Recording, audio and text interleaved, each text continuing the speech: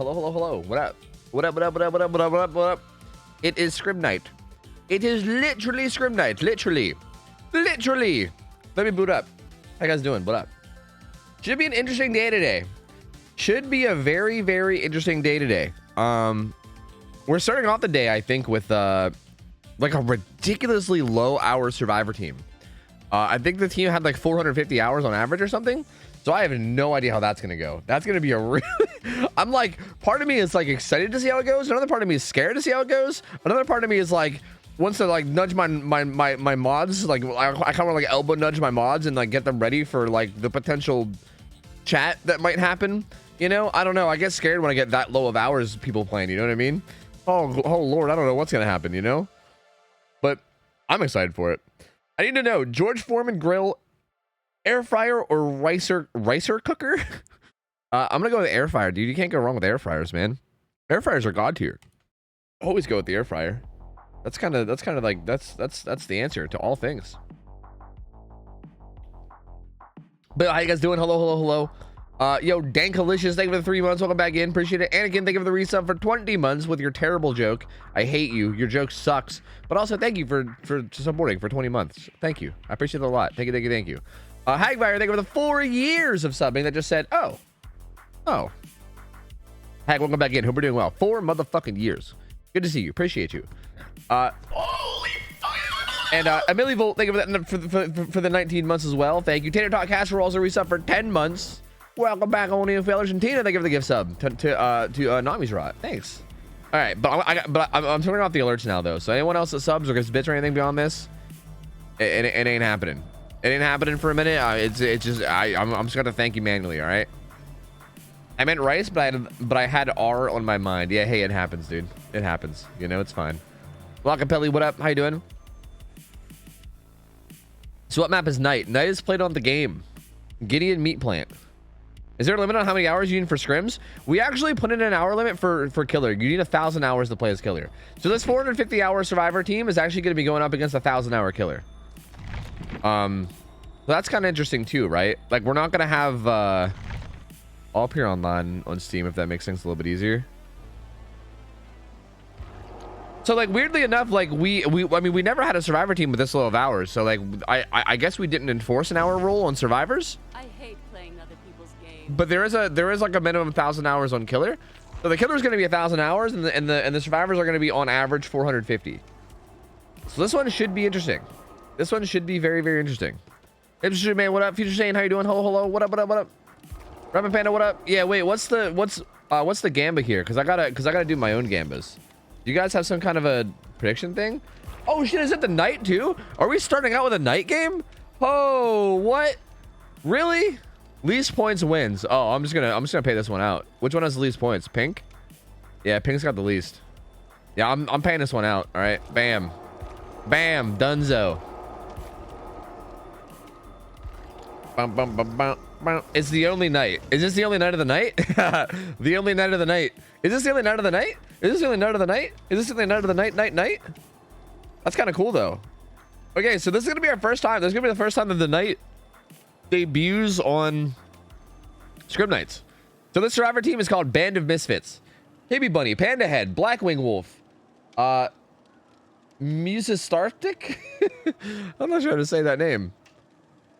Musistartic. Either way, regardless, around 450 hours on average. They're our lowest hour team, I think, to have ever signed up. So I don't really know what to expect in terms of how they play. The killer is girl with Riz. girl with Riz. What the fuck? What is happening, man? I don't know. Am I actually awake? I took a nap before stream. Did I wake up? Like, is this a dream? I don't know. This is a weird first game. The night on the game, girl with Riz, much Riz, very, very much Riz. Hey, this should be neat. I'm excited for this one. Let me give you guys a prediction. So this one, I mean, this one is like, bro, this is true gamba right here. Oh wait, did you guys already do it? No, you didn't. Here, I'll do it right now. This one is a true gamba, dude, because I don't know. Like, I feel like this is very wait, it won't let me scroll. Oh, fine, I'll do a new one. Who will win? Killer. Oops. Survivors. Oh, I spelled survivors wrong. Oh, I gotta fix that or else you guys are gonna make fun of me forever. Okay, there we go. Here you guys go. I'll give you 5 minutes to gamba. Here you go. Gamba it up. This one's a true gamble because I have no idea, man. I mean, we've never seen the knight play. We've never seen anybody in this lobby play. I've never seen this killer player. I've never seen any of these survivor players. We've also never seen, oh, Musist Arctic. Oh, the capitals help a lot. Anyway, we've never seen anyone in this lobby play. We've also never seen the knight play. Make sure map is set. Whoops, map is set.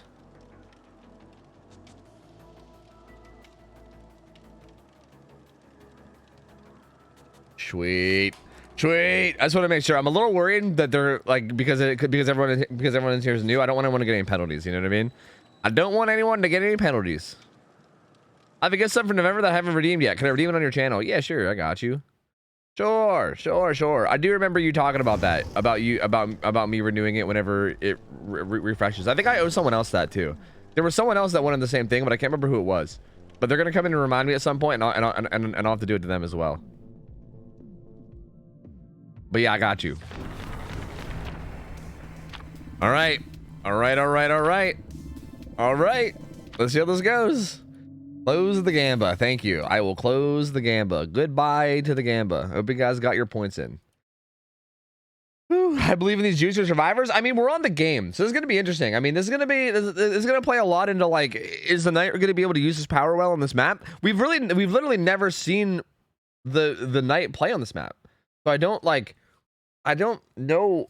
Like, it's weird because it's going to be like the lowest hour match we've ever had. It's gonna be the first time we ever see the knight played. So I don't know what the hell is gonna happen. I'm pretty sure the knight's power is gonna be relatively playable here. I just don't like, but I don't know. We'll see.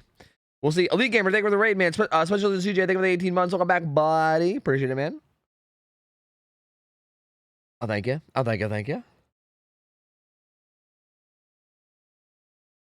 You think this map's do you think this match is a little unbalanced? Maybe we should get like a raid to go against these juicers. Okay, calm down. Relax. I did, Shay. I did. I already responded to it. Yeah. You see Otz's map tier list. I saw the image of it, but I didn't see the video. All right, here we are. Here we go. Band of Misfits versus Girl with Riz. Do the builds look good? They look pretty good. I see different exhaustion from everybody, so I think it's good. We'll see if we notice anything different throughout the match, but I think it's pretty good. All right, here's the knight. Lethal Pursuer. Oh, already catching out. Yeah, he should have just triggered. He should have triggered the guard, because now he's gonna get hit and trigger the guard. So okay, here's a little thing about knight, is that when you trigger a guard and like a hunt begins on you, if you get hit, the guard goes away. So they probably should have just rushed that guard and just triggered it. That way, like, because you're gonna get hit no matter what there, right? They kind of cowered into the bathroom, which was definitely not the play. They should have just bum rushed that guard and just got out of there. That way you can kind of avoid the hit and hunt. Because now Jake had to run from that guard for like 24 seconds, which wasn't ideal. But it finds 2 hits here. Bill actually gonna go down before even making it to this pallet as well. This is a really fast first down. Like very quick first down on the game. So that's another thing I was wondering, is like, how fast is the first down gonna be able to come in? But you know, fast. I guess the answer is fast. What add-ons are these? Oh god, what add-ons are these even? But okay, Jolt's gonna be gonna be really good on this map, because like Jolt covers like the vast majority of the map. Like whenever you down someone with Jolt on the game, you're almost always gonna trigger like you're almost always gonna get like a big majority of the map. There you go, gets a hit for free there. This is why the knight's so strong. So many of these pallets on this map are just like you can't play this. This Jake wants to play this, but you can't. This knight's playing this perfectly. Just chase him into the... Okay. I was gonna say chase him into the guard, but he didn't even need to chase him into the guard. Like, he did fine anyway. Yeah, de-summon him. Yeah, get him. Yeah, de-summon him. But yeah, like this pallet though, I mean, regardless, even if that Jake didn't, you know, kind of deer in headlights that hit right there, that pallet regardless is just, you're dead no matter what. Like you set up a guard there, and like you're not doing anything. Like there's very little you can do there, and that's how a lot of tiles in this are. I actually think this map is going to be really strong for the night. Ooh, finds a survivor over there. He gets chased. That's gonna despawn the... See, again, like that's what they should have did in the very first chase. Because you see how that Bill got found by the guard and then immediately hit? The guard just goes away. So it basically just completely like negates the power. If you're gonna get hit no matter what, you might as well just do that rather than getting hit and then getting hunted, you know? But gonna find the Bill now. Bill is gonna go into the god room with a bunch of pallets here. But again, how do you handle the guard, right? How do you handle this? Zones out that pallet. This is good. This is smart from the Bill to come back to this one. Oh, but the range. Oh, he's trying to push him in. Oh, how is he not getting? Oh, there it is. Oh, the range of that patrol was like just barely not in. Hey, girl with Riz playing this really well though. Playing this really, really well. Just doing a really good job of setting up the guards and like making it a point to make it. Oh, okay. That just broke the pallet.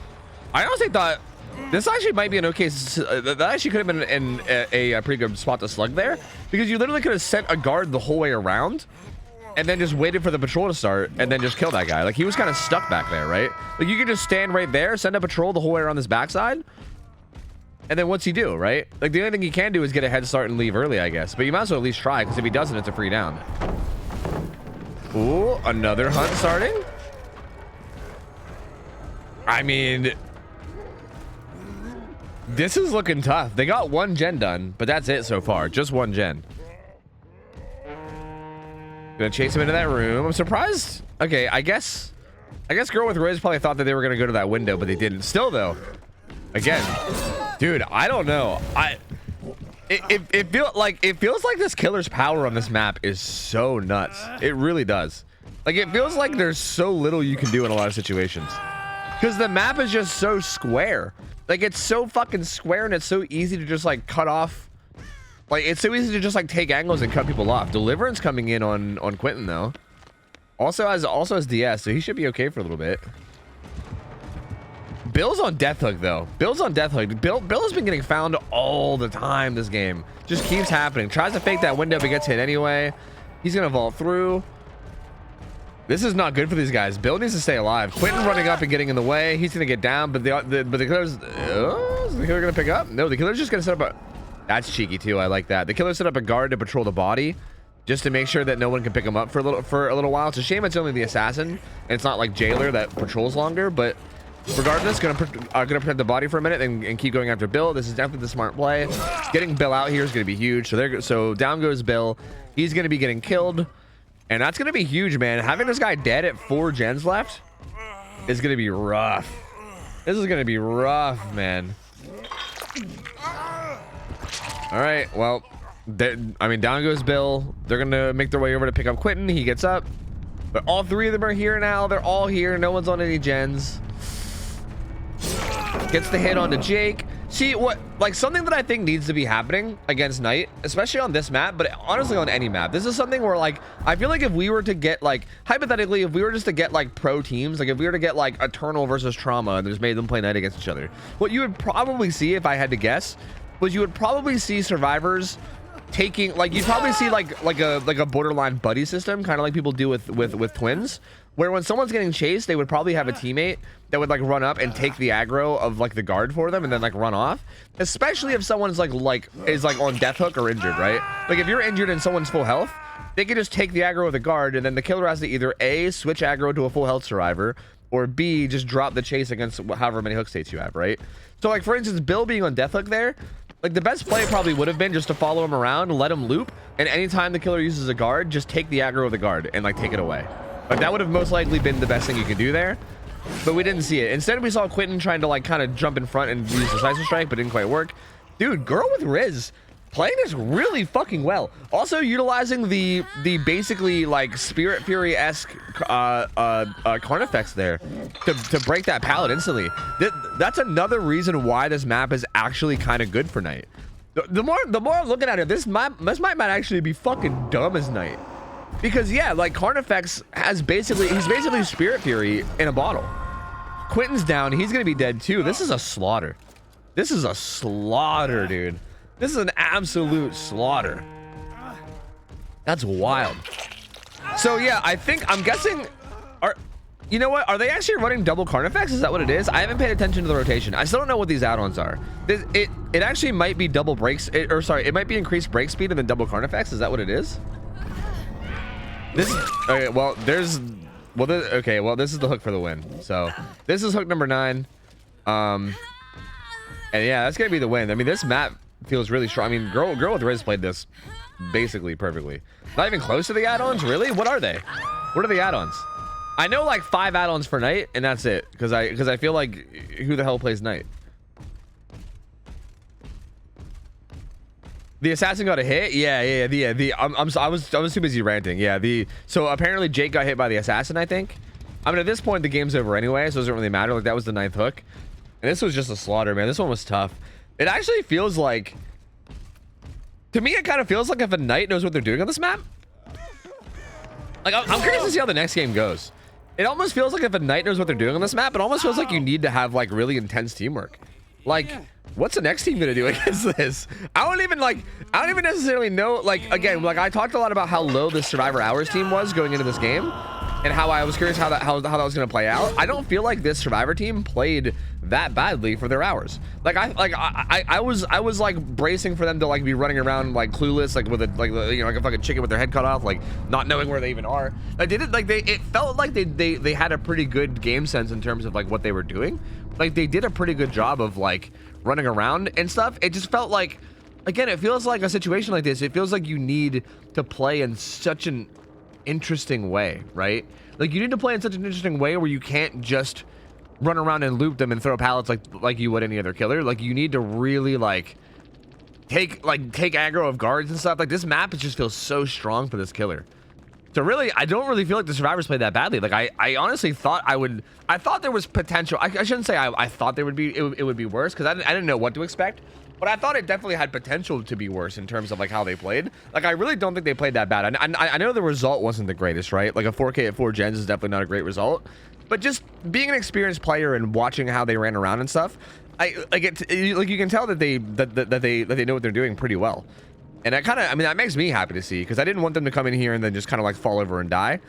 And again, I know the score wasn't that great, but they really didn't just fall over and die. I don't feel like it. Just kind of feels like this killer is very, very, very strong on this map, like super strong. So man, I mean, shit, I'm curious to see how the next match goes, because I'm very curious to see what any team is going to do against Knight.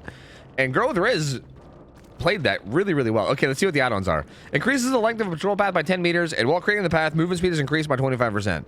Also, increase the detection range for guards. Okay, so bigger patrol paths and bigger detection. Those are not the add-ons I would expect to see, but I mean, hey, Girl with Riz seems like a better Knight player than I, perhaps, because that was some fucking fantastic showing there. So I guess who am I to argue? Who am I to argue? I'm just gonna say sure thing, and I'm gonna get ready for the next one. Let me pay out the prediction. Here you go. Killer. Bam, bam, bam. There you go. And goddamn, those are arguably the Knight's best add-ons. Really? Faster patrol path and longer patrol path, and then more detection. I mean, like the longer detection one feels good. The green one feels, or sorry, the yellow one feels not great to me. But like, yeah, like I like the gray one. I didn't like the yellow one. I didn't like the like longer patrol path one. I feel like if you replace that one with like four more seconds of chase, that probably would be better. The brown one seems really good though. Who has better win rate, killer or survivors? No idea. Probably killer overall, I would guess, but I really don't know. I honestly have no idea. Like overall, out of all of scrims, I'm not sure. Hard to say.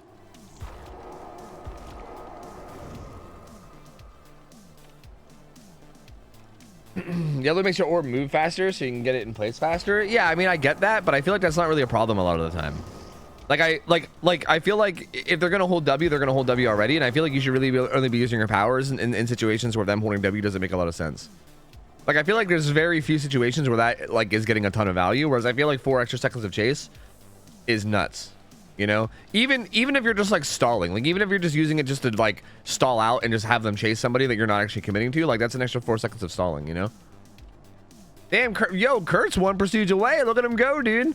Look at him go. Man's a grinder.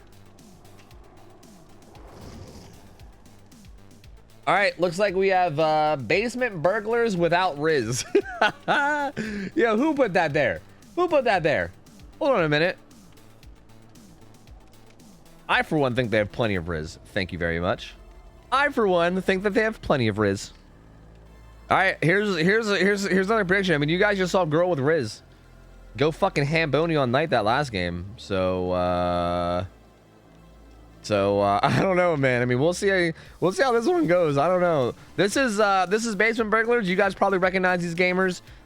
Kurt, Big Idiot Baby is Melindy. Fried Rules has played on like a bajillion different teams, but I think this might be the last remaining one at this point. And then Milky with Riz. Oh wait, Milky's here with Riz. See, Milky has Riz. You guys can't put Riz without Riz. It literally says Milky with Riz. Lies. The overlay is lies. Anyway, this one should be interesting. These guys have played in Scrim Night quite a few times. They definitely know how to play together as a team. They're very, very experienced in terms of like watching and playing in scrims. Like they've been here quite a bit. They are relatively on the low hours, the low side of hours with 1500 average. So like triple the last team. So right, like there is that, but it's still, I would say 1500 hours average is still on the lower end in terms of like competitiveness for DBD. So, and also I will say as well that the game, like the map that we're playing, the game has got to be one of the hardest maps in terms of callouts, right? I mean, I don't know because I've never scrimmed on it, but I'm just imagining that callouts in that map would be fucking hard because it's just a square and a lot of stuff looks the same. So, yeah, you know? Yeah. Like, comms might be a little bit difficult. I'm curious to see how they're going to play it. I'm curious to see if they're going to do any kind of interesting strats, like trying to take aggro with the guards, or if they're just going to try to play it straightforward and maybe just, like, out. Because, like, here's the thing. I'm not even sure if you have to take aggro with guards. Maybe if you just, like just stall in chases as long as you can while your teammates slam gens, and as long as you do a good job of like not grouping up, maybe you can just like be efficient and like out generator the killer. But I don't know. I mean, if they run a similar build of like Jolt and Pain Reds, it's gonna be really, really hard. So we'll see. Intoxicate, thanks for the gift sub. Yo, Regina, thank you for the 5 months. Welcome back in. Thank you. Y Brown, thank you for the 3 months. Good to have you guys back in. Thank you for the support, guys. Thank you. Thank you. Appreciate you. Yes, 1500 hours is actually pretty low, koalas, for competitiveness in DBD. A lot of people like there seems to be this mentality like goes around DBD where people act like DBD is like this really easy game to play and be good at. Like I've heard it a lot. People are like, oh, the only people that play DBD are people that are too bad to play other games. Which don't get me wrong. Obviously, there's like inherent like mechanical skill in games like, I don't know, Valorant or, you know, Overwatch or whatever the fuck, or like League of Legends. But this game is not easy to be good at. Like, in order to play this game at like a competitive level, you have to know what all of these killers do, and you got to know all of the ins and outs of their power, and you got to like know exactly what to do in like certain situations against their power, and you got to like it takes a lot of experience to learn all of this, on top of all the perks that are possible, on top of all the maps that you can play. Like, there's so much to learn in this game, and if you really want to learn all the ins and outs of all of it, man, it probably takes more than 1500 hours. Like I feel like it almost seems like you don't even have a chance of being at like a really, really, really high level until you're like at least like 2-3k hours minimum. And that's like people that learn really fast. Like, I would say your average person probably takes like 4 or 5k hours. Like there's a lot to learn in this game. There's a lot to learn in this game. Like, really, it's honestly insane. Hey, we got Riz. Riz out of control. Wait, did they all change their name to Riz? I didn't see it. Like, it's wild. Well, there's not players hosting, koalas. It's dedicated servers. I mean, it goes to the dedicated server that's closest to the killer, but it's not P2P. It's dedicated servers. That's already a thing, my dude. You gotta spend as much time watching lots of guys as you do playing the game. Yeah, dude, seriously, you gotta fucking study. All right, let's see how this goes. I'm really, really excited to see how this one goes, man. I mean, I don't know. I want to see more Night. I'm kind of sad that this is going to be the last Night game of the match, no matter what. Like whether this is a win or loss, this is going to be the last one, no matter what, and that kind of makes me sad.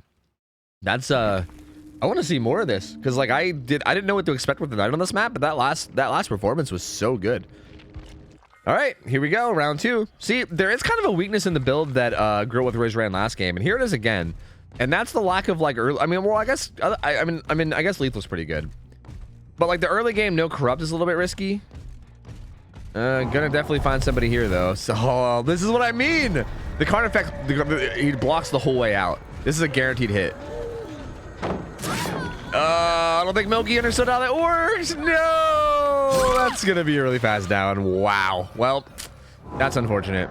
I thought what Milky was gonna do was just try to loop around, and like I thought Milky was like understanding, like, okay, no matter what, I'm getting hit, so I might as well just like, and like this is what I mean. This is what I mean. 1,500 hours. When everyone said, "Oh, 1,500 hours is low," this is what I mean. I don't think Milky understood exactly how the paladin interaction with the guards worked, because again, there's so much to fucking learn about this game. There's so much to learn. It's tough, man. Because yeah, you can't throw pallets on the guards. Like it doesn't work. Like you can't stun them. They literally just phase right through them. Good stun from Kurt. He might run over and get this unhook real quick. I'm not sure. He might also just reassurance and leave. I don't know. They might let them sit on hook for a bit, but I really don't know how much Girl with Riz is gonna like play around the hook, to be honest with you. There wasn't really much of that last game, so tried to lunge and then fall down, but lunged a little bit short. Roger was gonna run up, take a hit. Did he get it? Did he get a? No. Oh, Milky has reassurance. Okay, so there will be no reassurance on Milky for sure, because Milky has reassurance. They did get a gen done. I just heard somebody drop. I think it was Kurt. Kurt's gonna eat a hit. I think he's just gonna go 1 for 1, I believe. Yeah, he's just gonna go 1 for 1. So down he goes. Milky with Riz is gonna get out of here with Riz. She's gonna escape with Riz. I'm assuming Kurt probably has. Okay, Fraud is going to heal himself. Kurt probably has deliverance, right? Yep. So that deliverance is going to kick in right now once the safe hook comes in. So Kurt can get himself off the hook, which he will, and he's got off the record. He's just going to get the fuck out of here. He's going to be like, later, I'm out of here. Goodbye. So back one Girl with Riz is going to be chasing after, I believe, Milky, right? Maybe not. Going to come up here and find the gen with both the full health survivors. Finds Bigoted Baby, gets a hit. Oh, unfortunate. Doesn't get a lot of her speed boost, but actually does have bounce landing, so it's okay. Never mind. I take it back. I thought the stun might break the speed boost, but it didn't really happen that way. I mean, normally God pallets here, but are they God pallets? Like, this is why the night is so insane here. Are these God pallets? Doesn't seem that way. Oh, honestly though, this is actually where I think that extra detection range add-on is actually really bad. I actually forgot how this killer worked. Yeah, that extra detection range is actually kind of questionable. Now that I'm really thinking about it, because the guard runs to wherever it is that they detect the survivor. So like, for instance, right there, that assassin went the whole way down to like the end of that hallway before it started chasing. I mean, like Melody still went down anyway, but that I kind of forgot that's how that worked. That can actually come back and bite you. That's definitely a pretty big downside to the extra detection range. It's like how far they have to travel before the chase actually starts. The unhook comes in on Bigoted Baby pretty quickly. So 3 different hooks on 3 different survivors so far. No one really like immediately in danger of dying. Oh, but finds Kurt here, who also doesn't have endurance anymore. And again, stuck in this back hallway area. Not really, well. Oh, how'd that catch aggro? I don't even know. I don't even know how that caught aggro. Well, yep, dead. Dead. Yeah, I know that I know that they take the same amount of time to get to the distance. I'm saying that they start the chase from further away. Like it's the distance. It's more about the distance away that the killer, or sorry, that the guard starts the chase. Like if the guard starts the chase 4 meters closer to the survivor, that's a better chase. It's not about the speed. It's about how far away you are when the chase starts. This feels like over, honestly. This feels over. Both Kurt and Lindy are both hooked in this corner. He can just sit here and protect this. Milky walks up and gets hit. I don't even think gets delivered. Or, yeah, actually doesn't even get reassurance off either. No reassurance or anything. Puts up a Carnifex behind just in case. They must have thought they heard somebody back here. There's no one back there. Go with Riz was convinced that somebody was back there. This is over. This is 100% over. This is nuts, man. Fraud Rules runs up and grabs the unhook. They're gonna rush down here and try to get this save onto Kurt, but like they're gonna die for it. Like Fraud's gonna die for it. I mean, they did keep everybody up, right? Like everyone's alive still, but man, 4 gens left, and like this is just, and that's a, I mean, and like that's a pain res gen. So every single time that a trailer that's happening, a gen somewhere is losing a big chunk of progression. So it's just gonna be so hard for them to get any gens done while dealing with this. I mean, that's Fraud Rules' first hook, so I guess that's okay. But here they all are. Sets a guard up right in front of him. Gonna be chasing Milky, and yep, can just cut her off. Yep, can't do anything. Nothing you can do there. Literally nothing you can do there. I mean, realistically speaking, they probably should have taken the guard away as opposed to like running closer towards the knight. Like running back towards the knight is definitely not the ideal way to do that. Like you might still die, but you can at least buy a little bit more time than that if you run away as opposed to running to the knight. But dude, there's just so much pressure. Like no chase is lasting longer than like 10 seconds. Like it's all just, it feels like every single time that the knight finds somebody, like let's see how long this one lasts, right? Like gonna set up a guard here. And then what do, right? You're just dead. Is this map too strong for the knight? Like, unironically, is this map too good for the knight? Do we need to put this killer on a weaker map? This is kind of insane. Like I picked this map. I was like a little bit scared about picking this map because I was like, oh, everyone knows the game has like a million god palettes and stuff. But like, my god, this feels literally impossible. Like this actually, I don't even know like what. Like really, I think that they need to literally do what I said. Like people need to literally like take guard aggro from each other and stuff. Like you basically just need to loop like a normal killer. I'm not gonna declare it OP yet. Because I do think there is things you can do. Because I'm pretty sure that like if you just loop it like normal, like if you would just loop them like a normal 4.6 killer, and then just have teammates take guard aggro from you, like full health teammates. And then if the killer swaps off, you can reset and then maybe have another full health survivor do it. Like if you just constantly swap aggro like that, I think it might like right here. Like imagine if someone just took the aggro of this guy, and like and just like took him away so that Frad Rolls can play this window normally. I think that's what you need to do. I think you need heavy teamwork. You need very, very, very, very heavy teamwork. And no one's doing it, and that's really what it boils down to. And I think if you have a knight player that knows what they're doing, and you have a survivor team that doesn't know that level of advanced play, this is probably just what's going to happen. But I don't necessarily think it's OP. Like I think if you use that teamwork, then I think this. I don't want to say this will be an easy map, but I think it would be definitely not a slaughter like this. I mean, if you think about how easy it is to like chase, or sorry, how easy it is to loop a killer that's 4.6 on this map, it's not very hard, right? So if anything, I don't even think it's too strong. I think maybe we should keep it just so that people can learn, right? Kind of forces people to learn. I like the lunging to go down holes just to get there a little bit faster and then like recover on the way down. Okay, that makes sense. What the fuck was that?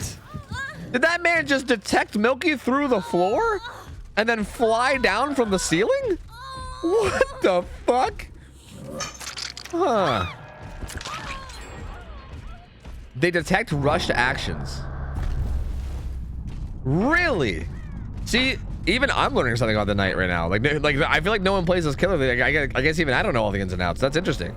So if you're like behind a wall.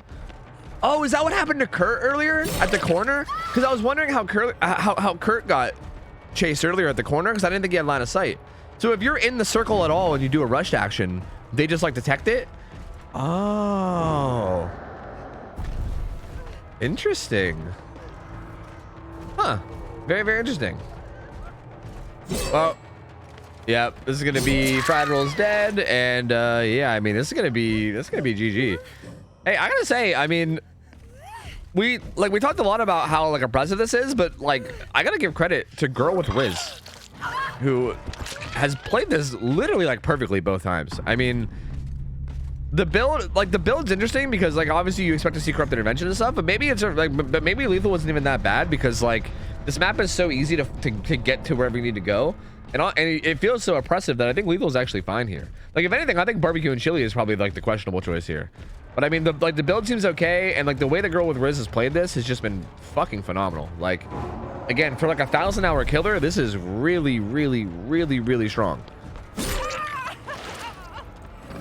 Lindy gets hit, gonna get chased by the assassin. And yep, that's gonna be death. That's gonna be death. That's just it. That's GG's, man. That's it. That's GG. Girl with Riz went fucking hamboni, brother. Hamboni. That was absolutely ridiculous. That was just, both these games were just slaughters. Like, I don't even know what to say. That's wild. So, oh, given hatch. Given hatch to Big Idiot Baby with Riz. Nice. The Riz of these, the Riz of these players, I swear. There's just so much Riz. Riz everywhere.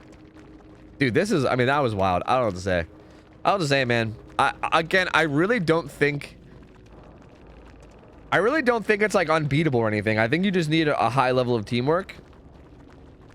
And I feel like it's going to be one of those things that's going to be hard for like the lower hour teams. So like, I think the fact that this happened at the beginning of the night when we have like our lowest hour survivor teams might be why this is so impossible. But I do feel like this is probably going to be the same result if this gets played against survivor teams that are like still figuring out. Like, I think you need like really strong comms and like really strong like teamwork to a level that like requires like practice beforehand, right? Like you need to like play the game as in like play the map of the game like multiple times beforehand and like get your call outs down and then have like a system where you can have people take aggro and stuff. Like this feels like it requires a lot of coordination and teamwork to play against, because that was wild. That was a wild match. But hey, GG's, good try for the survivors. Girl with Riz, I don't know what your name is on Twitch, but feel free to DM me on Discord. You won the prize. You win 2 gift subs to any channel on Twitch. So DM me and let me know what you want. Let me know your name on Twitch in the DM, and also what channels on Twitch you want to sub to, and I'll hook you up. So just let me know. And well played. That was really fucking good. That was very good. I mean, my lord. I feel like you played that really, really well overall, like just all around. I like the whole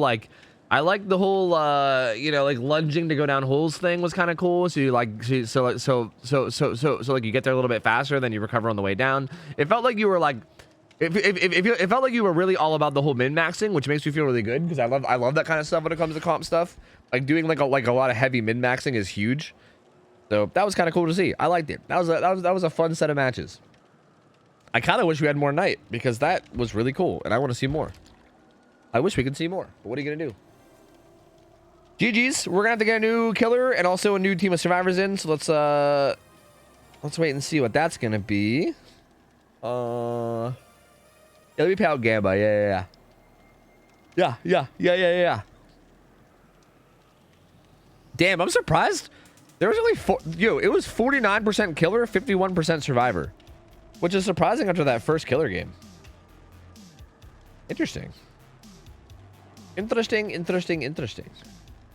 can't wait for the night buffs. Yeah, I don't know if the night buffs would have really affected that game too much, but yeah, it should be neat.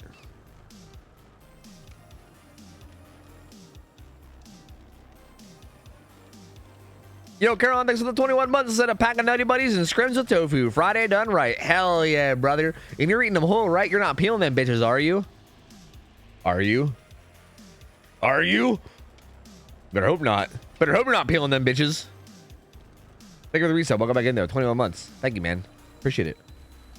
Good to have you back in, my guy. It looks like up next we're gonna have, I don't know. I don't even want to say, actually. We might end up having to skip killers because of that performance. I'm not sure, because it looks like our next survivor team is 2,000 hours. So I'm not gonna say who's up next. I'm gonna let them decide, and then I'll just go from there. Oh, looks like Legendary Rue with Ghostface. Yeah. Okay, so yeah. I think we might have skipped one. Who maybe we either skipped them or they weren't there. I don't know. But yeah, Legendary Rue is up next. 1,700 hours as Ghostface on Treatment Theater. So Treatment Theater, 1,700 hours, Ghostface. Ghostface is allowed any add-ons. There's no banned add-ons for Ghostface. You're allowed to run whatever the hell you want. Oh, also, by the way, if you guys didn't know, we actually have new rules for this month. We banned a bunch of stuff on S tiers. Wait, what did we finally...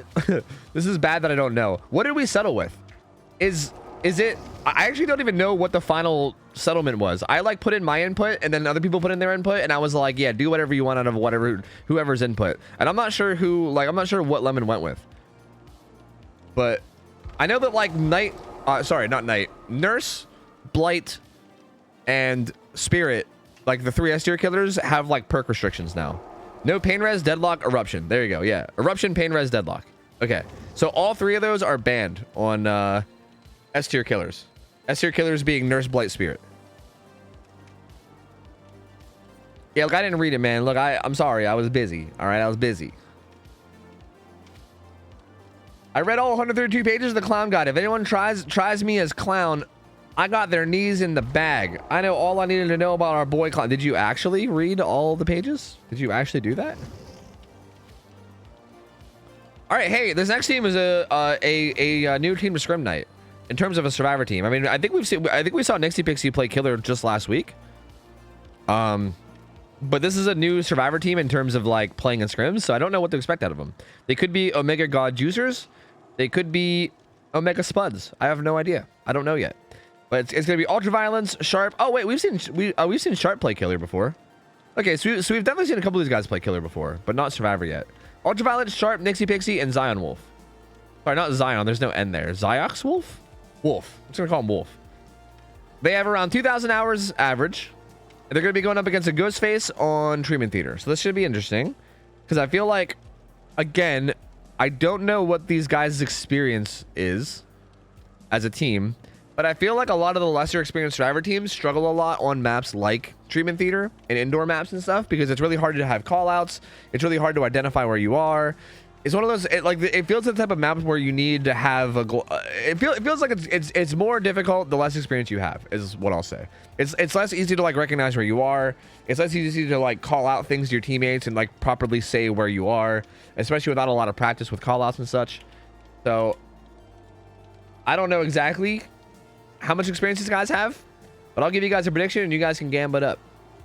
Gambit the fuck up. We've also seen Legendary Rue play once. Legendary Rue played, oh god, that was a long time ago, right? We saw them play once before, and I feel like it was like Oni or something. I don't know. It was like 2 months ago. I feel like it was a while ago. Onryo, I think you're right. I think it was Onryo. I think you're right. I can't remember how it went. I just remember the name, but I can't remember how it went. So I can't really give too much insight. So yeah, I mean, this one's gonna be this one's gonna be just all out there. Did Legendary Root beat you guys, Tyro? Did they go 2-0? I feel like they might have went 2-0. I feel like I might have gifted them subs, but I can't remember. I don't know. I gotta play ads though. Feel free to get your gambit. I gotta play ads. If I don't play ads now, they're gonna pop up mid game, and I don't want them to pop up mid game, so I'm playing them now.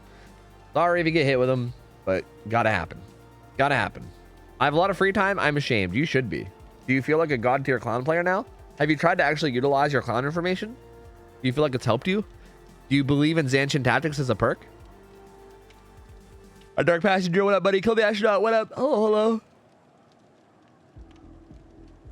Rue is my friend. I can tell you how it went. How'd it go? Remind me. OhTofu the fuck with the ads? OhTofu? Who?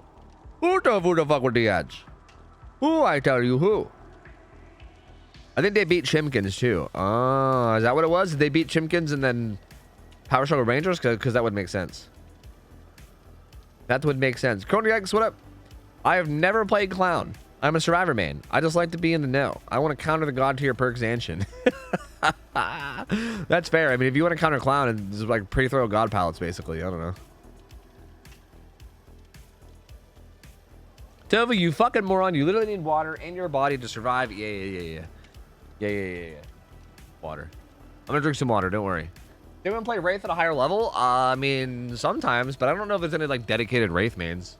He's kind of a pretty simple killer. Like, I feel like people that are like dedicated like players to a killer usually pick killers where there's like complex things that you can do.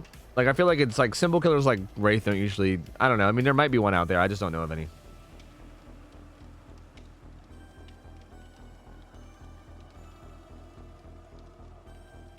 Free throw god palettes is a way to counter 28 out of 30 killers. True.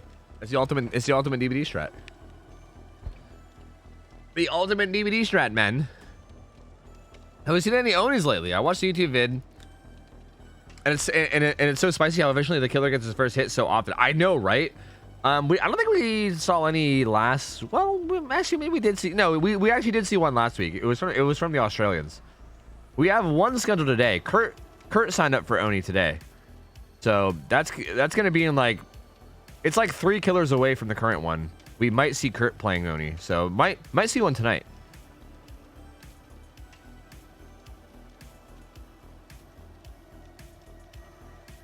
Give us your take on Bubba leaving the game. What do you think? I have no idea. I don't even know if it's actually a real thing or not. I mean, I don't know. I don't pay attention to DVD leaks, man. Fuck DVD leaks. Luhu, thank you for buying Rusty Tuss sub. Rusty, welcome in. Welcome back in. Thank you, Luhu. Appreciate it. Funky Flex, what up? How you doing?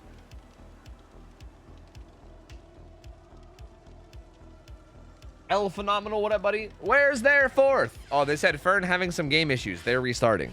Okay, fair enough. Fair enough. How much does it cost to watch the scrims? 5 gift subs. Pay up. Pay up, pussy, or else. Or else. I'll throw Shaq Pallet in their face first chase. I don't give a fuck. Yeah, do it, dude. Do it. Fucking do it. Fuck Shaq Pallet.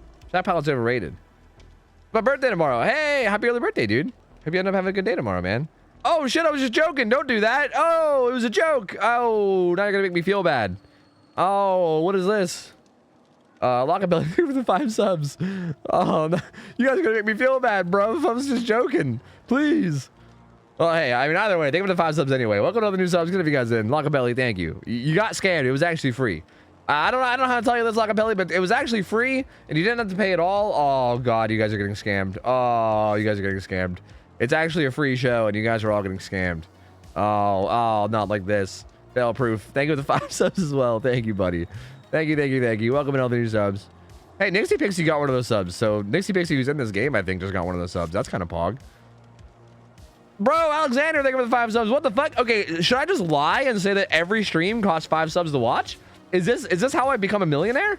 Do I just go live every day and I'm like, hey guys, if you're watching, I don't know if you know this or not, this stream costs 5 subs to watch, otherwise you have to leave. You have to leave right now. Is that how I become rich? Have I uncovered the secret to becoming rich? Holy shit. Step aside, Jeff Bezos. There's a new billionaire in town. Let's go. I have to watch and do the invites. Can I watch for free? No, pay up. Pay the fuck up. Yo, thank you guys though, seriously. Alexander, thank you, man. Fail proof, Lockapelli, thank you guys for the sub, seriously. Like, all jokes aside, you guys are very, very kind. I appreciate the support a lot. I'm sorry that you got scammed. Turns out it's actually a free show. No refunds. no refunds. No refunds. Thank you for the subs. You guys are way too kind. Thank you. Okay, let's get started in this game. All right. So, we have team boosted survivors. Around 2,000 hours average. And then we got Legendary Rue. 1,700 hour Ghostface player. Again, everything's allowed on Ghostface, so no restrictions there. The builds look to be good. I mean, maybe you could expect it more, but I don't see any dupes. Right. Lethal Pursuer. Ooh. Lethal Pursuer, No Way Out, Jolt, Call of Brine. Interesting. Oh, Quentin. Quentin got 99s. 99 and Quentin, and then stopping. Gonna pop it when he gets close. Okay, so he has Philly, which makes it so he stalks people faster, and then he has the outdoor videotape, which makes it so that when he downs someone like this, he sees auras of everybody. So he should be able to see the auras of everybody for like, I don't know, like 7 seconds or something, which will also get extended by lethal. I'm surprised he's not looking around more. Like, I'm surprised he didn't look around and like confirm the position of everybody right there. Like, he had aura reading on it. He did see one person on this gen, but I'm surprised he didn't get like, he could have taken a second and got information on everyone, but he didn't. Oh man, are they just rushing this unhook? Okay, the unhook gets rushed really quickly. If Rue goes after this Quentin, he should. Doesn't. Okay, opting to play kind of polite here and go after the Claudette. That might end up coming back to bite him. I mean, we'll see. I feel like if he chased that Quentin there, that was really good. They unhooked really fast, like really fast. And that first down was also really fast. Like that could have been a person on death hook, like literally like 30 seconds into the game or something. Jen gets popped though. Finds a Claudette. She gets a stun on him. These guys both finish a gen right beside him. He's gonna bail from that chase. Okay, so I don't like that. I don't like that at all. I feel like that was a really strong start. And I feel like he got that first stock and down super fast. And then also the unhook. Like, them unhooking as fast as they did, I also feel like was a mistake that he could have punished. But he didn't. And then he also dropped the chase on the survivor he was chasing. So now he's in like a much less good spot overall. Gets a hit on the Cheryl though. She's not going to leave the pallet that she's at because it is a pretty good pallet. She's just going to be like, oh, fuck that one up. But it's still a good pallet, so still going to stay. Going to drop it, going to force a kick. And there's a second pallet getting done. There's a second gen getting done. Live coming in for Nixie Pixie. You're going to get her over to this room where there's a pretty good pallet here too. And again, this is what I mean. Like this might go badly now. Like if you get some people that know how to loop now, you might be in trouble. The Bloodlust. Okay, down goes Nixie Pixie. Greeting that a little bit too hard. Interesting that actually just worked that way. Go, gonna try to get the pallet done, but I don't think the killer was close enough. But this is gonna be only the second hook on a different on a second survivor. So like 2 hooks on 2 different survivors is really not that bad so far. This is the reassurance survivor. We have 2 people slamming a gen over here with prove. I'm surprised they're not healing that Quentin, because that's gonna be a little bit scary, right? Like if the killer sneaks his way over there, that Quentin can die. So I don't like that. I feel like they need. I feel like they should have healed that Quentin before doing that gen. But we'll see what ends up happening. We'll see if they get punished. Claudette's doing a gen as well. They finish it. Okay, he gets a little bit of stock on both of them. So the killer is nearby. I don't know if they know it. It seems like, oh no! And down goes the Quentin. Yeah, you don't want to stay injured against a ghost face on Larry's. Like being injured against a stealth killer like this is just death. Because like okay, like you see how the killer sneak like the killer sneaked up on Sharp, 1 hit, down, dead, right? Like with Nixie Pixie earlier, got a hit, had to then follow up the hit with a chase, where Nixie Pixie was able to loop for like at least a little while, right? Like there's such a huge difference between being full health and not full health that like you need to be able to reset and like heal. And also when I say reset, by the way, I mean healing. Like if I ever say reset, I feel like I should probably clarify that. Reset when it comes to like anything scrim comp wise basically always means healing. There you go. Finds his Claudette. Gonna get a hit on her. Maybe kick this gen. Only 2 gens left though. Gonna get Colorblind on this gen. This Claudette should get the hell out of here and go to a spot that's safe, like this exit gate pallet. No, just go to the exit gate pallet. What are you? No, no. The exit gate pallet has so much vision. He wasn't even stealthing though. To be fair, that was just kind of a poor chase, to be honest, because there wasn't even actually stealth there. Like that was just kind of like they just kind of lost track of where the killer was. That had nothing to do with even stealth. That was just kind of a bad chase route. So Claude's gonna go down pretty quick too, and that's gonna be the 4th hook. Jake's gonna get found and hit immediately for free. Oh man, they're mispositioning a lot right now. A lot of these hits are coming in like completely for free. That really shouldn't be. Claudette gets off the hook with deliverance though, so that's gonna be okay for her. She'll be able to get away. Survivors are still in a pretty okay spot. I mean, every survivor's been hooked. Sorry, not every survivor's been hooked once. Quentin's been hooked twice. 3 sacks and no way out. And like again, you can't be doing this. You can't be like injured and then sitting on a gen, especially if you don't know where the killer is. Like you can't be doing this. This is incredibly sloppy survivor play. You're literally just feeding Ghostface the freest kills ever. You can't be doing this. Like you're in comms with your teammates. Like if he's chasing somebody and you know he's occupied, then sure. I mean, do a gen. But like if you can't confirm where the Ghostface is, like if your teammates are all like, yeah, he's not on me. Yeah, he's not on me. Like what? Don't get on a gen injured. Like what are you doing? What are you doing, man? There's a stealth killer that can sneak up on you and kill you. He's only got 4 gens to check on too. So like he's gonna check on one of your gens. There's like no way he's not. You're almost guaranteeing yourself to die. So I don't know. Very weird sloppy play from Claudette there. So she's gonna go down again and get hooked again. That's really unfortunate. She's gonna be on death hook. Cheryl gets the unhook. Gonna come over here and vault, but looks like she's gonna die too. Oh, Lyth is in play, but I don't think she gets anywhere. So unfortunate. It feels like she kind of overshot going to the right with Lyth, and Lyth ended up doing nothing there. So Cheryl's gonna go down again as well. It's gonna be her second hook too. The only person that hasn't been hooked, I believe, is Jake. So hey, I was gonna say this, the survivors look to be in firm control of this match based on how it was going early, but I don't know. These chases have not gone well for these guys, and looks like the killer's kind of bringing it back now. Finds Quentin here. He's on death hook, so he's got to be careful. There was a pallet. He's going to try to get away. They do have a good bit of progress on this gen right here. It's going to get kicked with Color Brine, though. I'm curious to know what other progress there is. There's some scratch marks here. Gets broken out by the Claudette. He then throws the pallet. He's going to be sneaking her way back. Jake's doing a gen. Kinship was activated, so Nixie Pixie's still at like maximum struggle state. Like the bar has not gone down at all thanks to Kinship. So Nixie Pixie has all the time in the world to sit on that hook. Realistically, what these guys should have done, I don't even like doing this gen that's like this close to the hook. Like, you know, you're gonna get chased off of this. I would find 2 gens that were far away from the hook, and I would just slam those gens. Like Jake did a good job of doing a gen that was far away from the hook. I mean, I don't know. Are there 3 gens right beside the hook? I don't think. I think there's one far away, right? I would imagine. Like there is 2 here. I know that. There's one here, and then there's one by the exit gate. Yeah. There's one way down there. So like, maybe they think they're 3 gen down here. I don't know, but they're not. Like they could have like used that time with Kinship to just get a bunch of gens done across the map, and then if the killer ever committed down there, they could have just got the unhook for free. Finds Nixie Pixie again after the unhook, and down goes Nixie, and that's gonna be death. That's going to be Cheryl dead. Although the final gen is getting close though. So I think No Way Out might end up being the deciding factor here. Gets hit on the Claudette. Good pressure in this gen though. Probably going to kick it with Call of Brine.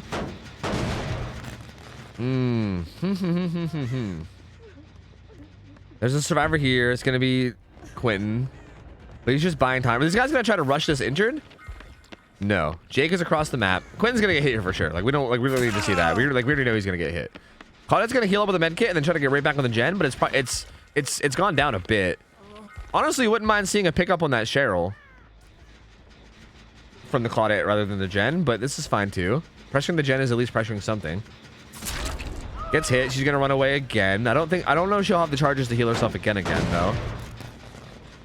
So, like even that, like that whole sequence of events right there, I feel like not really much got accomplished, right? It feels like they all ran up and individually got hit by Ghostface, but nothing really got accomplished, right? They didn't really get any extra progress on the gen. They didn't save Cheryl. Like if they would have got the Cheryl up and got her out of there, then maybe that would have been worth it. But like it feels like they just all traded health states for basically nothing, which is definitely not ideal.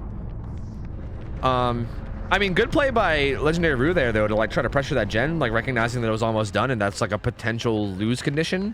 I guess lose condition is the word. It's like a potential survivor win condition. Good body block there from Quentin. Although, still manages to stay on her. Yeah, looks like Claudette's gonna go down. Yep, she's gonna go down. Jolt also activates on that gen as well. That was almost done, so that's gonna regress even more. Quentin trying to get the pallet save, but doesn't get it. Oh, not like this. What's Jake doing?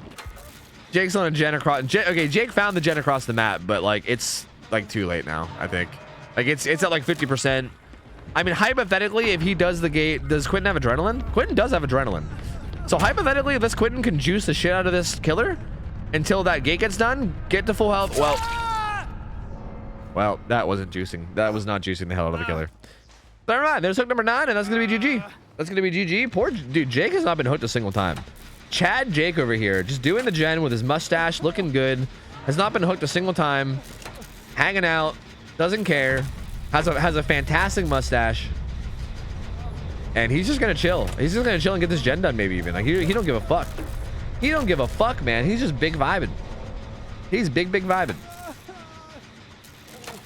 Bam! All 5 gens, baby. Let's go. Let's go. But again, I mean, it doesn't really matter. 9 hooks are already in, so the game is already over. Plus, No Way Out's in play, so even if the game wasn't over, it would be over anyway, because the second he taps any exit gate, No Way Out's going to kick in. I mean, I guess you could find Hatch, right? I guess Hatch is probably the bigger win condition than anything, but regardless, doesn't matter regardless, because the game is definitely over. This one was interesting because I feel like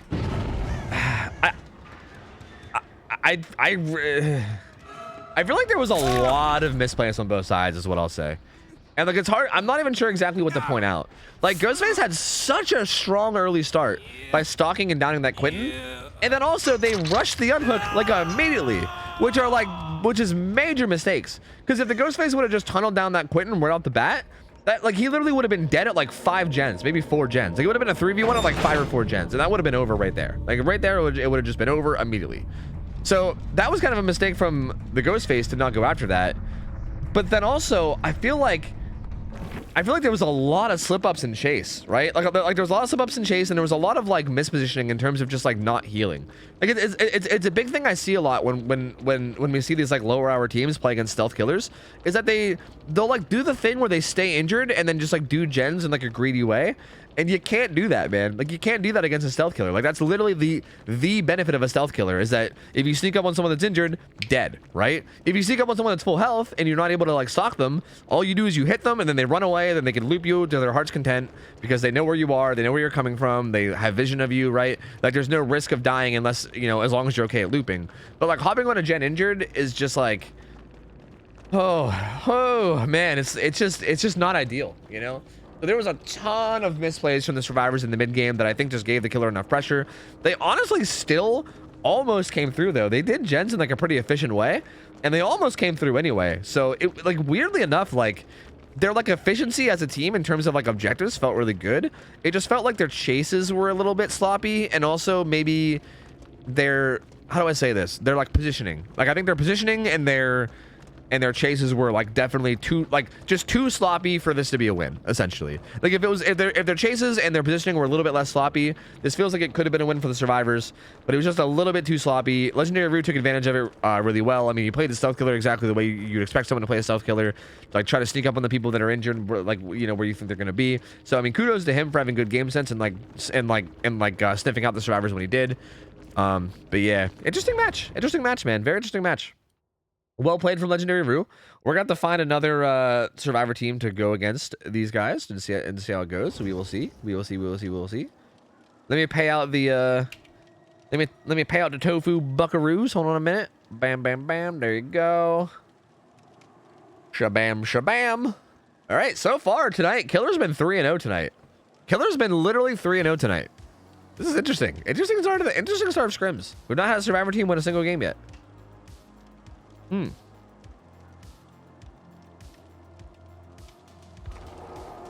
If you see the instant unhook and quick down, isn't it reasonable to be confident enough not to tunnel? But why be confident enough not to tunnel? What's the point of that? Why are you saying be confident enough to make the worst play? This is a competitive scrim. If it was a public match, I would say by all means chase the person that unhooked. This is a competitive scrim. You shouldn't be saying I have the confidence to make the worst play because I feel like I'm gonna win anyway. No, it's a competitive scrim, dude. Fucking kill him at 5 gens. Like, who cares? Like, the tunnel is right no matter what, you know? I don't know. I honestly hate that attitude, and it's something I'm trying to like beat out of people because I feel like people are so used to playing polite because of public matches. And don't get me wrong, I am all for playing polite in public matches. I just want to say that. Like, I'm not saying you guys should go into every public match hard tunneling people and shit. I mean, have fun. And, you know, like, just play for chase in public match, do whatever you want, make the game as fun as you can for the survivors, especially if you're already dominating or whatever, right? Like, I completely support playing public matches in a way that's fun for everybody, but in a scrim setting like this, where everyone that's playing is playing knowing it's scrims, right? Like, everyone, even the survivors are going into this knowing what they're in for. So I want, like, it kind of makes me sad when I see killers. I don't know. Like, I don't know if Legendary Rue like understood that was the better play and just opted not to do it or not. I really don't know. But like, ideally, I want people to not ever even care about like what's fun and what's not fun. I want this to be solely do what you know is the most efficient. Like, that's what makes this entertaining to watch, is seeing both sides doing that. And like, that's what I want to encourage people to do. So I want to like heavily encourage that. This team is Badasses. I think we've seen these guys play. Have we seen these guys play before? And I mean, I know we've seen Fink Flamingo play on different teams before. I think like Gen and Juice, or was it Power Struggle Rangers? We've definitely seen Fink Flamingo before on like a maybe. I feel like I'm getting teams mixed up now. Billy Wolf, I believe we've seen maybe. Man, all the names look familiar. Chicken Claus is in chat all the time. It's a new team. Most teams today are new. Okay, sounds good. I mean, definitely a lot of these names are familiar. So I feel like I keep seeing familiar names, and I keep like thinking it's people that we've seen play. But yeah, I don't know. Anyway, I need to play some ads, guys. I'm gonna put up a prediction. These guys, it's a brand new team to Scrim Knights. A lot of these guys aren't new to scrims. Again, Fink Flamingo has played in scrims on a different team a few times, so they have like a bit of experience with what's going on. But again, this is also a tough one, right? Like Ghostface on Larry's, if you're not like very disciplined with how you play in terms of like staying full health and everything, like kind of like we saw with last game, it could go out of control quick. But here's a prediction. You guys can gamble away. I need to play some ads so they stay out of the game, so you might get hit with ads. But yeah, I don't think No Way Out stacks change it. No, absolutely not, Bishop Club. Killing a survivor with 5 or 4 gens left is basically GG no matter what. No Way Out, I don't think No Way Out stacks changes that in any way at all. No. Like, No Way Out is not that powerful of a perk that you can trade like the strongest strategy in the game for like an extra what? Like, I mean, what's the difference between like tunneling someone out and not tunneling someone out? Like, maybe you end the game, like if you have a really bad rest of the game, maybe you end the game with like 2 stacks of No Way Out instead of 4. That's like an extra 24 seconds on No Way Out. Like, is it worth going for a worse strategy for 24 seconds? Like, No Way Out's, or sorry, yeah, I just don't think it's that strong of a perk that you could like justify doing a weaker strategy to get. Yeah.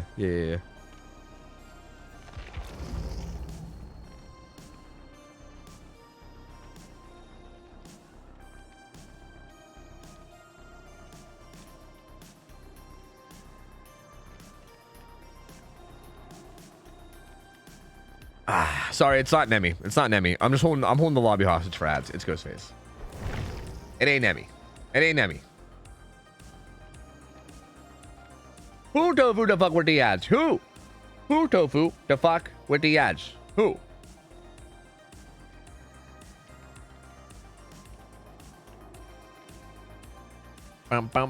Also, if you're new here and you want to sign up, exclamation form gives you the form to sign up. Do we have the solo queue form for survivors? Is that a thing? Because we should probably like promote that as much as we can too. Whenever we're actually doing these, whenever we have it up. I don't know. I'm not sure if the solo queue form is up. I think it is. Sorry, would you say the solo queue form? Do we have both of them? Like, do we like can we maybe get a link to the form where let me make a command? Yeah, no rush. Like if you're in the middle of something, then like, you know, take your time. Tofu, give us luck. Wait, I was gonna say I'll rub a nutty buddy in your honor, but that sounds really wrong. I was about to type that and I was like, no, that sounds really fucking weird. How do I give them luck? All praise. I'll just say all praise. No, I'm not gonna rub a nutty buddy on their face. Not on their face. The fuck? Now that sounds even worse. Hello? Please. Yeah, look, it came into my head, and then when I went to type it out, I was like, wait, no, that sounds horrible. Like, it sounded way better in my head than it did out loud. Once I said, don't worry, once I said it out loud, I realized it's fine. I replaced it with praise. It's fine. Yo, converting next to the resub, 21 months. Appreciate it, man. Thank you, buddy. Yo, fuck you, dude. Fuck you, man. Thank you for 21 months, though. Welcome back, dude. Appreciate it. Thank you. Hope you're doing well, man. And thank you. Hope you're feeling good yourself. And yo, Trees, thanks for the 2 months as well. Good to have you back in, man. Close Gam, I got you. Solo queue form is also part of the form now. Okay, if you guys don't know, normally we only allow survivor teams to sign up as a team of 4, but we currently have a solo queue form up. I think we're going to be doing this like once a month now or something, is I think what Nova Fox said, where if you guys want to sign up as a solo queue survivor and just get thrown into a team, you can fill out that form and we'll just assign you a team and you'll just have to play with them. So if you want to play survivor but you don't like want to go through the hassle of finding a team, we'll just assign you a team if you want. That's going to be a thing, at least for now. I don't know how long it'll last, so make sure you get in on it if you want to actually do it. All right, let's see how this goes. No, oh my god, the build is way different this time around. Blood favor and wait, right? That's blood favor, right? Wait, am I dumb? Is that lethal? No, that's blood favor, right? Blood favor and lethal look so similar that now I feel like I'm tripping out. That's blood favor, is it not? And that's dragon's grip. Blood favor on Larry's. That's so interesting. Just a solo blood favor, huh? Huh. Ooh, gets broken out. Good play by Nia there. Does not quite get stocked out. Has about 50% stock though, so I think it'll leave the stock. Also, driver's license. This add-on's neat. This add-on makes it so that if you full stock a survivor while they're doing a gen, like if they're on the gen when the stock hits full, it'll make the gen blow up. The gen will lose 20% progress and it'll block. So it's like a big effect. It's like a big effect. It's like Pop Goes the Weasel mixed with Dead Man Switch. Like it's like all of that in one. It's crazy. Oh, blood favor actually coming in really clutch here, blocking that pallet. Mega's nowhere to go. She's just gonna die. So they're gonna know about Dead Man Switch now. Or sorry, not Dead Man Switch. I had Dead Man Switch on the brain. They're gonna know about blood favor now. That's gonna be a pretty decently quick first down. Meg's gonna get hooked right over there by the gate. Let's see how they got to play this. Carlos seems like he's the only one on a gen. He's got it about half.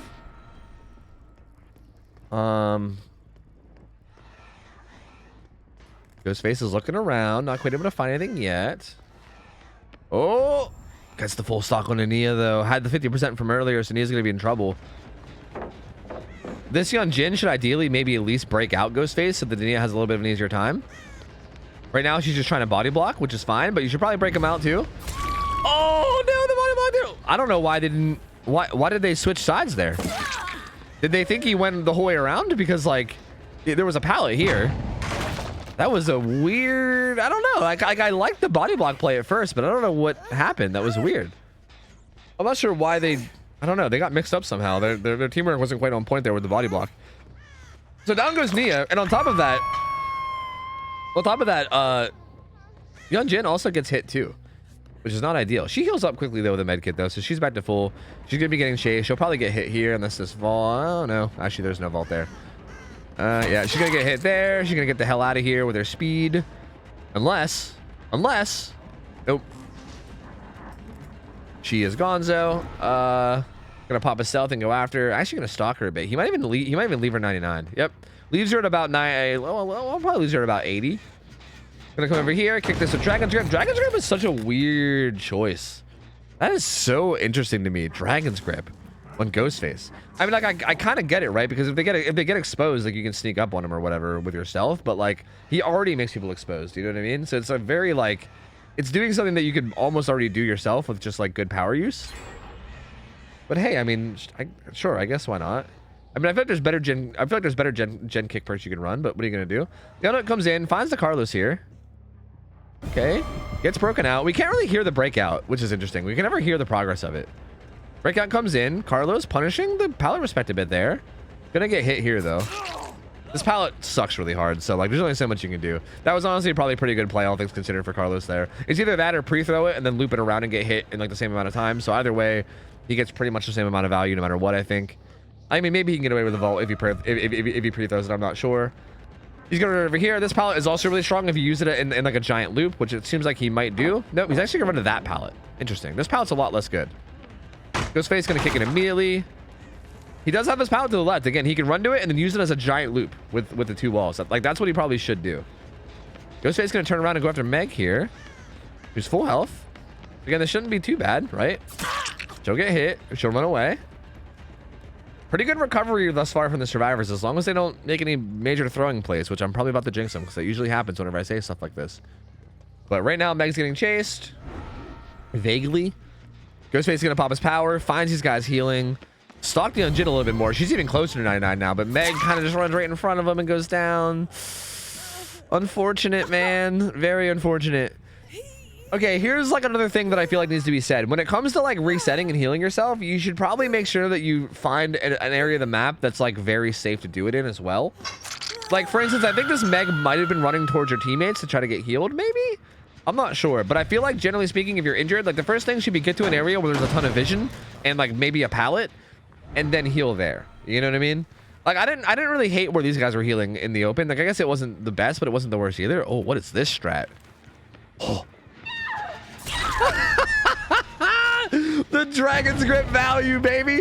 I mean, that guy was 99 stocked anyway, so like realistically I feel like that was the same result that would have happened even if the Dragon's Grip wasn't in play, but still. That man just fucking Dragon's Grip the jet and then just fucking sat there. That was actually pretty legit. I mean, that was quite legit, I gotta say. I mean, he knew that they were probably gonna want to keep like stay on it because of a ton of progress. And that's generally how survivors are. Like, once you get a ton of progress on a gen, it's like sunk cost fallacy. They don't want to leave it. So good job getting value there. Here's footsteps behind him. Carlos going to walk up and eat a hit. This gen also has a ton of progress. He's going to kick it with Call of Brine. So it's going to start regressing pretty rapidly. But there was another full health survivor here that might go back and tap in. But where? Billy Wolf here at this pallet. He throws it. Oh, bad vault right into Ghostface, though. Unfortunate. Down he goes. Jolt kicks in. Man, I mean, it feels like there's just not enough. Like, it feels like the chases aren't lasting long enough. There's just not enough gen progress happening. That's gonna be the fourth survivor who hooked once. I don't remember. Did he still have No Way Out? I don't think he even had No Way Out anymore. So I don't think that's gonna be in play. But I don't even know if it's gonna matter because there's just so much. Yeah, there's so much gen.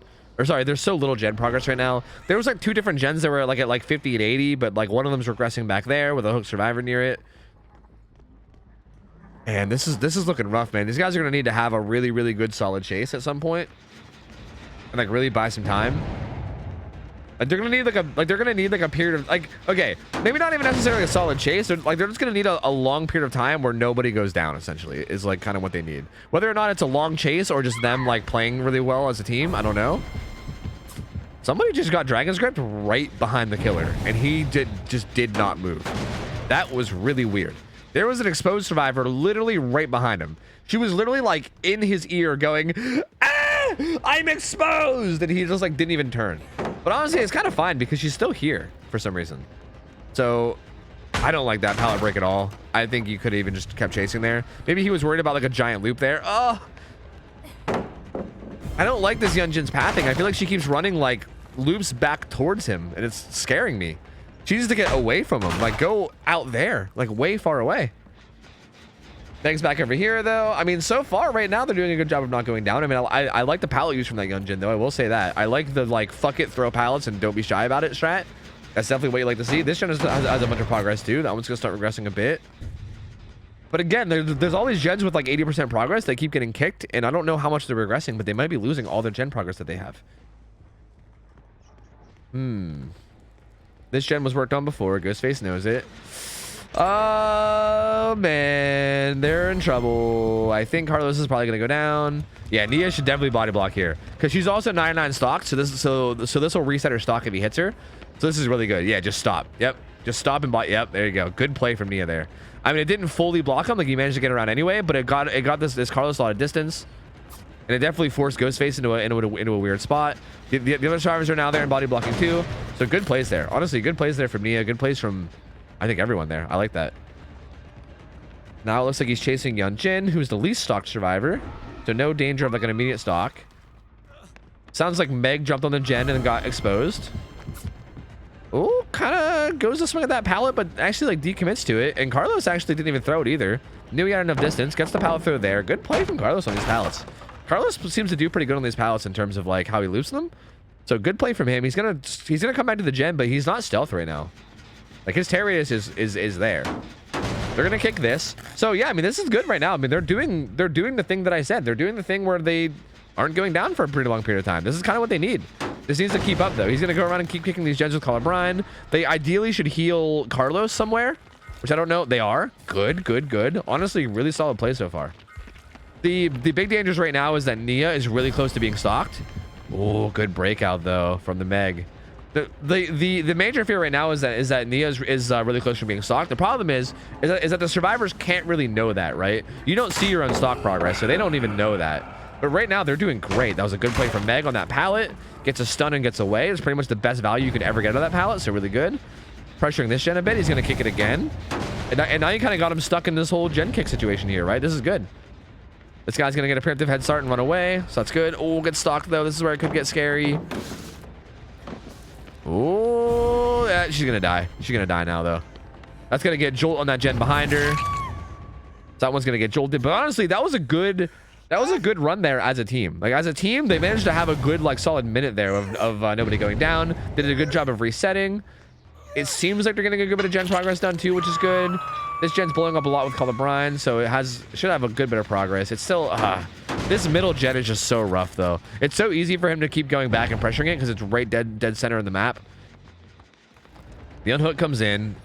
Why did he kick that pallet? That was what? He had like a free hit there. What? That was weird. I don't know why you would like give up a free hit, free chase to kick a pallet that's not even that safe. That was kind of weird. I don't like that play at all.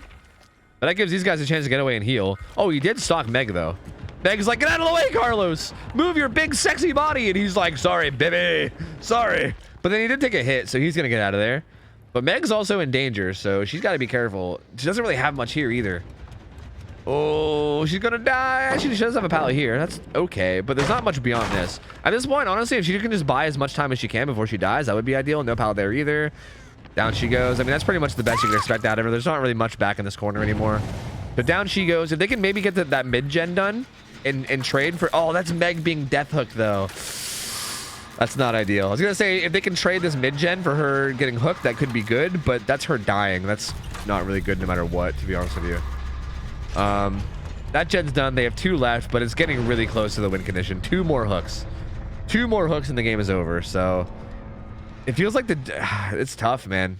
It's really tough. I feel like that like early mid game where people were going down a lot, it just stalled the game out so much. There was so much pressure, and it felt like it was really hard for them to get any gens done. And I feel like I don't know, man.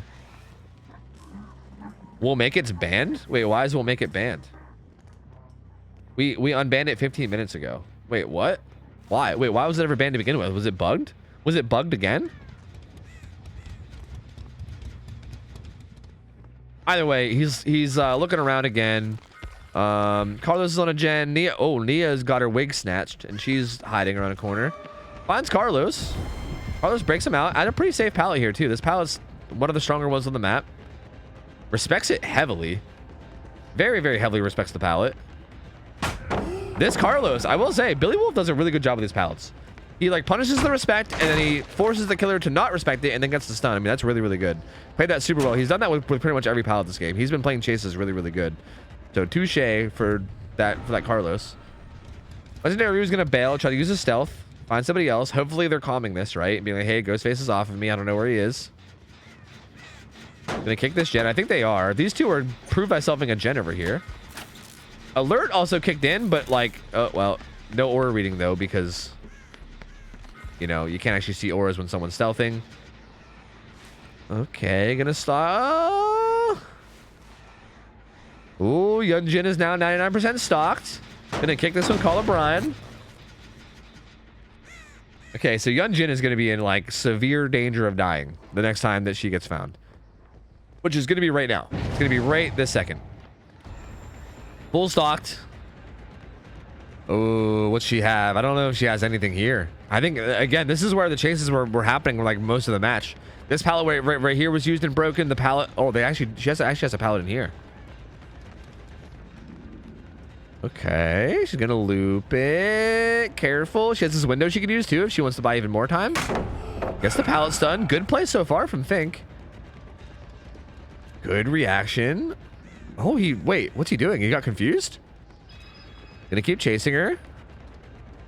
Oh, good job not falling for that bait and going around. Fink playing this really well. Honestly, I think the Ghostface should have just kicked this pallet. She could make it to this vault still, though. I think she still makes it to this vault. Oh, vault's the window. I was gonna say vault the pallet. Oh no, Rue is kind of. Oh no! That kicks the pallet at the worst time. Oh no, Rue's got to be kicking himself. Oh, and then the explosion wears off. That was so clutch from Fink. What the fuck? Honestly, Ghostface should have just kicked the pallet. That was like the only pallet in the entire area. Like there's been so many chases there that was the only pallet in that whole area.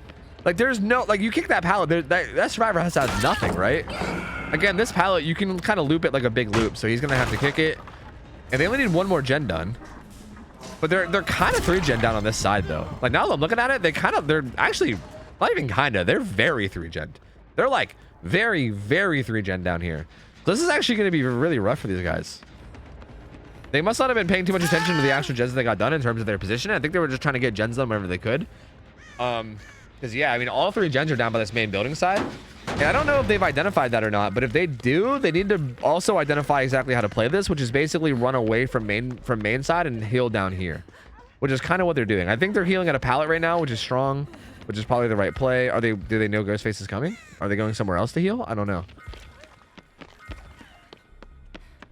I'm not sure where they're going. They were healing at that pallet. That pallet definitely wasn't the best spot. It was a good pallet, but there wasn't a lot of vision. What are they doing right now? I don't know what they're doing. Young Jin goes down. Why are they... They're kind of just like running... I'm kind of confused. They were like together and healing, and Ghostface wasn't even anywhere near them, but they all just like kind of scattered and started running around. Oh. I mean, the killer is in such a dominant spot now. This feels... over. This 3 gen is disgusting. Like, he only needs one more hook to win. This was, I feel like they put up such a good fight. Like, Young Jin, that last chase was so good, and they put up a really good fight, but this feels like even if they get this unhook, there's no way they're gonna be able to pressure these gens anytime soon, right? They're gonna have to like get away and heal up. If he just commits to any chase and gets it down from any point throughout this match, it's over. And like, on top of that, he can also protect these gens really easily. They're also right beside the hook. Carlos gets hit. I mean, if he wins for one here, they lose. So, like, this can't work either, right? Yeah, like, this is a losing play. I mean, I guess no matter what, you lose, right? Because if he dies on the hook, you also lose. But no matter what, you lose. So, yeah, this is over. That's it. That's all. That's hook number 9. That's going to be GG. And there you go, man. I mean, that's interesting. Very, very interestingly played. I don't know. I feel like this was weird. This team did a little bit better than the last team in terms of, like, how they played chases and stuff. But it just felt like it was weird because I feel like last team was like, I mean, I guess that's why. Like, I think last team was pressuring gens well because they got really greedy and kind of like did them injured and stuff. Whereas this team, it felt like played a bit safer in terms of like resetting and everything. So they got gens done a little bit slower, but also they just didn't like attack the gens in a way where they split them. Like they kind of left the last 3 gens. They kind of left the last 3 gens in this 3 gen, which was really unfortunate. And also, I feel like in like the early mid game, it's weird because I feel like they started playing a lot better at about halfway through. Like about halfway through this match, I feel like the survivors really got it together and really started playing really, really good. But before that halfway point, like in the early mid half, it felt like there was just way too many free hits, way too many free downs. Like it just felt like so much pressure snowballed from that early game that it made it really, really hard to come back from that point. And honestly, they almost did anyway. Good dead hard from Billy Wolf there. Or was that off the record? I don't even know. I assumed it was probably dead hard, but it definitely could have been off the record. Nope, it was dead hard. So yeah, it's a shame because they almost brought it back anyway. They honestly put up a really, really good fight considering how down bad they were early. But yeah, it's gonna be the kill on the Carlos. Oh, locker tech, baby, got his ass. Got his ass.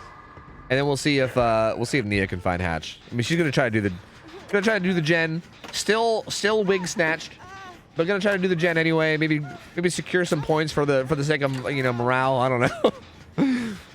Carlos is dead in basement. That's gonna be it, dude. That's gonna be it. That's gonna be 2-0. This is so far, killers are 4-0 tonight. We haven't had a survivor team win a single game tonight. This has been a brutal game, or sorry, a brutal night of scrims. 4-0 for killers. Nia's gonna run away. Doesn't find Hatch. Yeah, demoralized, shattered.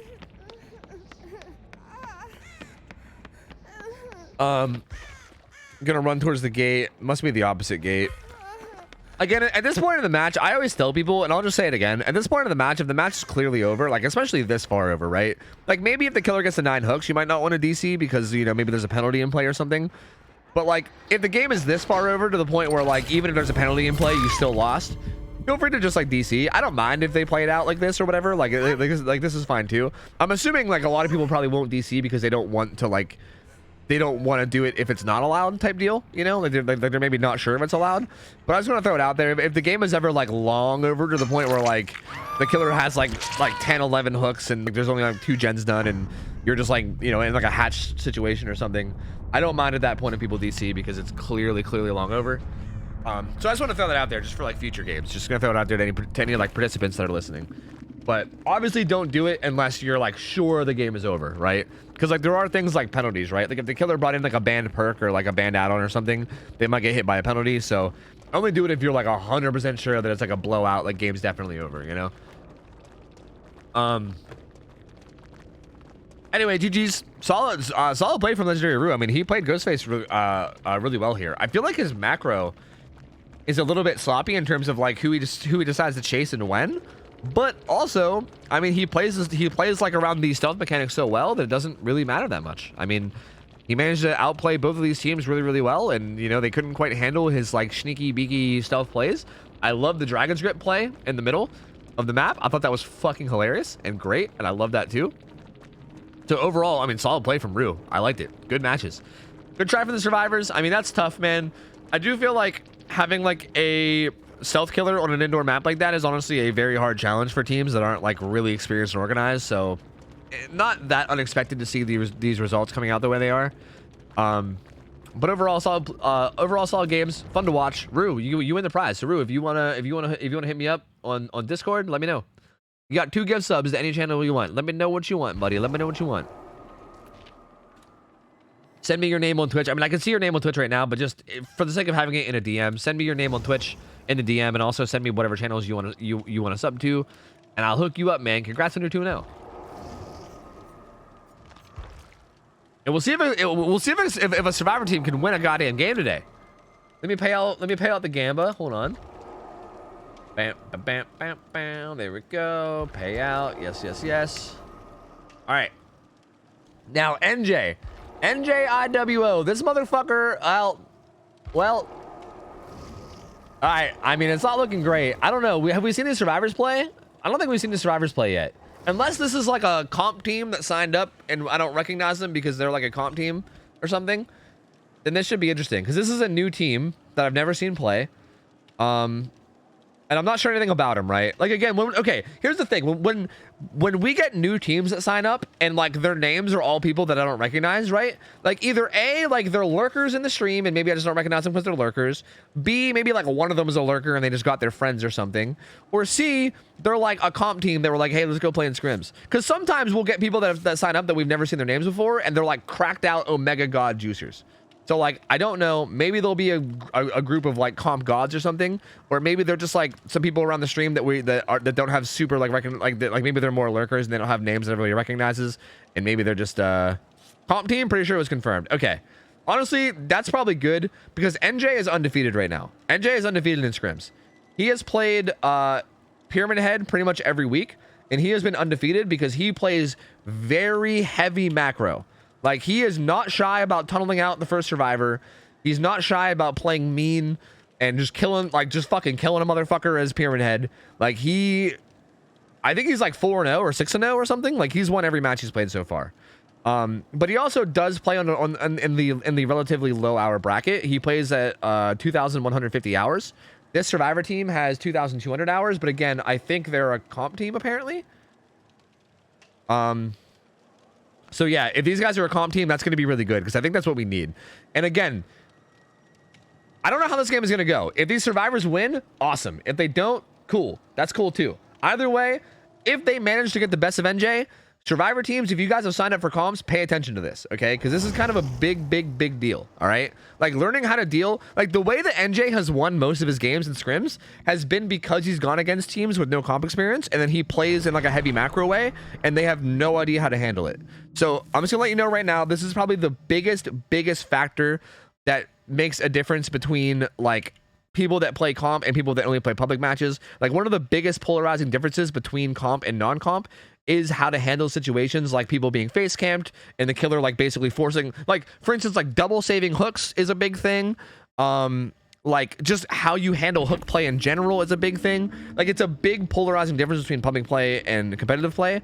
So again, if you're somebody that's interested in competitive play for Survivor, pay attention, okay? Pay attention to any match that NJ plays in, especially if he gets beat. So he has Corrupt Intervention to help him with the other game, Deadlock to help him throughout the match, and then Colorblind Eruption. So overall, just really good build. Pretty much exactly what we'd expect out of a build where we don't allow, or we basically allow anything. Honestly, I'm a little surprised not to see something like No It or No Way Out in there, but you know, this is also still good too. See some scratch marks over here. Gonna chase around. Now, I might actually try to play chases from the survivor's point of view a bit. I think it's fun to see the survivor point of view against Pyramid Head if I can, but we'll see. They'll see some scratch marks. Find somebody over here. His add-ons are double range, by the way, so just double range on his shockwave. Find somebody at Shack. It's Zarina. She has lied though. She's out of this bitch. She's gonna be making her way back toward. Okay, so she's making. Oh, that's right. He's headless. He's gonna. She right now she used her exhaustion perk to make her way back towards the corrupt gens. Basically, she got found and she said, "Okay, if you're gonna chase me, I'm taking you back towards where all the gens are blocked, so you can't pressure any gens and chase me at the same time." So that's really smart. It's really little things like that that matter a lot. Good shockwave hit there on Ada, but again, Ada's gonna do the same thing. She's gonna get hit. She's gonna run into the corrupt gens now, right? Make sure that the chase happens in the corrupted gens. That way, even if she goes down or if anything happens here, he's really far away from all the gens. It's really hard for him to pressure any of the gens afterwards. Ooh, just goes for the pallet, and NJ punishes it with the shockwave. So that's going to be Ada going down relatively quickly. Eruption kicks in on that middle gen. I'm curious to see gen progress on the map, though. They have the gen near Shack is almost done. I'm waiting for the hook just to make sure I don't bug anything out.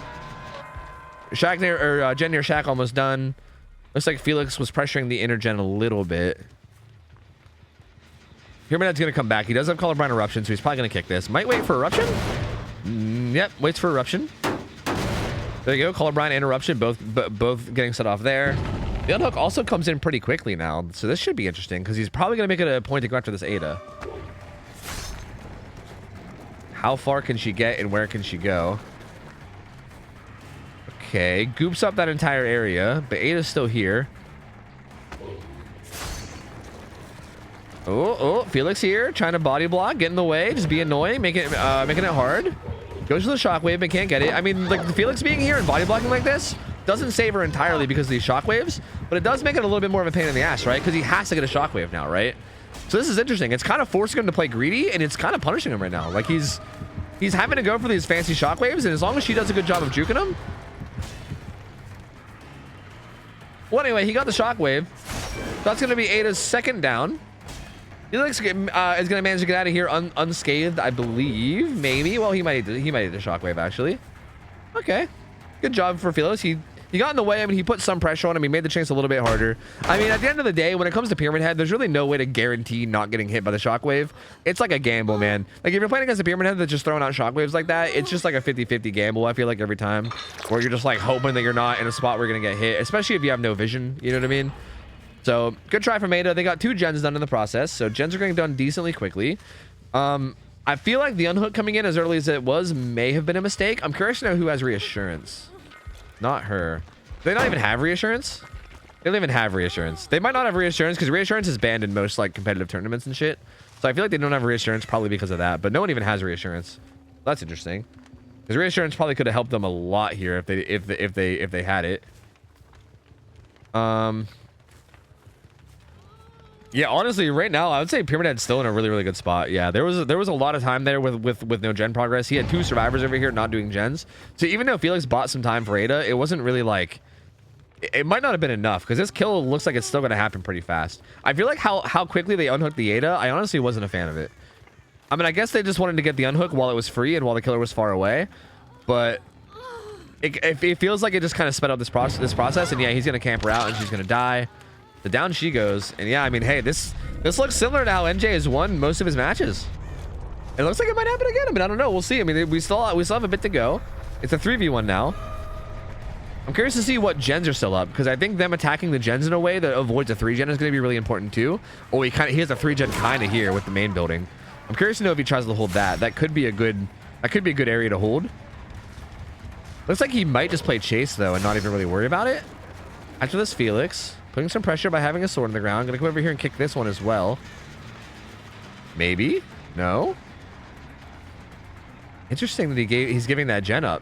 It's sitting right there. He's got Colorblind Eruption, but he's gonna go for the Felix. Oh, good patience. Good patience from NJ there. Good try from Felix. He was hoping to dead hard the power or bait it in some way, but it doesn't quite go through. He gets the cage.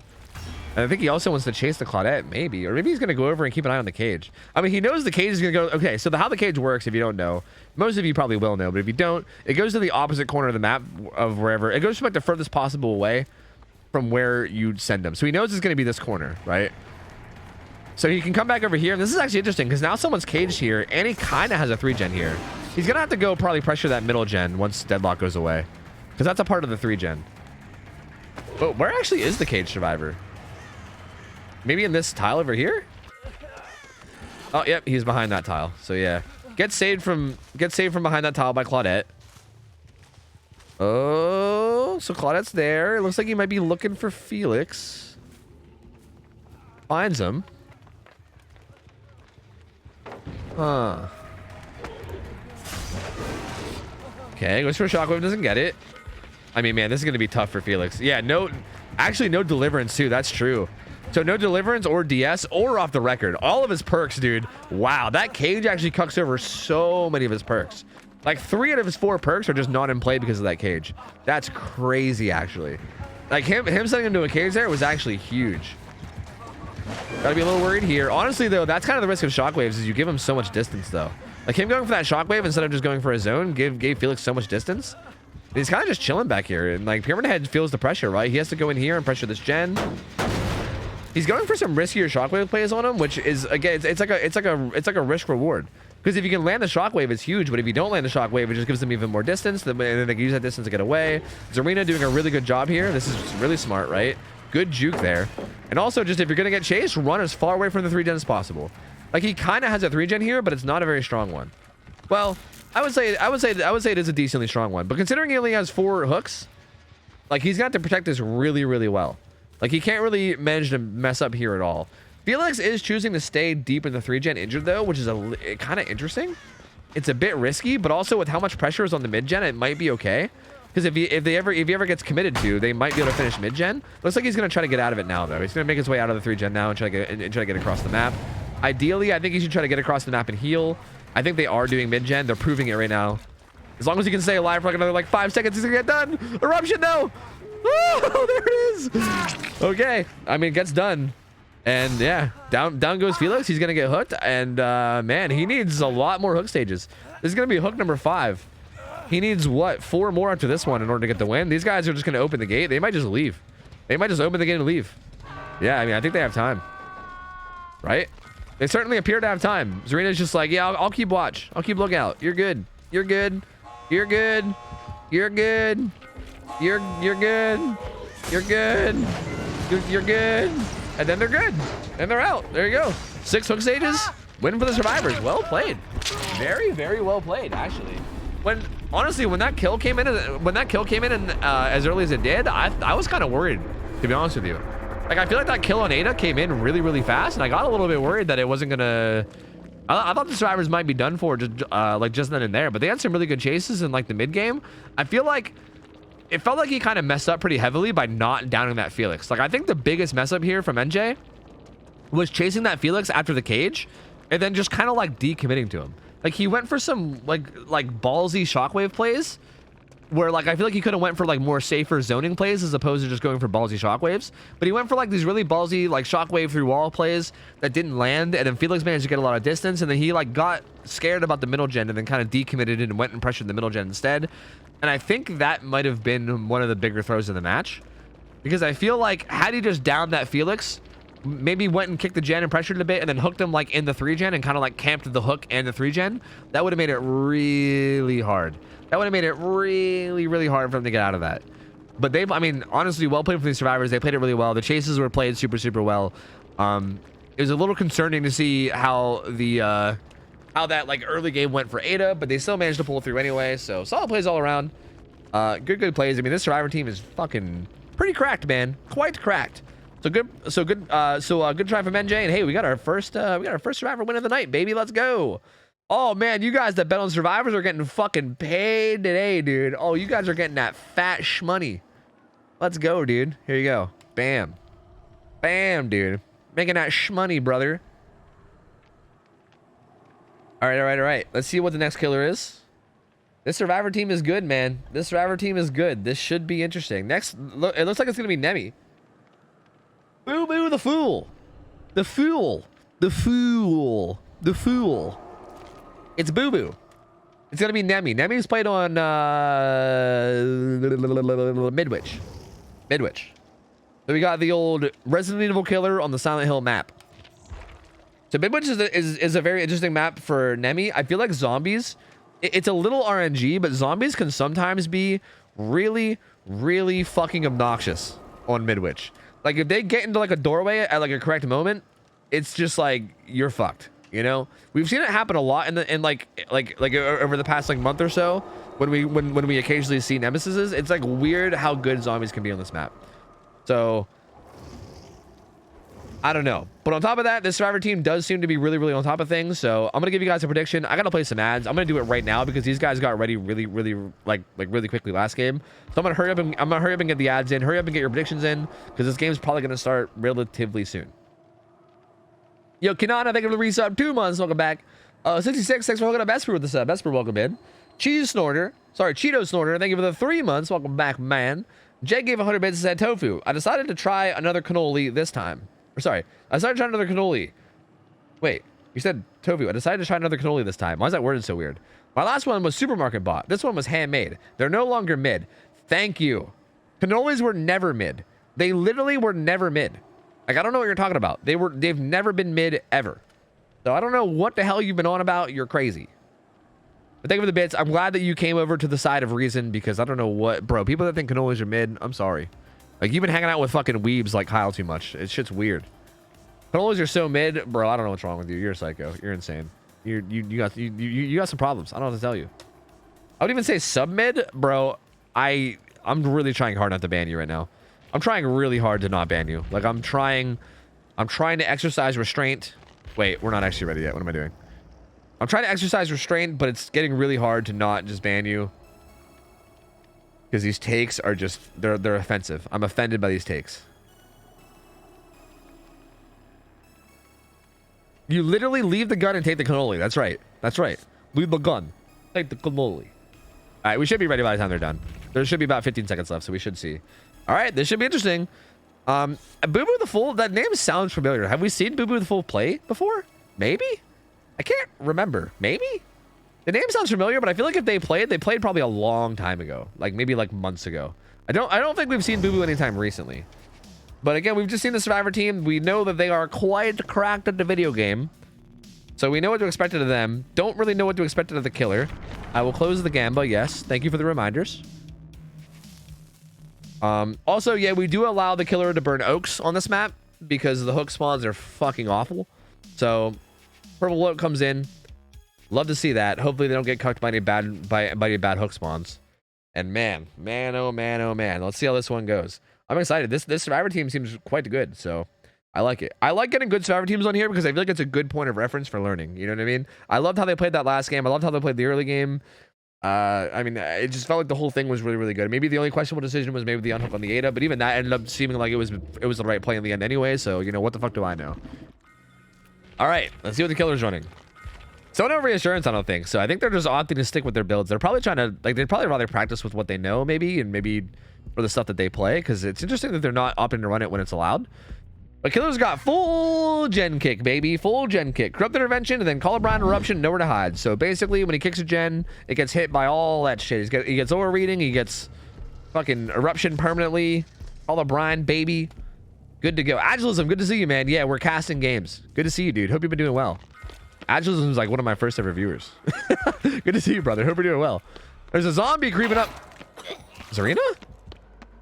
What? Zarina got fucking shreked by a zombie somehow. I don't even know how that happened. I thought we wait, are they all getting hit on purpose? What's happening? Ada got hit too. Wait, what's happening? Why are they all getting hit by zombies? Wait, what? I know I said zombies can be nuts on this map, but dude, they're just like randomly getting hit. Are they like turning corners and the zombies are there or something? I don't know. What's going on? That's weird. Denying tier 2? Is that... Oh, is that the play? Oh, that's fucking Giga Brain. Is that really what they're doing? Because if so, that's fucking Giga Brain. So like you deny tier 2. But also you get yourself hit faster. Yeah, 3 of them did it. It's everybody except for who got chased. So yeah, he'll have to hit him multiple times. Right now, he's doing a really good job of juking this. This Nemi is playing this a little bit sloppily in terms of getting this hit. Gets it now, though. That gives him like 60% because of Marvin's blood. But yeah, I mean, he's only going to get little, like, so now every time he hits someone with a tentacle, it's going to do damage, but it's only going to give him a little chunk of his power. So getting to tier 2 is going to be much, much harder. Gets a hit there. It's only going to be one more hit before it gets to tier 2, but it does deny tier 2 for a little bit longer. Felix gets hit there. That's interesting. That's a very interesting strat. I don't know how I feel about it. Because I feel like you can still get to, like, I mean, maybe they don't know about Marvin's blood, but I feel like with Marvin's blood, you still get there decently quickly, right? But also it kind of forces him to use his tentacle to get there. And if he keeps whiffing, it's going to be bad. He should get this one, though, I think. He's got enough distance. I think he dies no matter what. So down goes Felix. He does get to tier 2 anyway. So that's interesting. I don't know whether I like or hate this. That's an interesting strategy. It feels like that strategy, like, it feels like without Marvin's blood, I think that strategy would be God tier. With Marvin's blood, I mean, maybe still denying tier 3 is going to be worth it. Maybe. Because, like, tier 3 is a pretty strong upgrade. Like, that's a very strong upgrade getting to tier 3. So, like, maybe making that harder to get to might still be worth it. But I feel like tier 2 is probably the biggest boost that you get. And also, you get that pretty early. And he still kind of got it early anyway. Regardless, though, I mean, it did force him to tentacle. They got one gen done. They have another gen that's about to be done. And they have progress all over the map. Like, they got progress everywhere. Fogwise coming in. Getting some aura reading. Figuring out where Nemi is. Probably communicating it because these guys seem to be pretty good and know what they're doing. So I think Fogwise is going to be coming in and probably giving them a lot of info. Felix is off the hook. He's got off the record. And decides to strike. And he's just kind of running around. Nemesis can't seem to find anybody. Finds his gen, kicks it with Colorblind Eruption. Also has nowhere to hide. Gonna see if he can see anything with auras. Doesn't see anything though. Okay, so to explain this a little bit more, whenever you infect a survivor, like if a survivor is not infected and then you hit them and you infect them, it gives you a big chunk of your power. If you hit a survivor that's already infected, it does damage and it gives you a smaller chunk of your power. So basically, like, your power bar fills up per tentacle hit, right? Like, you can hit zombies or you can hit people. Hitting them and giving them the like initial infection gives them you a big bonus. Like, for instance, without Marvin's blood, it takes 2 hits on non-infected survivors. Like, if you just infect 2 people, you get your power. But on like an infected survivor, I don't even know how many hits. Like, it's like 4 or 5 maybe. Like, it gives you less charge of your power if you hit somebody that's already infected. So that's kind of the idea behind it. If you guys don't understand how that works, it's really interesting. I've never actually seen anyone do that before. Zarena's gonna get hit here, and she's gonna stay at this pallet. These pallets are pretty weak against Nemi, yeah, because like again, you can just get so many funky hits like that. Eruption comes in all over the map. It doesn't seem like anybody actually got hit by eruption though, so that's good for these guys. That's only gonna be the 2nd down, and there's still 3 gens. But the survivors are in a pretty good spot so far. I mean, 3 gens left, 2 downs and 2 different survivors. No one's getting tunneled out. Like, the Felix didn't get found after the unhook. And right now, he's still stealthing around, trying to not get seen. Oh, but sees him. Thanks to nowhere to, I think nowhere to hide. Probably kicked in, right? I would assume. Gets the hit on him. He's going to get the fuck out of dodge. This is going to be a 2nd hook. This is definitely not the person that they would ideally want to be chased. He's going to vault down. The Nemi's going to follow him. Break out that wall. No double back. No double back. Felix was kind of looking for it, but didn't happen. He's coming around to the courtyard. He has the lighthouse tower thing pallets here, but ooh, tentacle coming in, dude. The tentacle is just so strong on this map, man. It's so strong. So down goes Felix again. The unhook comes in. A heal is coming in too. They're also doing a gen on like one of the corners, one of the upstairs corners. Man, it's even hard for me as a caster to know exactly where the hell everything is on this map. I feel like I need to learn this map myself just so I can like see where the hell I am just by spectating, because it's tough. Zombie body block in the hallway, but that hit gets him to tier 3, so he's at tier 3. I don't like. I'm curious to hear other people's point of view on this from comp, because I'm curious. This strat of getting hit by the zombies didn't feel worth it this game. Like maybe it's solely because of Marvin's blood that made it not worth it, but like. It was an interesting idea, but I don't think it ended up being worth it in the end. Like, it didn't seem worth it to me at all. Because he still got to tier 2 and tier 3 relatively quickly. And down goes Zarina to the... Dude, the tentacle is just so hard to deal with on this map, man. It's so difficult. These pallets are not very strong as is. Trying to loot them is hard. Pre-throwing them sometimes gets you hit like that too. But honestly, he's hooking different survivors. He's not tunneling anybody out. He hasn't gotten a kill yet. Like, Felix got off the hook and he didn't even chase after him or anything. He just kind of let him go. So Felix is free to run around. He's even gonna vaccinate himself. So there it goes. So he's gonna take 3 tentacle hits to go down now. So that's good, right? He's on death hook. So he wants to be like, if he gets chased, he wants to last as long as he can. That's really good for him to vaccinate and make sure that the chase on him is going to last a long time. Claudette commits to that gen, knowing she's going to get hit because fuck Colorblind Eruption, and I agree with her. So good job getting that gen done. She's going to get out of here, maybe reset. The Nemi doesn't even commit to her. He's going to come out here and kick this gen. At this point, it seems like he wants to maybe just try to hold down gens. Oh, nowhere to hide, baby. The ore reading, the Ada, trying to sit in the bush. She's going to get found. It's only going to be her first hook, though. Assuming she gets hit, he's going to put away the tentacle. Give her the old pouchers. So down she goes. And again, like, this is a good play and all, but this is a fresh hook survivor, and it's still a 4v1, right? Like, leaving the game in a 4v1 this long is definitely not ideal. Like, had this been a 3v1 and this was happening, I'd be like, oh, let's go. Hold on, look out. But the fact that this is still a 4v1, I mean, they have so many people around the map to pressure the map, right? Like, they have a Claudette pressuring a gen. They have a Felix pressuring a gen over here, and also the Claudette looks like she was like hovering for the save. Actually, she's pressuring. Sorry, maybe I meant the wrong survivor. Maybe Zarina. Either way, like, they just have so much pressure around the map because of the fact that it's still a 4v1. So I don't know, man. I feel like it would have done them a lot of favors to either get the Felix or the Zarina out of the map faster. Because right now they just have so many people up still. Finds the Claudette. This is pretty much the only survivor he probably didn't want to find because she's the one that's not on death hook. She's gonna slow vault this. Ooh, gets hit there just barely. That was actually a good ass tentacle. Like, just barely got her as she turned the corner. Kicks that gem with Colorblind Eruption. Sees the aura upstairs of the Zarina. The unhook comes in on the Ada across the map. What's he gonna opt to do now? Huh. Okay. Zombie down there is stunned. Stunned, dazed even. Finds these guys, they scatter like rats. Ada's gonna be getting the hell out of here because I think he might be dropping down the hole. Felix actually stayed up top. So JRM compilation confirmed. But Ada's got so much distance, dude, and this is where mid-witch can be such a pain in the ass. Like this Ada just holding W, baby. Just holding down the W key, baby. It's just gonna take forever to catch up. Pre-throws this pallet. Gonna keep holding W. Gonna loop back around and probably try to go to the pallet. Does get a vault on it. Ooh, goes to the right instead of the left though, and Nemi kind of calls it out perfectly and gets the down. That was a really good hit by him. Honestly, that chase could have lasted a lot longer if he didn't get that hit. That was a very, very good tentacle. So down goes Ada. I think Eruption probably kicked in on a gen too. I don't know if it actually hit somebody or not. It might have. I think somebody might have got Eruption.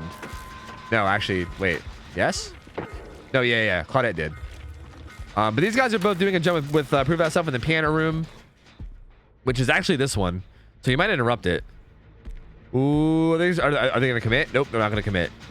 He's going to kick it. So Colorblind Eruption now kicking in here, applying here. He's also going to see their auras. Felix is not going to get away with his JRM strat this time. He's going to get hit, and he's on Death Hook. So this is where it's getting scary. 6 hooks right now. 6 hooks. This is getting close. Vaults down. The punch down comes in. Dead Hard comes in. Doesn't go anywhere. Down he goes. Eruption on the gen 2. Oh, man. So Felix is going to be dead. And this gen still has a good bit to go. Actually, this isn't in the piano gen. The piano gen was down there. But Felix is dead. Claudette has a gen that's like almost done. That piano gen had a good bit of progress. They're probably going to try to rush over and get it done. They do have Prove Thyself. I think this arena must have it. So I would assume that they're going to go try to do the piano gen. It's actually regressed quite a bit. Claudette gets that gen done. 1 more gen left. Only 2 more hooks for the win, though. This is really close. This is really close. As far as I'm aware, in most tournaments, I'm pretty sure Nowhere to Hide is usually banned. It's usually one of the banned perks, from what I've seen. From just perusing comp, I feel like it's usually banned. Obviously, every tournament has their own right to use whatever rule set they like, but the perk is usually banned. And like that's another thing is like these survivors are not using a lot. Like I think like Reassurance, especially on this map, would be fucking massive. Because like you can reassure survivors from like the floor and shit. Like you can do a lot of crazy shit with Reassurance on this map. And it seems like the survivors are opting to not use a lot of perks that they could use. Maybe just to like keep in line with what they're used to. Maybe because they don't want to get used to using perks like that. I don't know. It might be like maybe they're looking at it as practice themselves and they'd rather practice without it. I'm not sure. But like they're not using a lot of perks that I would expect to see them run. This zombie has his hands up. These guys, hands up, playing his song, the butterflies fly away. Because Nito, oh yeah, Ada's in basement, that's why. So it aggroed on Ada, but Ada went down to basement to avoid it. He can't find anybody. He cannot find anybody. I mean, this is good for the survivors because again, I mean, at this point, it's gonna be a really slow crawl. They need to pressure the gens slowly and also try to not die. Because if anybody gets hooked here, it's gonna be really awkward to try to save them. I'm honestly surprised they're not vaccinating.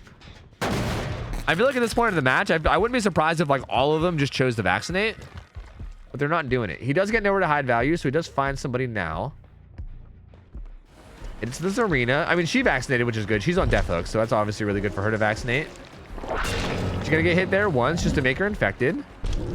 Now this pallet is not that good. He's gonna break it while kind of zoning her. You're gonna have to eat a hit to get out of here. Ooh, goes for a greedy tentacle, but doesn't get it. Oh, gets that one though. That weird ass hitbox. My lord. I think Zarina's gonna go. Oh, goes for a straight bump, but doesn't get it. This arena's likely gonna go down eventually though. Yeah, there it is. These pallets are just like so impossible to play against Nemi, man. And she's Death Hook too, so she's gonna be dead. And this might be it. This might be it. This might be it. I mean, they got to get a gen done now and a 2v1. And also get a gate open and get out without anybody getting hooked. And he finds a Claudette. This feels like this is pretty much it. I think this is GG's. He finds a Claudette. The only way, I mean, okay. So the win condition here is this Claudette basically taking him on such a long chase that Ada can do a gen and then go open an exit gate and then Claudette can get out of the exit gate without going down in the chase that she's currently in. She basically has to take him on like a 3-minute chase that also ends in not going down and actually getting out of the exit gate. Which again, on this map against Nemesis is incredibly hard. Because his tentacle is just so strong on so many of these loops. Like so. Like so. You know? It's just so tough. I mean, maybe, like, it's tough too because you can try to, like, juke it, right? Like, maybe, I feel like maybe what they could have done here is maybe as survivors, they could have recognized that he kind of just full sends the tentacles every time, and maybe they could have, like, pre-juked, right? Like, for instance, right there, as you turn in that corner, you can probably kind of predict that he's going to go for that and kind of just, like, pre-juke to the left because you know that he's most likely just going to full send it. So like maybe that kind of stuff could have saved these guys more. Like I don't think this might not be as OP as it seems. Maybe it is. Maybe it's not though. I don't know. Like I feel like they could have maybe done a little bit better job of juking maybe. But even when you do that, it only buys you a little bit of time, right? Like you're still kind of on a timer because he's still, assuming he doesn't aim badly, you're still going to get hit. I think he's just face camping this hook because he knows that it's the win condition, right? Like if he face camps this hook, there's no way, like if he just sits here, he can deny the unhook. There's no way for the survivors to get this unhook. He's just doing this because he knows he knows it's the win. Like even if there's like a penalty in play that he doesn't know about, if he just sits in front of this hook and denies the unhook, he wins by like a lot of points. So even if there's like a penalty in play or something, it guarantees it. So yeah, he's just basically guaranteeing the win here. That's what he's doing. Which I mean, I don't think there's any penalties in play, so I think he already won anyway. But you know, I respect the guarantee play, and I doubt he's gonna let this guy unhook, but we'll see. I don't know. Never mind, he did let the unhook happen, but again, it doesn't matter. The game's over anyway. But hey, look at this. Look at this. 2 out. Oh, just kidding. Just kidding. I thought built-in bar time might still be in play there, but I guess it ran out earlier than I thought. Down goes Ada. And yep, that's gonna be actually wait, no, Ada was the one that was Ada was the one that unhooked. What am I talking about? That wasn't built-in bar time. I'm dumb. Sorry, ignore me. That wasn't built-in bar time. She was actually the one that unhooked. Either way, regardless, doesn't matter. One gets out, and well played from Boo Boo. Very, very well played from Boo Boo, man. I didn't know what to expect here, because these survivors played that last match so clean, and to be honest, they played this match pretty clean too. It just felt like he just dominated the chases by so much, you know? Like the chases were just so dominant from the Nemi here, and it made it really, really hard for these guys to do much of anything, right? Again, that strat of like letting yourself get hit by the zombies early is really interesting. I am like trying to think about that more, and I feel like I think if Marvin's Blood isn't in play, then I like it, but like if Marvin's Blood is in play, I just don't think I like it, because like even if all 4 people do it, because like obviously the Felix didn't get to do it, even if all 4 people do it, he still gets a tier 2 in like 2 chases, you'd think. I still just don't know how I feel about it. It's an interesting strategy to do. I'm not sure. Like, but I mean, obviously, I think if Marvin's Blood is not in play, then maybe it's probably nuts at that point. But, interesting. Overall, I mean, well played from everybody. I think that was all great. I didn't mean for it to seem like BM. I was just fucking around since it was over. Oh, I was kind of wondering about that too. But yeah, I was, because I wasn't sure if he was just like hitting on hook because of like BM or like I don't know what that was, but I think he was just fucking around. Yeah, I don't know. But anyway, well played from Bubba. That was a really, really good job. These survivors put up a really good fight. I think they played really well. Unfortunately, I just think the chases were a little bit too much in the favor of Nemi. They still almost came back. I feel like he also got a ton of nowhere to hide value. I feel like another big thing that decided this match, again, I'm going to go out on a whim here and I'm going to make a lot of assumptions, okay? But here's my assumption. Based on the fact that these survivors chose not to bring a lot of perks that are really strong, like there's no kinship, there's no reassurance. There's a lot of perks that are really powerful that they chose not to bring. I mean, they did bring hyperfocus and stuff. So I mean, obviously, like some of them they did bring, but like, I feel like there's a lot of perks that they didn't choose to bring. So maybe I'm assuming too much here, but I'm assuming, well, Circle of Healing's banned, but I'm assuming that they're probably playing similar to rules that they're used to in like tournaments and stuff.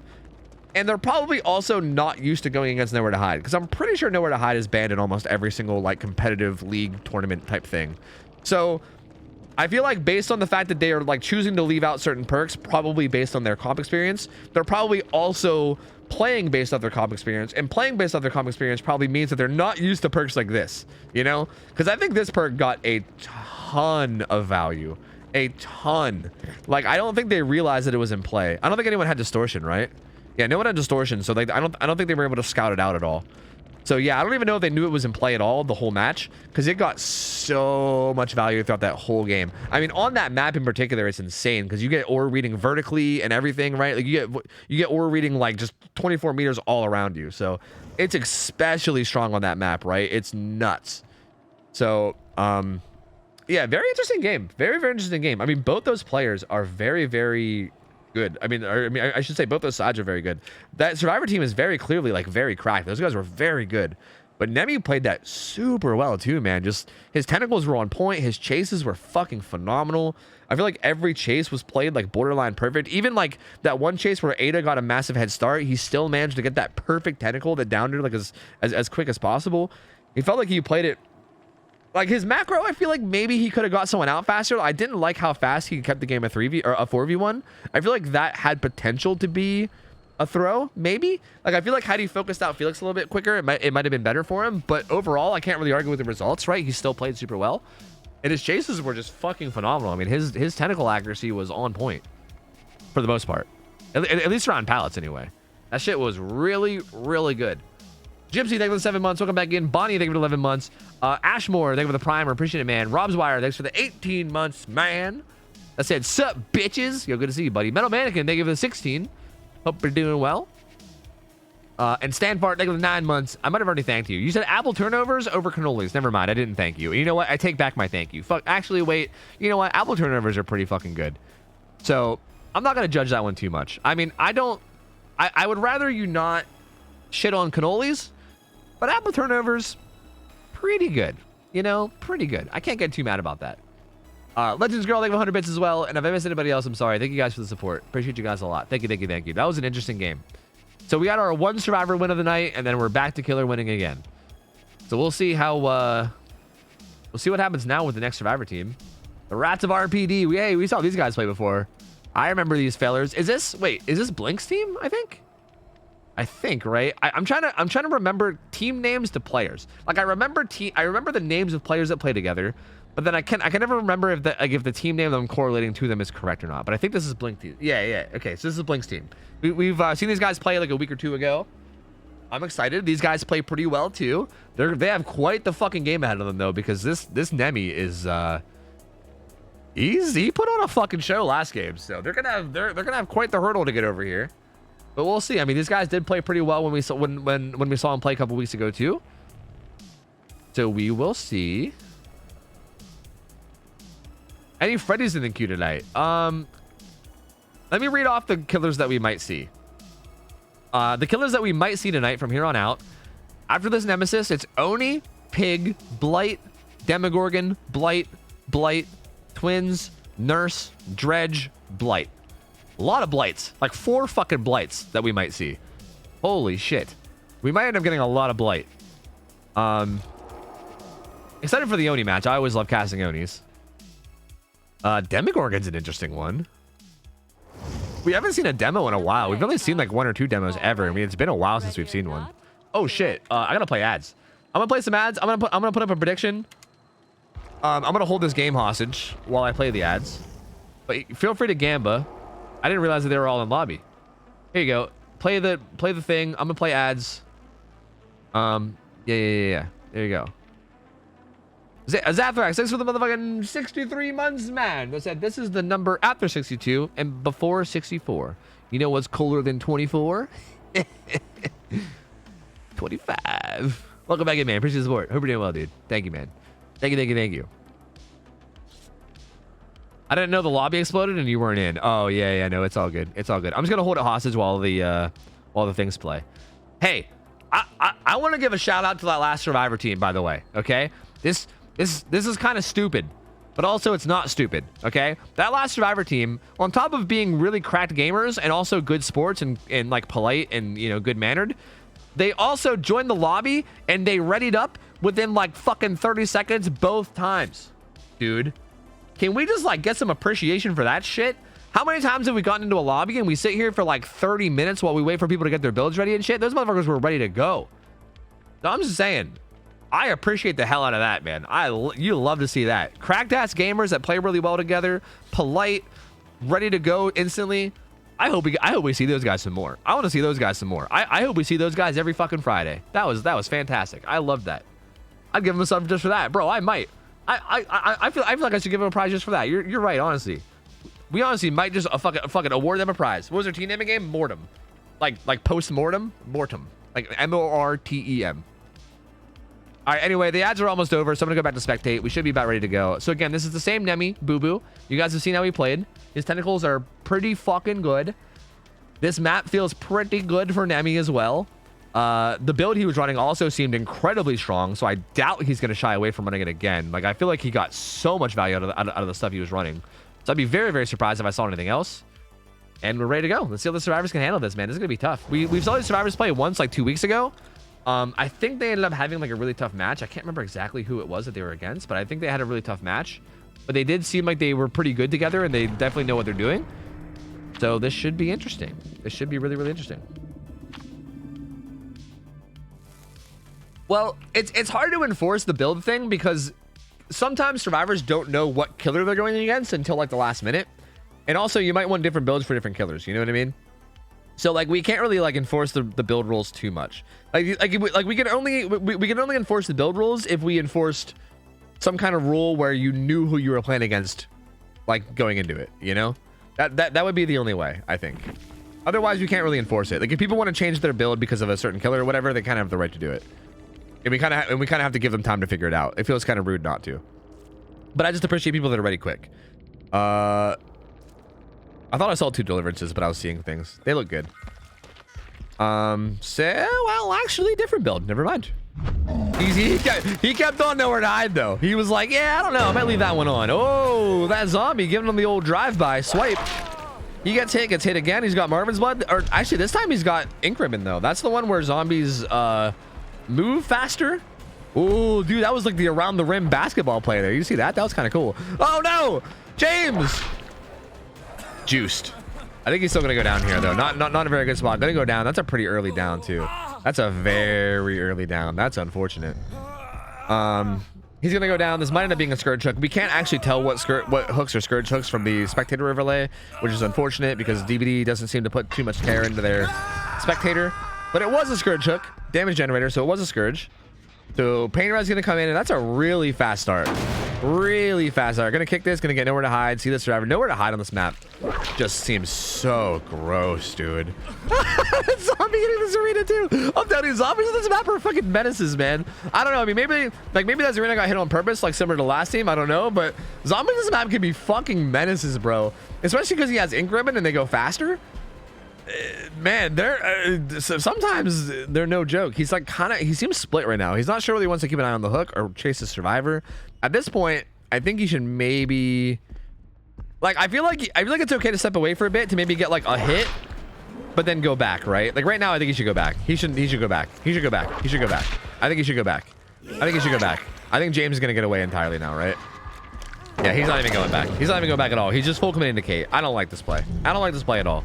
I think he should have stayed on that hook. That was such an early down. I think he should have stayed on that hook for sure. I think committing to this Kate here is a mistake. He gets a tentacle hit on her though. She's going to start to get away. She has a pallet here that she can use. She uses it. She gets hit. She's going to get the fuck out of dodge. Maybe. He breaks it. She did get the fuck out of dodge. Well, not really. She stayed in dodge. She just moved over to the next house in dodge. But she does have a window here. It's not a super strong window, but it could be okay. Doesn't go for it. Probably thought he was going to pull up the tentacle, but didn't. Predicts that vault, though. I mean, good play from Boo Boo. He's zoning around. He's going to take the safe play of just downing her. So good play there. They did get a gen done, though. This is only going to be the second hook, and it's going to be on a different survivor. So 2 different survivors, both hooked. Oh, Zarina going to sprint burst out of here. Dwight's running around across the map. We saw James in a locker. This gen has a good bit of progress here. James does have reassurance and all that and all those perks. Looks like it looks like deliverance is active on Serena, which is nice. So she'll be able to use that whenever she goes down. This killer, though, interestingly enough, like I talked a lot about reassurance on that last team, but interestingly enough, this killer doesn't really play around the hooks very much. So honestly, as much as I talked about reassurance and kinship last game and how the survivors weren't running it, this game, at least in particular, I don't even know how much value it would have gotten. Obviously, against the Pyramid Head, it would have gotten a ton of value. But this game, it's interesting because he's not really playing around hooks that much. I mean, I say that as he is chasing this Kate off hook. So maybe never mind. Maybe Caster Curse strikes again. I don't know. But he's going to find Kate off hook and he's going to chase her down. Ooh, cheeky little slow vault there. Entity blocker coming in, though. She's going to go, actually, off the record, coming in. All right. See, now, if he commits to the survivor and tries to kill her, this is where they need to use reassurance. Which, again, on this map, it's so crazy because you can use it through floors. Like, if he hooks her in the corner of this room, I don't know where the Scourge is, so I don't know where he's going to go. But if he hooks her, like, say, in the corner of this room, or even here, if you're in the hallway down below, you can reassure. It's wild. So I'm curious if we're going to see that. Nemi's going to drop down. James is the one that has it, so he's probably going to want to get under at some point and reassure. And they need to buy as much time as they can before she dies. Looks like he probably... Did he kick a gen? He saw some auras. So, yeah, he must have kicked that gen. He saw some auras. I think he actually saw the James right at the last minute. He's going to run up. Did he get it? Yeah, he just got it. That was the sound of him reassuring. So he just got the reassurance. But the problem is he might go down in the process. Get out of there, man. Get out of there, man. See, this is the issue, though, because the reassurance came in, but, like, he goes down for it, so it ends up not really being that worth it. And, like, them pulling is actually good. I think them getting down the hook there is good. He's very clearly committed far away.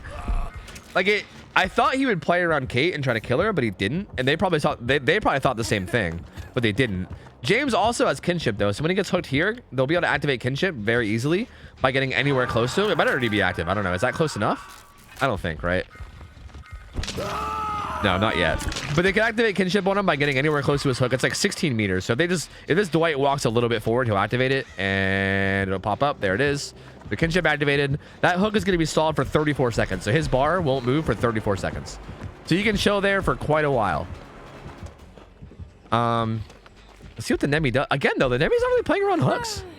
This is actually really interesting. Like, I don't know. They're able to just kind of do gens.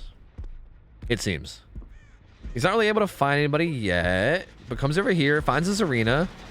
This is a good person to get chased. She does have deliverance, so she doesn't really need teammates to save her. Not a bad chase to take. I mean, he's so far across the map, but wouldn't be crazy just to pull the survivor right now. Is he still going to keep committing to this arena? Yeah, they should just pull the survivor. I mean, they're just not... Like, kinship and... Like, weirdly enough, kinship and reassurance are just doing nothing because this killer is not playing around hooks at all. So... When the killer is like this committed away from the hook, it feels like it's almost worth it. It's definitely worth it to just pull right away and then just get the heal on him and reset. So there it is. They probably expect him to play around the hook and he's just not doing it. And they're like, what the fuck? Good duck to avoid that tentacle. Good play from Zarina. Doing really well thus far. Third gen gets done. Goes down now, though. But again, she has deliverance, so this isn't going to be that big of a deal, right? She's going to get hooked, but they're not going to have to worry about it at all. I don't think I've had enough coffee today. I'm sorry. I'm just like fucking struggling to word right now. I apologize. They're not going to do anything here. Like, they're not, like, they can just go about their business. They don't have to worry about unhooking. They don't have to worry about playing around the hook at all. She can just pull herself off whenever she wants. He actually dropped down. I don't think she realized that, but when she realizes that he's far enough away, she's probably just going to pull herself off. I don't think she should wait a long time because he's not playing around hooks at all. If he was playing around hooks, then she could wait till the last minute, but because he's not, yeah, you can just pull herself off, get back on gens, get some more gen progress immediately. So, interesting. Kate's got some gen progress. Indigo Ninja's playing careful. A big thing here is these two need to play safe. And they are thus far. Oh, nowhere to hide, though. She's going to get found. She's dead. No one seems to be aware of nowhere to hide. Like, this perk is just... Both of these matches, it is hard carrying this Nemesis. Hard carrying him. Because what needs to happen and what they're trying to do... Ooh, good play for the Dwight there. It was a good little body block. Oh, he actually, like, ended up releasing him, I think. Oh! This is all good, though, because, I mean, really their main goal should be to keep him off Kate as long as possible. Dwight might even drop down and continue trying to body block. I'm not sure. Like, it wouldn't be crazy for her to run out one of these doors and then have Dwight body block that door. It really wouldn't be crazy to do. But maybe she's just trying her luck and loop. See, this is what I was talking about with the last team. He seems to, like, full send these tentacles. So I feel like maybe just, like, juking like that around loops feels like it might be really strong. Dwight trying to play linebacker here, but he's not quite cut for the NFL. Unfortunate. Lets him go by. And I think, I mean, they're still buying a good bit of time. I think this arena was doing the gen upstairs in the science room. Zombie's going to come chase her off. Unfortunate.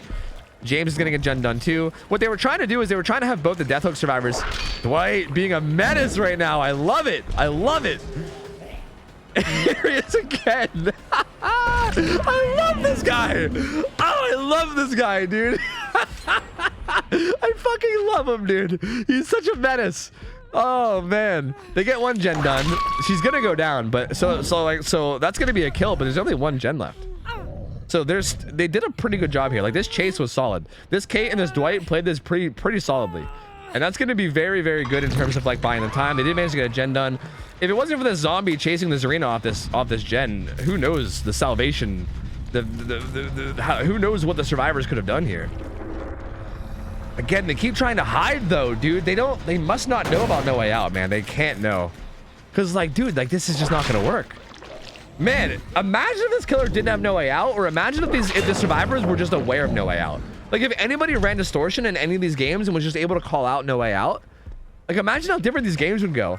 He's getting so many, like literally both of these matches, I feel like I can just say hard carried by, sorry, not No Way Out.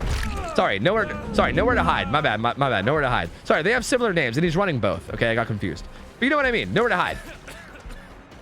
He's getting so much value out of it, and that's gonna be James going down. He's on death hook.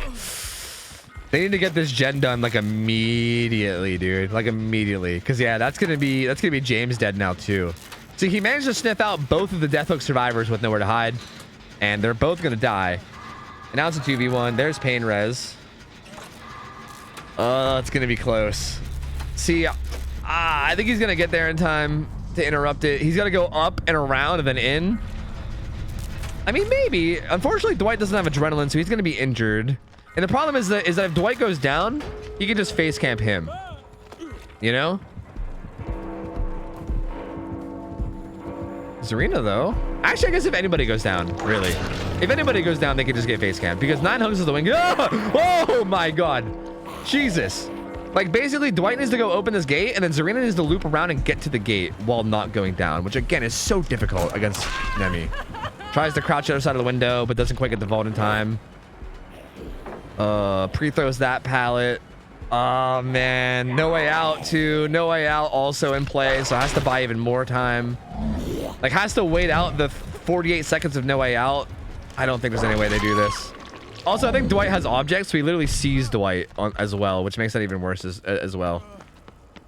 So, yeah, Dwight's just chilling down here, waiting for No Way Out to go away. Yep, and I think that's it. I think that's over. The only way this, yeah, he's injured too. There's no way for him to heal up. It's definitely over. It's definitely 100% over. He also has no way of healing. No, there's no way. If Dwight, if Nemi just sits here, he wins. This zombie is also helping him face camp, which is nice. I think he's trying to 360 hit the zombie, but now he's just BMing again. Dwight's gonna go open that gate, I think. But yeah, I mean, it doesn't. This secures the win. This is hook number 9. So. Unfortunate, man. Another really close one. Like, both of these matches were really close. Literally, dude, nowhere to hide. I'm telling you, nowhere to hide. Hard carried both of these matches, man. Like, this was crazy. That perk did so much in both of these games. So much. He's very intently watching the zombies. But yeah, I don't know. There's just really nothing they can do at this point. Like, he's gonna try to maybe, like, I don't know, he might try to, like, dead hard for the unhook, but even then, he can, like, even if he makes, like, the most god tier play, it's gonna be a 1-for-1 at best, which is still a loss. So yeah, he's just gonna run up, get punched, and yeah, that's it. That's gonna be all. He's gonna get hit, and down he goes. I don't think. See, like, this is okay. So like, this is the big problem, and like, this is not a thing that I want us to do. Where like, if a killer gets good value out of something, or if something seems really strong, to have us just talk about banning it, because I knew that was gonna happen. I knew people were gonna be like, oh, let's ban Nowhere to Hide. But realistically, if they could just scout out the perk, right? Like, if they had distortion, or if they can kind of just like put 2 and 2 together and know that he has it. I mean, I'm surprised that this team didn't know, because they saw the build he ran last game, or at least I thought they would, right? I don't know, like, maybe they weren't watching scrims, maybe they were practicing instead of watching, I don't know. But if they saw his last game, they would have known he had it last game. They would have also seen all the value he got out of it last game, right? If either team would have ran distortion and just scouted it out and knew they had it, because the issue was that people were trying to stealth near gens. If they were aware that Nowhere to Hide existed, they wouldn't be doing that. When the enemy got anywhere near, they would just run away. So that's the issue. The issue is all they have to do is just be aware that it exists. If they're just aware that it exists, it would not get anywhere near the value that it's getting. The problem is that neither team seemed to be aware that it existed, so they just kept trying to hide around gens, and that's just not it. Like, you just got to know that it exists, or at least like scout it out, or at least get a general idea that it exists, and then just don't try to stealth near gens, right? Like, if the enemy's coming near you, get a big head start and run away, and then there you go. Like, I don't think the aura reading is that powerful if like they're across the map, right? Like, if they're like the full 24 meters away, like, it's still good, don't get me wrong, but it's not like, it wouldn't be as strong as it showed. Like, the amount of times that he kicked the gen and there was a survivor just crouching somewhere or like standing somewhere. Like even just this game, it happened like 3 times, and the last game it happened like 3 times. He got like 3 free downs or 3 free hits basically just because of that. So it's not, I don't think it's anything that requires a ban. I think it's just something that survivors need to be aware of. I mean, it is very strong on this map, but because it's very strong on this map, I feel like survivors should be aware of that and maybe just run distortion, try to scout it, be aware of it, you know? That being said, I mean, he got a ton of value out of it, and it ended up carrying him through these games for sure. I mean, don't get me wrong, he is also a very good Nemi. He played it really well. I'm gonna be real, his macro is interesting because I feel like he just played very loose in macro. Like, he wasn't making a point to tunnel people out even when the opportunity. Like, this game, I feel like he could have killed James really early, and he kind of let everybody survive for a very long amount of time. And again, nowhere to hide is why he even managed to kill the survivors. Like he found both the death hook survivors with nowhere to hide. So if those guys just were aware of that perk and got away from the gen whenever nowhere to hide was in play, this could have been a whole different game, because he didn't really play macro that strong in terms of like getting survivors out, but nowhere to hide ended up kind of fixing that error and helped them get it through in the end anyway. And man, super close game overall. I mean, can't deny that he's a fucking cracked ass Nemesis player. Very, very good. I mean, his like skills with the tentacle are good. Everything, I mean, overall, just solid gameplay. Good try from the survivors too. They put up a really good fight. It was a really, really close game. I mean, both those matches were like down to the wire, just barely inching it out for the killer on both sides. So super solid games. GG's. Hey, Boo Boo, DM me on Discord if you want your prize, man. 2 gift subs. Let me know your name on Twitch, and let me know what channels you want to sub to, and I'll hook you up, man. Let me know. Super good games, man. I mean, fuck. Killers are like 5-1 today. We've had 1 win from survivors today. And fucking Kurt's up. Jesus, dude. What the hell is our schedule today, man? My God. All right, well, here, I'll pay out the Gamba. Here you go. Bam, bam, bam. All right, what team is he going against, though? He's going against Meg. So, Kurt against Team Meg. Kurt, historically, in the past, I think Kurt's also undefeated on Killer. Kurt plays a mean killer. Interestingly enough, Kurt's also played like 5 different killers. This man is like, his hours are not even that high. He's got like 2,000 hours, but this motherfucker is good at the game for his amount of hours. Like, it's crazy. So we've seen him play Pinhead, we've seen him play Billy, and we've seen him play, I think he actually might have played Oni before too. Maybe this might be his 2nd time playing Oni. He's played 3 different killers, and I'm pretty sure he's gone 2-0 both, all 3 times. I will say, like, his hours being on the lower end does do him a favor, because he feels like he plays above his hours. So like, him being good for 2K hours means he goes against survivors that are 2K hours, and I feel like it does him a lot of favors. But I can't take anything away from him. He's a very good killer. I've also ran into him in public matches too. I've ran into his Huntress in a public game, and he's a good Huntress too. Like, this fucker's just good at like every killer. It's crazy. So I feel like, I don't know, no matter what I see him hop on in scrims, I feel like I'm always ready for a good solid match. Here's your prediction. Here you go. You guys can vote away. This is Team Meg. This was the team that was thrown together with Destin, Burzard, Monkey Burrito, and Cookie. Although Destin is taking a break from the game, so he won't be here for a while. So we'll see who's playing. They're getting a lot of fillers. I'm not sure if Burzard is playing tonight either, so I'm not sure, but we will see. We will see. But yeah, feel free to Gamba. I'm gonna probably play some ads just in case. I might as well, just to make sure that we have a good buffer for adless gameplay. Is he a nurse player? I don't know. I don't think I've seen him play nurse. Yeah, I actually have suggested putting Kurt up against higher hours. I thought I might have wrote his name in like the little list of people that we matched up higher, but I don't know. But honestly, this is fine too. I'm not entirely okay. The thing that makes Kurt so good too, like he's good at killers, right? Like, he's good at playing killers in general, but also he plays heavy macro. It's kind of, oh, actually he is match made higher. He actually is match made higher. Never mind. That last killer had 2,500 hours. He has 2,100 hours. So he actually is match made higher already. Yeah, never mind. You're right. You're right. Yeah, he actually is match made higher. So never mind. We actually are matchmaking him a little bit higher than what his hours are. So never mind. It's already a thing. But anyway, I feel like a big reason why he wins so much, it's very similar to like NJ. It's a big reason why NJ was winning a lot. He plays very heavy macro, right? He doesn't shy away from tunneling out the first survivor. He doesn't shy away from hooking people in a 3-gen and just fucking patrolling it. He doesn't shy away from forcing a double unhook. And a lot of survivor teams, especially our teams that have no like real like tournament comp experience, like the people that are just learning comp from scrims, they don't really know how to deal with that yet. So a lot of times just playing around hooks heavily will get wins. And we've seen that happen a lot with Kurt, on top of the fact that he's also just good at the killers too. So we'll see what Team Meg can do against it. Let me get the ads going, and feel free to gambit up, gambit the fuck up. Let me switch to the right killer. That way you guys know who's up. And I'm hyped for an Oni game, dude. I love Oni. Oni is by miles my favorite killer to cast. I love it. So I'm excited. I am excited.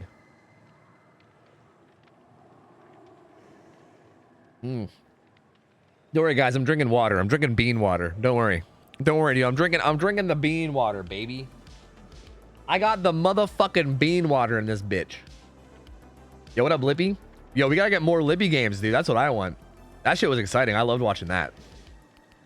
Lemon's ruthless tonight? He's always ruthless, dude. Lemon's a savage. You gotta be careful with that, mans. Yo, Jasu, thank you for the resub. 46 months. How you doing, Jasu? Good to see you. Thank you for the support. Welcome back in. Thank you. Appreciate you. If you had to play one killer for the rest of time, who would it be? Oh, I don't know, dude. Probably either like Huntress, Slinger, or Blight, probably. I would probably want a killer that like had a lot of different shit you can do. But even then, I would probably still get bored. I can't play any one killer and one killer only. I can't. I need variety when I play games. Otherwise, I get bored. Have you seen the Bubba rumor? Yeah, but I don't care to comment on rumors and stuff. Like if/when behavior confirms it, then I'll talk about it. But if behavior doesn't say anything about it, then I don't really care to discuss it. I'll say that if Bubba does go away, I'm not gonna cry that many tears. Oh no, less face camping Bubbas. Oh no, what will we do? Oh no, what will we do? Not like this. Like, I'm kind of cool with it, you know? It don't really matter to me. Fuck Bubba. Fuck him. But that's assuming it's even true. We don't even know if it's true, dude. I don't necessarily trust leaks. Like, they also said that like a second Stranger Things chapter was coming and it never did. So like, I don't know, dude. I don't exactly take everything they say as like fact. So we'll see.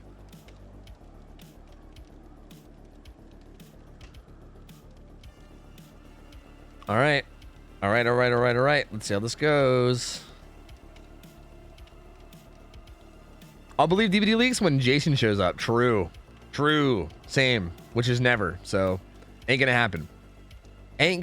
No siree. All right. I don't think these guys are ready anyway. They're probably still putting together their builds. You just upset with Bubba because how long it took to take a death, bro? They did take forever to take. Fuck that shit. Oh, they got Tyro. I didn't even realize. I didn't realize what was going on. They got Tyro and then they got Tilt. So interesting merging of teams here. I like it. Interesting. Yo, but honestly, fuck Bubba Adept. Bubba Adept sucked. Okay, so let me talk about the matchup a little bit. So this is Oni. Oni is being played on Rancid Abattoir. Now, I saw some people in Discord discussing this because Rancid Abattoir is not exactly the best map for Oni. It's kind of like a weaker map for Oni. Like, a lot of people were suggesting that we put Oni on Cool Tower because that's what they do in like real comp and stuff, because, you know, teams should be able to starve him of his power early. But something that we've seen, even on a map like Rancid Abattoir, we've seen that a lot of teams struggle with starving Oni of his power. Like, even like teams that are pretty high hours, even teams that have like comp experience sometimes will just like get hit early. It's crazy how often it happens. So until we start to see improvements there, I'm sorry, we're keeping that fucker on a harder map. Like, I don't feel comfortable throwing Oni on a map where he can get first hits even easier until we see people making some improvements there. Because so far, it's not looked good. I feel like out of like 10 Oni games, I feel like 8 or 9 out of the 10, the first hit has come in like within the first like minute of the game. Maybe like 30 seconds. It's been rough. So we need to beat that into these teams before we think about giving Oni a harder map. Because I think Oni has done pretty well for the most part. But we'll see. We'll see how this goes. They're Kurt on Oni. This is Team Meg on Survivor. And again, a big thing that is going to be important here is the first chase. The first chase and how long it takes to get a hit And I mean, I feel like with most killers, it's like how fast before the first down. With owning, it's like how fast before the first hit, right? If the hit comes in the first like 30 seconds, they're gonna be in for a struggle. They're gonna be in for a bad time. But if they can manage to just like run the safe places, pre-throw pallets, don't take any chances, really starve the killer of his power, get like a gen or two done before he even gets like a hit or a down, they could do okay. But they're gonna really like they need to do that though. Like they need to do that. It's not even like a if they can do that they'll be good. It's like a they must. They absolutely must. So he's got brutal to probably help him early with pre-throwing pallets, Colorblind Eruption, and Corrupt Intervention. So Corrupt Intervention helped him out with the early game, pretty expected. Finds Rebecca. Also heard, I think that was Ada vaulting the window, I think, in there. Well, I believe Senna's here as well. Looks like Tilt's gonna vault out. So far, so good. All right, Tilt. Don't let me down here, brother. Don't let me down. He's gonna run to this pallet. If you loop this pallet, I swear to God, if you loop this pallet, I'm gonna be very angry with you.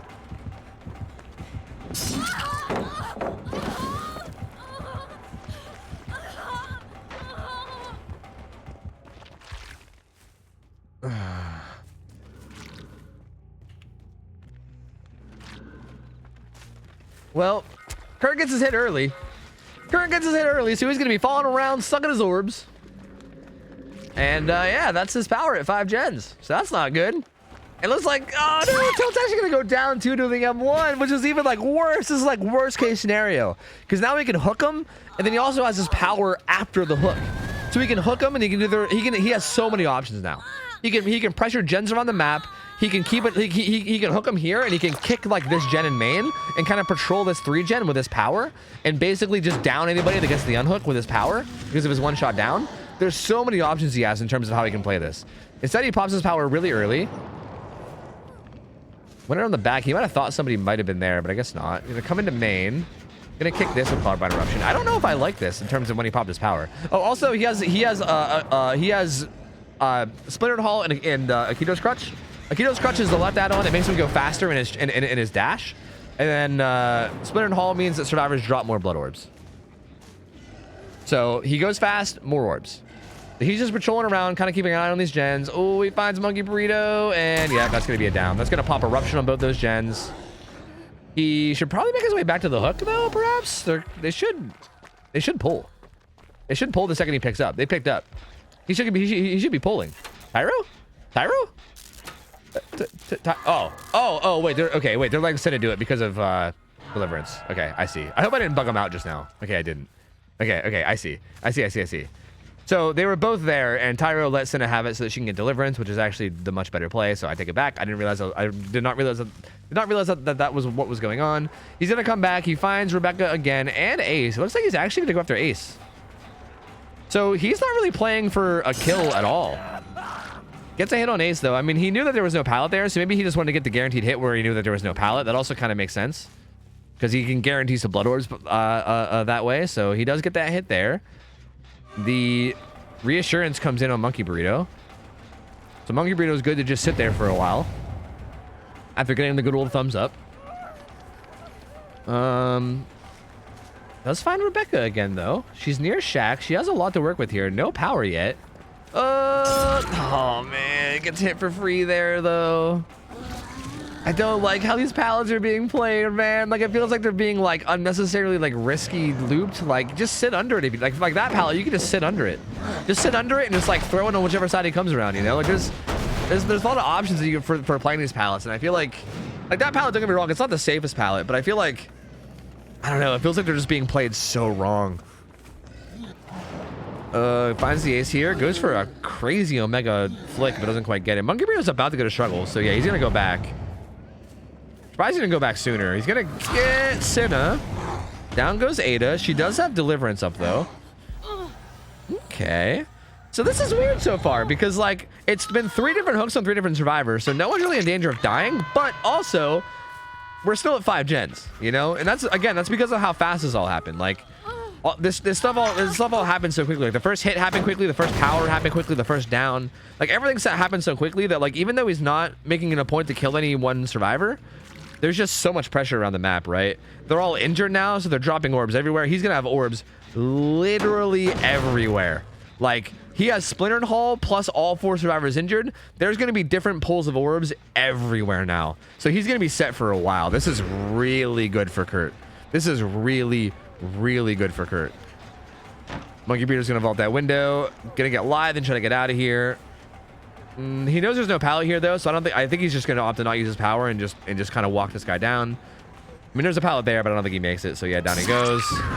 Tyro gets healed across the map. They're going to be doing this gen together in main. That's going to be their first gen done, maybe, if they even get it. Actually, Shaq's going to get done, too. So, Shaq's done. And, yeah, he knows about main. He's coming. He's coming. Big man's coming. Look out, Ace. Oh, down goes Tyro, too. Man. Oh, man, oh, man, oh, man. He's looking around. He's going to come back to Monkey Burrito. Under pallet. Okay. Let's see what these guys are doing. Ace is recovering with Unbreakable. I think Cinna's probably going to tap him up once the gen's done. So, does get the gen done in main. Ace will get tapped up, so he's back up and on his feet. Tilt, terrified in a locker, but has head on. So, maybe not terrified in a locker. Maybe Bing chilling in a locker. Hanging out, relaxing. But again, there's going to be so many blood orbs, right? Like here. Like, look at this. Easy power.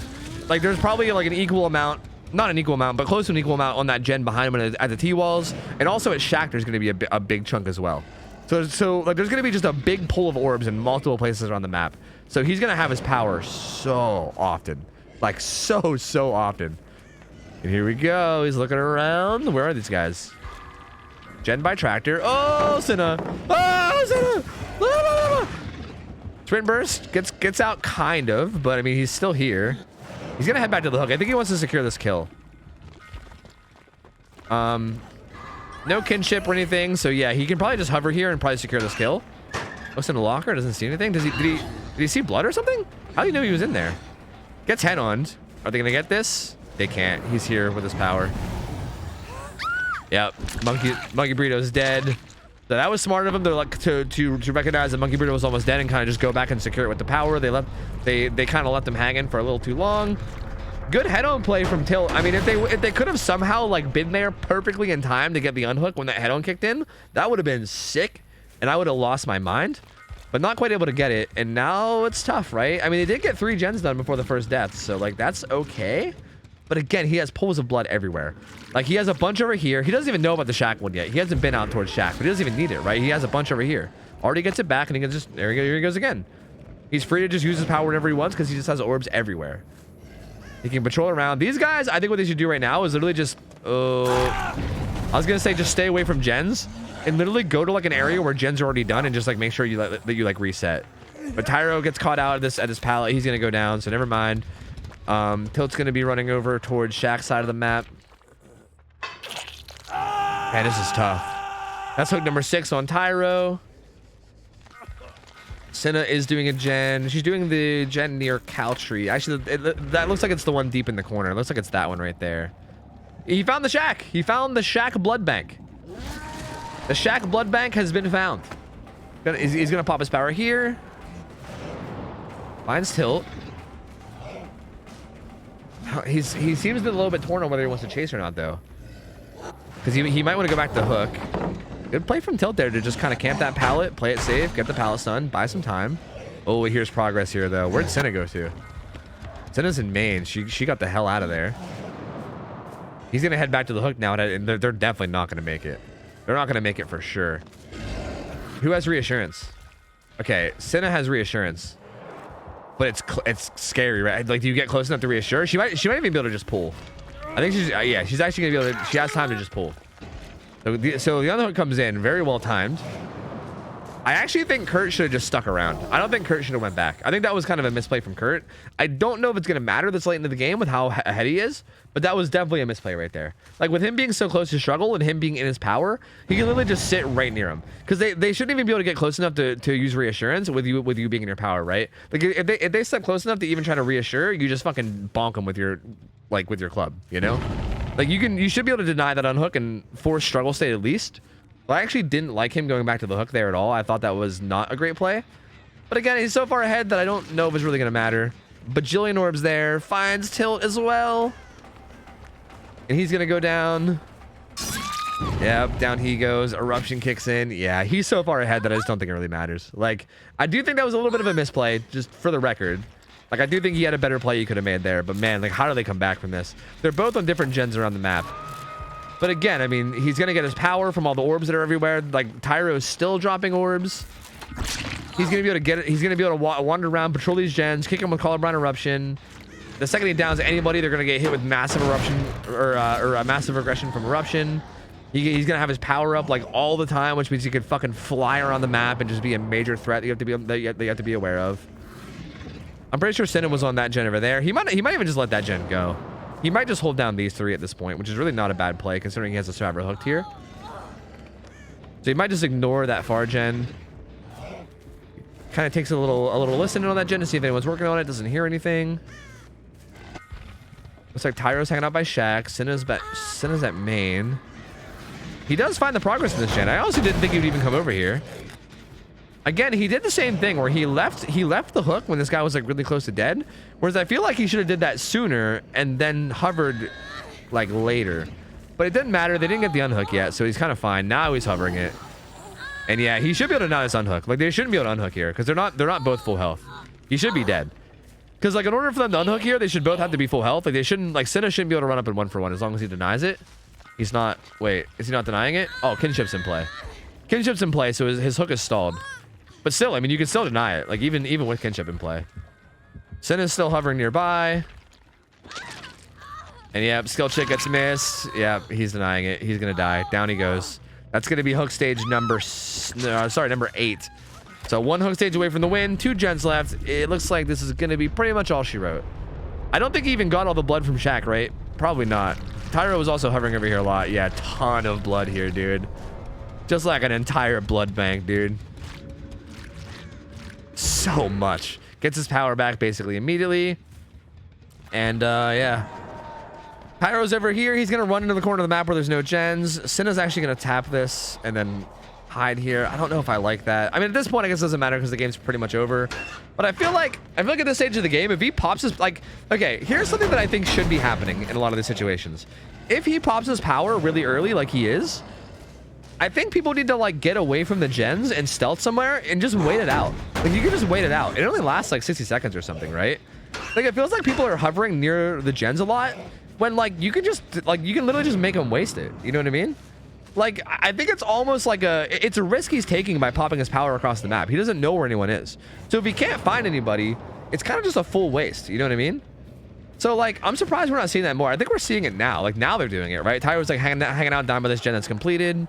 Senna's kind of nearby. Like we're seeing it now, but I'm surprised we weren't seeing it sooner. Because right there, like he used his power there with nothing, right? Like nothing happened. I mean, obviously now, like at this point in the match, he has so many blood orbs that I don't know if it'll matter, but maybe. I mean, he might not even have enough for his power now. Like, that was good right there. Like he didn't get it down. He didn't snowball anymore off of that. So, not enough orbs for his power yet. Well, never mind. I take it back. I take it back. He found a nice little stockpile. Oh man. So yeah, here he comes back again. I mean, at this point, I feel like they're gonna have to do this like 4 times. You know, you do like maybe 3 or 4 more, you know, situations where you wait on his whole power, then maybe we'll be good. See, but now I think he's being more careful. He's like, all right, well they stealthed out that last one, so this time I'll just hold on to it. So yeah, he's just gonna wait. He's probably gonna wait until he at least hears some gen progress, right? Like if he finds a gen that has progress where he knows it's been worked on, maybe he'll pop it and look around then. But so far he's not seeing anything.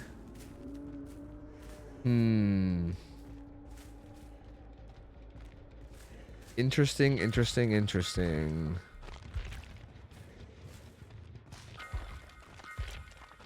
Still just kind of hovering around. They're not wanting to give up. Like they're trying for this. They're trying for this 2v1. I mean, realistically, they're probably fucked. You know what I mean? Like realistically, the chance of them winning this has got to be like a fraction of a percent. Like just to be realistic. But they're not giving up. Well, down goes Senna. Well, it's over now though. It's over now. And then Senna's gonna be hooked. That's gonna be hook number 9, and that's gonna be GG's. I mean, I think she has delivered. Oh, sorry, no, she already used it earlier. He gives the nodders, the confirmation nodders on hook number 9, and that's gonna be it. That's gonna be GG's. So, interestingly played match. Very interestingly played match. Yeah, I mean, I know he has Color Brian, so you'd be letting your gen progress go away, but like, if nobody goes down, like if you can manage to have everybody heal, and if nobody goes down during his power, I would trade gen progress for that. Because then you can go back to him having no power again, right?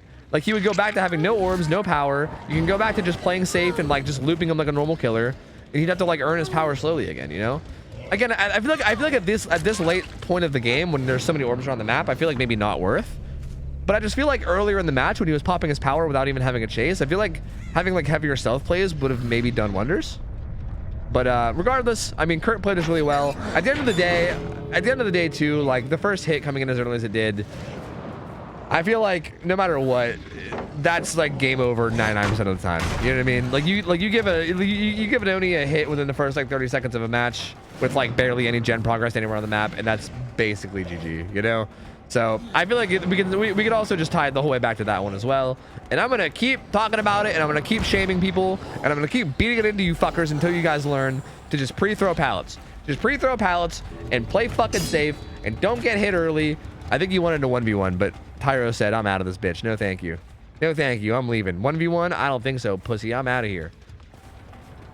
Hey, this is like sort of a 1v1. It's just, you know, he kind of just like, he said ready when Tyro didn't even realize he said ready, but he said ready, kind of. And down he goes, and that's going to be GG. So, hey, man, I mean, well played from Kurt. Well played from Kurt. That's another killer win. Still rocking on one survivor win for the whole night. God damn.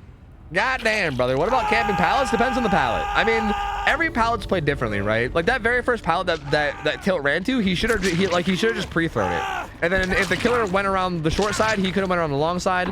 Like he shouldn't have like stopped to play it on the short side the way he did. Like that really wasn't ideal. He tried to camp it, but that like even camping that pallet kind of leaves you open for like a moonwalk mind game, which is what he fell for. Like I think pre-throwing that would have been much better, and then just running around the long side. You know, like I can even go back and fucking show the footage and show you what exactly you should have did if you want. But I mean, yeah, there's ways to play most pallets that make them extremely safe and extremely hard to get hits on. And yeah, I mean, if you don't play it the safest way possible and you leave yourself open to a mind game to get hit, then, you know, you're just going to lose the Onis. And there's really no way around it, you know? There's just no way around it. Yo, running this to make this abundantly clear, I am, in fact, about to start driving. And my car has not even yet been turned on, but I will be listening via Bluetooth when I, in fact, turn my car on, so my phone will not be in my hands while I drive my automobile because I am responsible. Hi. Yeah, we gave you a lot of shit last time that you said you were watching or listening to stream while driving, huh? We really went hard on you, huh? Hey, good to see you, Kyle. Hope you're doing well, man. Let me pay out. Well played from Kurt. Yeah.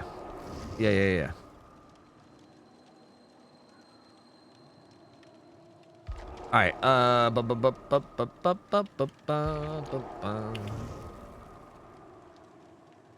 So the win con is the same for all the killers. Yes. The win con is 9 hooks in every situation.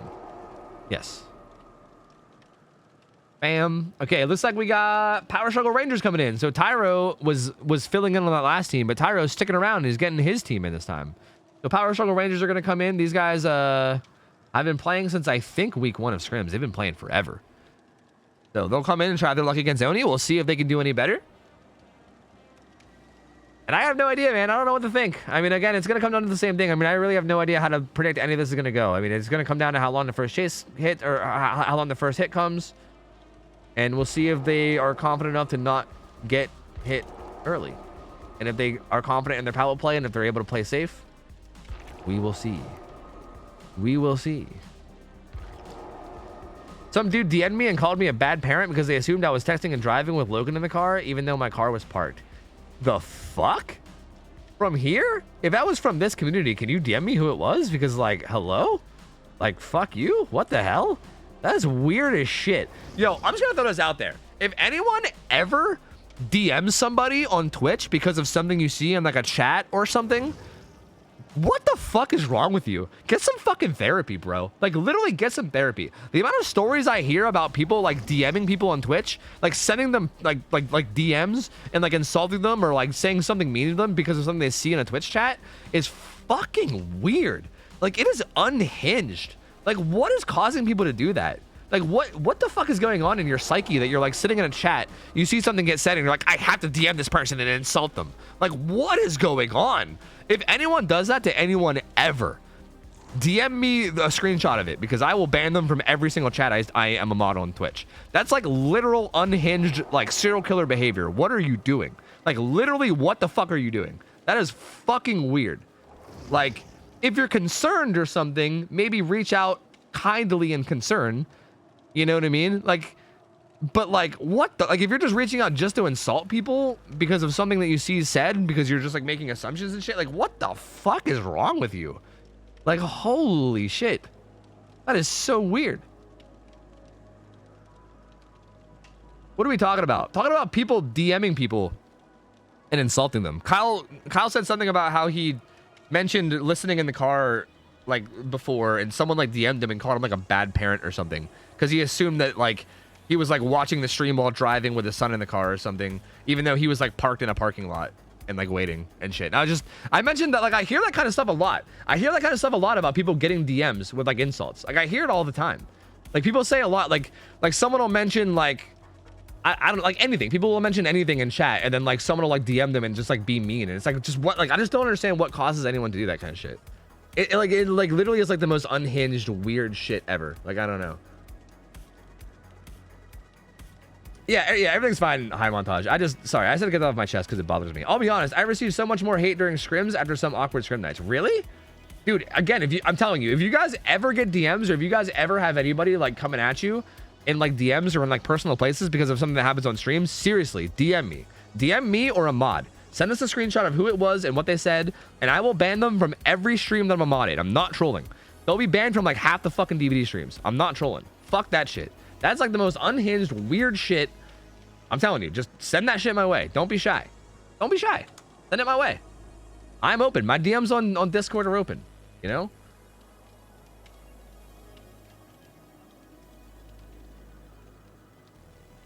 Also, hi, Mariah. How are you? Good to see you. Hello, hello, hello. Can we get info about the survivors? Yeah, these guys are Power Struggle Rangers. I don't really know, like, it's hard to give a lot of info on them. They've been playing since week 1 of scrims. They are a bit inconsistent is what I'll say. Sometimes they show up and they're like fucking juicers and they make some god tier plays. And sometimes they slip up and make like sometimes they'll show up and they'll do like a throwing play and then they'll die. So I don't want to caster curse them, right? I don't want to be like, yeah, these guys are like gonna fucking juice, because I don't want to caster curse them and ruin it. You know, it's hit or miss. These guys are definitely capable. This team is definitely very capable, and I definitely think that they can win this. Like, it's definitely not an unwinnable game for them. I know that they're capable of winning this. It's just going to be a matter of how tight and disciplined their gameplay is today, right? Like, if they're having a little bit more of a sloppy day, then Kurt might take advantage and beat them. If they're having a very on day, they definitely, these guys have played very clean in the past. They've been coming back every week. They've been improving a lot each time. So both sides, I mean, I think it could go either way here. Like, I don't think there's a heavy prediction on either side. I don't know. I mean, Kurt, again, is a force to be reckoned with. He's still undefeated in terms of playing killer and scrim night, so it's going to be close. I mean, I don't know. It's just going to depend on how good of a batter of a day they're having. We'll see. We will see. I'm really not sure. Livicado, what up? How you doing? Yeah, I cast a curse all the time, dude. I swear, like, every game I cast, I'm like, oh man, as long as the survivor doesn't go down in the next 10 seconds, and then they go down. Like, it's like every time, I swear. It's fucking crazy. Kurt not undefeated as survivor. Copium. Says Kurt's teammate as survivor. Melindy, please. Don't put yourself in this position. Don't do that, Melindy, please. You're right, though. You're right. Kurt's not undefeated. He's lost as survivor. True. But so far he's undefeated on killers, so I mean, we'll see. We will see. I don't know, man. And we got Tyro's team. You guys know what they say about Tyro. I've heard that for the poor, he's the treasure. I heard that for the sick, he is the medicine. I can't remember what they all are. I was trying to remember what the copy pasta was. I can't even fucking remember half of them. Does that mean it's because of his teammates? I don't think, no. I mean, Survivor's hard, dude. Like, something that I've realized from, like, playing scrims and also casting scrims with people that have never played scrims, when it comes to, like, transferring your skill from, like, public matches to like, competitive matches, Survivor is, like, a million times harder. Like, literally, like, a million times harder.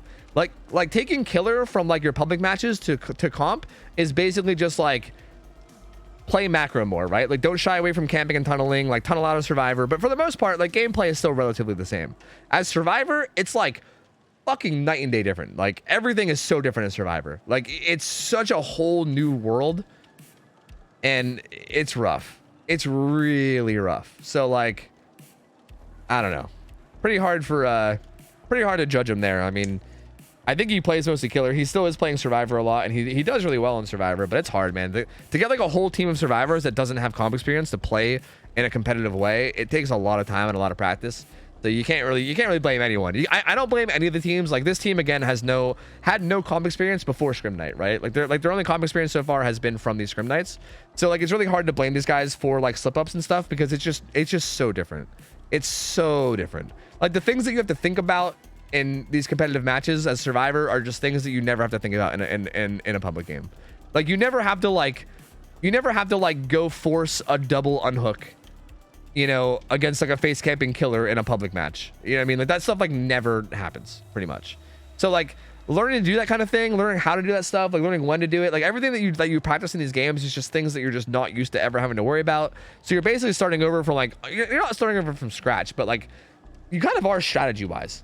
Like I feel like you keep all your knowledge of how to loop and stuff, but as far as strategy goes, it's almost like starting over from scratch. It's almost like you're brand new to DVD again, you know? It needs to be banned. Look at her name. Dragging me nuts. Yo, their name's been dragging me nuts 420 for like 3 months now though, okay? Please. Please. You know what? I'll allow it. I'll allow it. Nope, I'll allow it. I think I'll allow it. I think survivors don't prepare for Star Friends comp enough. Very true. Night and day difference. Preparation is most important for sure. Yep, 100% true. Because again, it's a whole different world. Like you can play public. I mean, I have like 10,000 hours in public matches. I've probably played like 4,000 hours of Survivor, maybe like 3,000 or 4,000 hours of Survivor over my years on DBD. And again, when I played comp Survivor for the first time, it was all brand new, basically. Like even casting still, like there's so many things that like you see where I'm like, man, like I've never had to think about that in one of my matches ever. Like, it's so different. OhTofu, W Young Crassus. Borlord, I saw you comment that on my YouTube video with some weird name. I knew it was you because I saw that exact fucking line. I was like, goddamn Borlord. Goddamn Borlord. Junkhead, what's up, buddy? How you doing, dude? Hello. Welcome in, bud. Hello. Ninja Fox, what up, man? All right, here we go. Has anyone heard from CFB? She posted in Discord today, yeah. She posted in Discord today, Borlord. You can go check it out. KFB has been born, good and healthy. And it all looks good. It all looks good. All right, well, let's see how this goes. I'm excited. Oni game, dude. I'm excited. I'm excited to see how this goes. We do love us some Oni. We do love us some Oni. So again, the first hit is going to be the most important thing. Again. We keep talking about this over and over again, and I'm going to continue to talk about this over and over again, and I'm never going to stop talking about this over and over again until people do better. So I'm going to say it again. The first hit matters so much. All right, these guys need to play safe. They need to play very careful and safe, and they need to make sure to not let the first hit happen quickly. All right. Like, hopefully, like, at least force, like, a few pallet kicks, right? At least. Like, even if a gen doesn't get done before the first hit, you know what? I'll excuse it. Just at least get some pallet kicks in or something, you know? Like, just not within, like, the first, like, 2 tiles, right? At least play, like, 3 different tiles is what I'll say. If you can get 3 different tiles into your chase before you get hit, I'll at least be happy, all right? Because like, at least that's progress. I think when servers aren't taking enough advantage of communication, tag teaming gens, and playing buddy system. Well, yeah, again, because you don't ever have to do that in real matches. Again, that's the thing. Like, if you're playing just like public games with friends, that's not something you ever have to do. You know what I mean? Which is why it's so. That's why people don't do it, right? Like things like buddy systeming in like public matches, you don't need to do that. You could just loop killers and slam gens and win. So, I don't know. Anyway, let's go. Here we are, Kurt. Here we are again. Same build. Same exact build on everything. Yep. Add-ons, perks, everything. So same build. We'll see how the first chase goes. He has 2 gens blocked over on check side, 1 gen blocked over on the other side. We'll see what he can find. I'm surprised he didn't kick out that wall behind him. Did he see a survivor here? I thought I might have saw a survivor here, but maybe not. Maybe yes? Maybe no? Maybe yes, no? Maybe not. He's looking around. His instincts are kicking in. He thinks he might know, but I don't know. Okay. Shack gamer, tractor gamer. Pyro's out front. They're all just stealthing right now. Playing it safe and careful, which I don't hate. I think they need to make... Pyro gets found. Okay, let's see how it goes. Already throws one pallet. He can vault this window and get a bunch of distance and go somewhere safe. Now go somewhere safe. Go to either this jungle gym or go to like Shack. Actually, I guess going towards the corrupt gens would be good too. Circling around is also fine, but you need to be careful he doesn't double back. Like go to that pallet. Okay, that's fine. He played that fine. He played that fine. That's fine. Because he... How did this happen? How did this happen? How did this happen? How did this happen? How? How? How did this happen? How did this happen? I look away. I look away for 3 seconds. I look away for literally 3 seconds. How did it happen? She was just like out of position. She was the one at Shack, was she not? Man, I don't know, dude. Man, I don't know. It's not even the LT wall. She got hit before she even made it to the LT walls. Like, she got hit on her way to them. But also, like, even still, I wouldn't position at LT walls, right? Like, your positioning is huge. Like, you can choose where you position. You can stay near Shack. You can stay near other maze tiles. Either way, Kurt gets his power early. It is what it is. Let's see what he does with it. Oh, goes for like an over-the-wall hit on Tyro, but Tyro actually got stuck, and it actually kind of benefited him. I think he was trying to get the hit over the wall, which I think you can actually get. Like, similar to an M1, I think you can hit them over the wall if they're close enough. So I think he was assuming he was going to be close enough. He was going to try to bonk him over the wall, but he wasn't close enough because he got stuck. So kind of tactical stuck there from Tyro. Sees Colorblind on this gen, though. Pallet gets thrown. He's going to kick it. Hey, so far so good, though. This tile is really strong against Oni, too. This is not a great tile as Oni. Oh, he went for the flick. Oh, well, he's actually... Yeah, his power's going to run out. Okay. This is actually really good. This is really, really good. I mean, Kurt kind of messed up here, I'd say.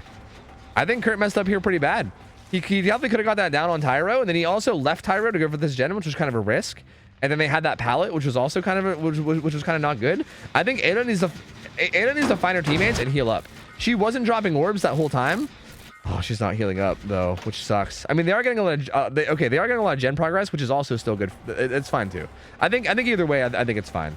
Because yeah, she's dropping a bunch of orbs right now for him, but honestly, all the gen progress that they're getting is probably worth it anyway. So it's okay. Good mind game there from Kurt. Again, I would have preferred that Nia to just play the pallet and not even play the window. Like, he did such a good job of like not getting down in his power and then denying him his power. Go back, just like pretend like it's the very first chase. Just pre-drop Shack pallet. Don't even try to play the window. You know? You're gonna get some more orbs now. You pre-drop it now, but like, you know, it's kind of too late now. Power comes in again. Man, I feel like people need to get into the habit more of just throwing pallets and not like trying to play windows, like not looping like it's a public match. Kurt actually fucking up his power a lot though, to be honest with you. Like, he's missing a lot of flicks here. Finally gets the down on a knee here. Gonna get the hook on her in the corner, but that's the first down. 2 gens done before the first down comes in. Actually a really solid start, but it is a basement hook, so that's gonna be rough. So not an ideal place to go down, but regardless, very solid start before the first down, at least. Much better than we've seen in most Oni games. They did a really good job of like not going down in that first power.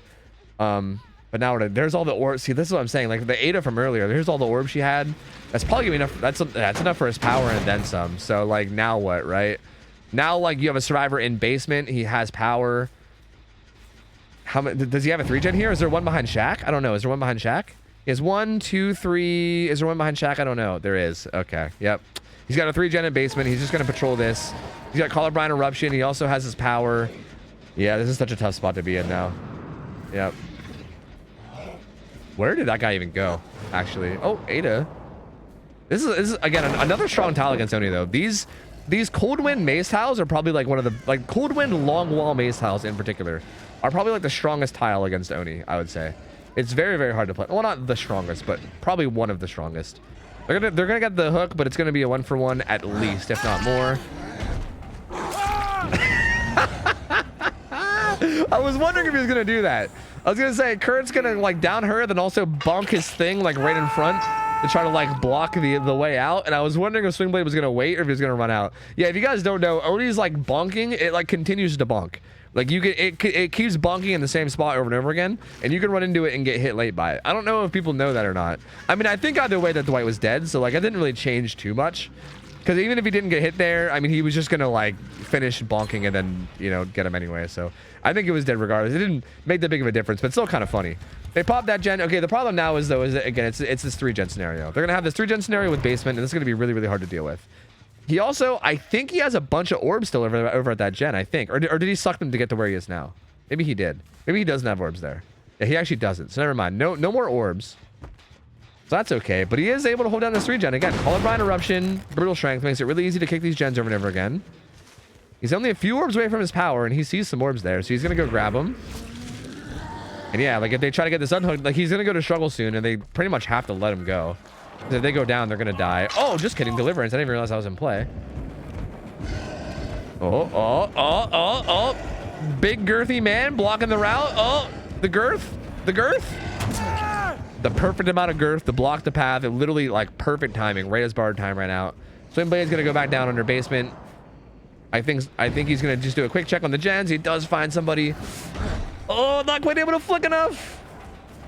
Oh man, it's really important that they don't go down here. I think he was up on tractor. That's actually huge that they don't go down there. Kurt missing quite a bit of flicks this game. Interesting. But I mean, he will have Swingblade back here again. I don't think he had DS, right? So I think he's gonna go back. He's gonna go back down in basement. They need to try to get as much pressure as they can on these gens. Like they shouldn't be like, yeah, like definitely be doubling up on this gen. He's actually gonna off the hook close to this gen because of how much progress is on it. Is this one also in a 3-gen? No, that one's far away. Oh, Fonset on Nia for free. I don't like that at all. She's gonna get hit and run away. So yeah, this is actually, I like this play from Kurt. I think I like this play from Kurt.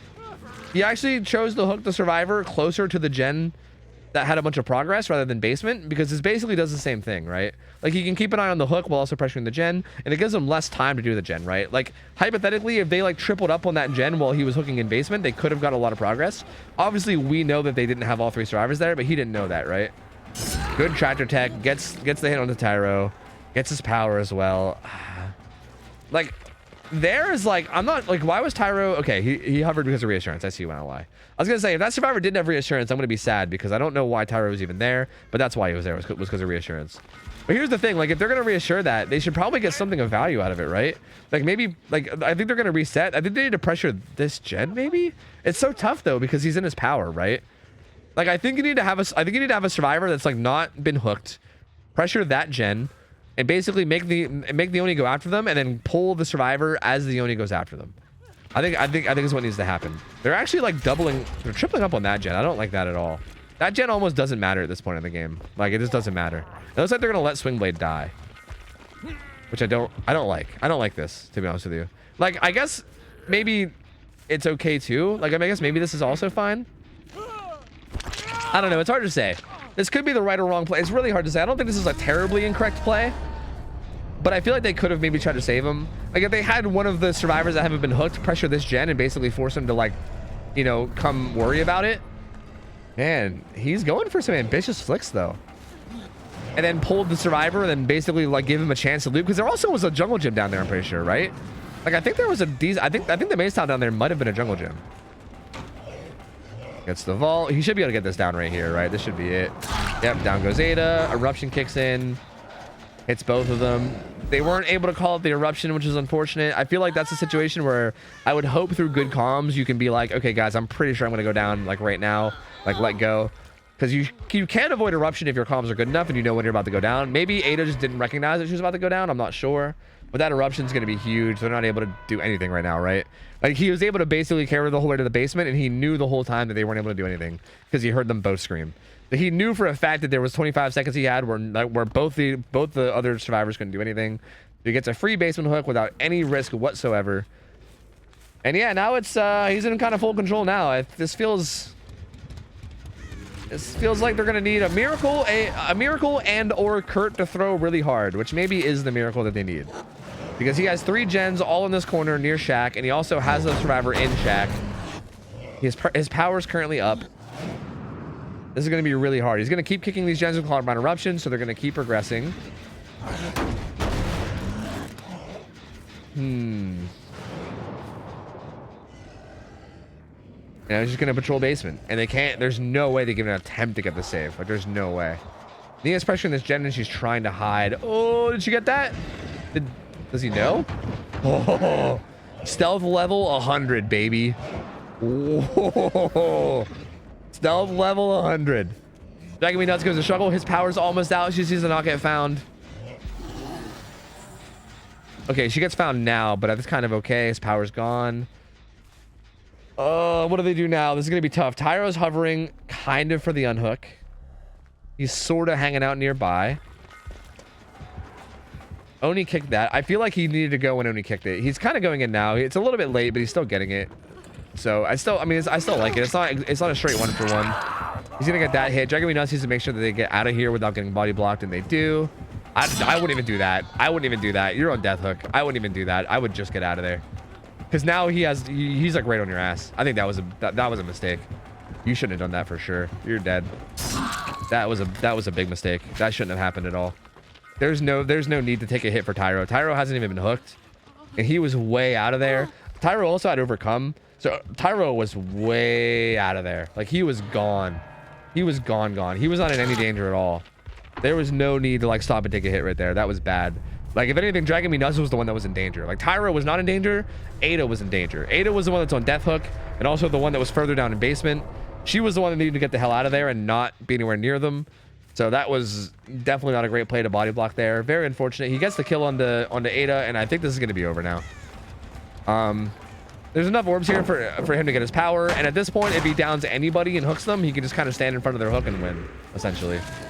Like, as long as he just, like, at this point in the match, in like a 2v1, it's literally just like the next down wins, essentially. Like the second A1 goes down, it's over. Because you can't solo unhook without at least 1-for-1-ing. Unless the killer is, I don't know, like AFK. Was that a tofu moment? Did Kurt just have a tofu moment? I think Kurt might have just had a tofu moment. This is where chat all loses their mind and goes, blind! Oh my god, blind! But honestly, dude, in the heat of the moment, sometimes it's hard to see, you know? Sometimes it just looks like something else while you're passing, you know? I feel it. I feel it, Kurt. Sometimes in the heat of the moment, you don't even know what you're seeing, you know? But he's gonna find Nia, and he's gonna get the down here. Yep, down she goes. That's gonna be it. That's gonna be it for sure. There's no way they're gonna be able to do anything here, right? Because at this point, I mean, I don't even think Tyro can heal himself, so he can't even attempt a 1-for-1, right? So this is definitely just fully over. Like, he can't even attempt unhook at all. That's gonna be he's gonna hook her deep into 3-gen just to be sure, you know, just in case. I mean, I think we've already seen Deliverance, right? Have we seen Deliverance this game? Maybe he's worried about Deliverance or something. She's second stage, so it didn't matter anyway. But yeah, I don't think there's anything that can possibly save them here, so it doesn't matter. I think he's just deep hooking just because why not, you know? Why the fuck not? That's gonna be it for sure. That's definitely game over. Was there a hit at 5 gens? Yes, there was. So another unfortunate game. Oni coming through again. I mean, I will say Kurt won this one again, so Kurt remains undefeated. I will say though, he was a little sloppy with his Oni play.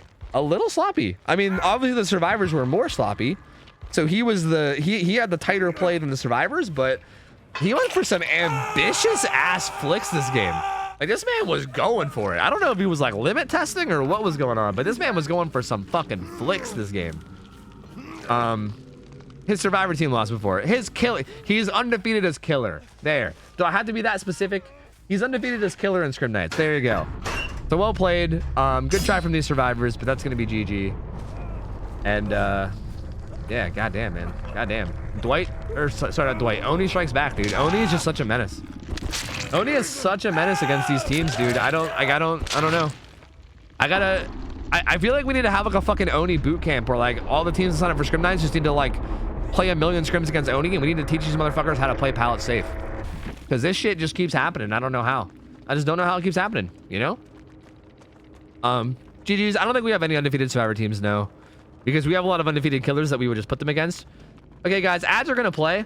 So you guys might get hit with ads right now, but that's okay because I think I'm gonna like we're gonna have to set up the next game with a new killer and new survivors, and I might take a coffee break anyway. So there might be a bit of ads that play. But yeah, GG's. Well, actually, there might be an undefeated survivor team. But like, if there's an undefeated survivor team, they probably like played twice, and that's probably it. They probably like played 2 games, and like didn't play again. I don't think there's like a survivor team that has played more than like twice that's undefeated, right? Like all of the like comp teams that have played, I think have lost at least once. Like all the ones that continue to play, I mean, like Soro Clan that keeps coming back and playing, I think they've lost. Yeah, even like all the really cracked out comp teams that we have, like even they've all lost, I think, at least once. Yeah, I don't think there's any undefeated survivor teams. I think the undefeated thing usually happens when there's like a low hour killer that plays a strong macro, because again, I know I keep going on and on and on about this, but like, it's like survivors are so not used to having to play the way that you have to play it in comp that like a good killer with like 2,000, 3,000 hours that will just play in like a competitive way is just going to shit on most survivor teams at that hours that have no comp experience because they're not used to having to deal with the things they have to deal with, you know? Like it takes a really big level of coordination and comms and like strategy that survivor teams just have no experience with. So I think when you find killers like Kurt and like NJ, who was previously undefeated before today, when you find killers like them, they go undefeated often because they just play a really heavy macro game, and most survivors are not used to having to deal with that, and then it usually ends up just making people fall apart, you know? Like the way Kurt played that, for instance, right? Like I would say his Oni play was even a little sloppy, like sloppier than I would expect from Kurt is what I'll say. Like I don't think it was super sloppy. I think he played really well, but like I don't know. I think I have high expectations out of Kurt, but I think he played it sloppier than I would expect, and I think just based off his good macro play, right? Like the way he played around basement and that 3-gen was just such a good, like tactical, like strategic play. And it's so hard to tackle that. Like you have to play it so perfectly as survivor to like, you have to know exactly what to do and also like do it so perfectly on the fly. So most people just aren't used to that. And, yeah, I mean, I don't know. I think I think that's kind of what causes a lot of these like undefeated streaks is just a lot of these like lower hour teams that aren't used to that kind of thing. But we are getting a lot of lower hour teams that have comp experience, which is interesting. So I think that might mix it up a bit. Anyway, I'm going to give you guys a prediction. This is going to be, it's going to be Carlitos' team. These guys recently changed their name. These guys are quite cracked too. These guys might. I'm pretty sure, I don't know if these guys have comp experience. They might. I know we've seen these guys play and they always play really well. Like, I think they do, but they also might just be a bunch of cracked survivors that are just figuring it out on the fly. I don't know, but they play really well together. They are quite good. So this one should be a good one. Yeah, we're getting into like the comp teams now. I think all the last 3 survivor teams we have might be comp teams. Now that I'm looking at it. So yeah, we're gonna have some good ass survivor teams now. Hipster Superman, I think, has also been undefeated thus far in scrims. But I think he's gonna have quite the challenge on his hand here because yeah, Gorset. Yeah, read Tyro's message. Dragon keeps getting chatters adding him and shit talking him. Yo, literally DM me whoever's doing that. Literally DM me whoever's doing that, and I will like literally ban them. Like if motherfuckers think it's easy to get in front of like 2,000 people and play perfectly without like having a ton of experience on any of this shit, like eat a whole dick. Sign up and come try your luck. Yo, fucking pussy. Stop talking shit. Like literally send me DMs of anybody that's doing any of that shit. I'll ban every single one of them, and I'll ban them from every fucking chat that I have. Because, like, what the fuck is wrong with people? Like, what the fuck are you doing? Like, what the hell are you doing, dude? Dragon's a very good player. I've scrimmed against that team a bunch of times, and Dragon is a very good player. Obviously, Dragon had a little bit of a rough game that game, but Dragon's a very, very good player. I've seen a lot of good plays out of them. Like, again, it's like I said, like you can be inconsistent sometimes, especially when you're lower hours in a game, and it's going to happen sometimes. So, like, it's just fucking weird. Fucking weird, dude. Weird as shit. Anyway, I'm going to play some ads, guys. I got to get some coffee. I think Hipster's playing Pig, right? So I'm going to hover Pig just so you guys know who the killer is. Need him in. Sorry. Gonna hold hostage till I'm ready. All right, I'm gonna go get coffee, guys. I'll be back in a minute, okay? But yeah, like seriously, like I'm not trolling. Like actually DM me if any of that stuff is happening. Like legitimately, please do. I'll handle it like once stream is done. But yeah. I'm gonna get some coffee, guys. I'm gonna play some ads while I'm gone. And when we get back, we'll see how this Pig game goes. This should be a really, really good one. This should be a very difficult match for Hipster, and I'm excited for it. So I'll be back in a minute. BRB. BRB. 1 sec.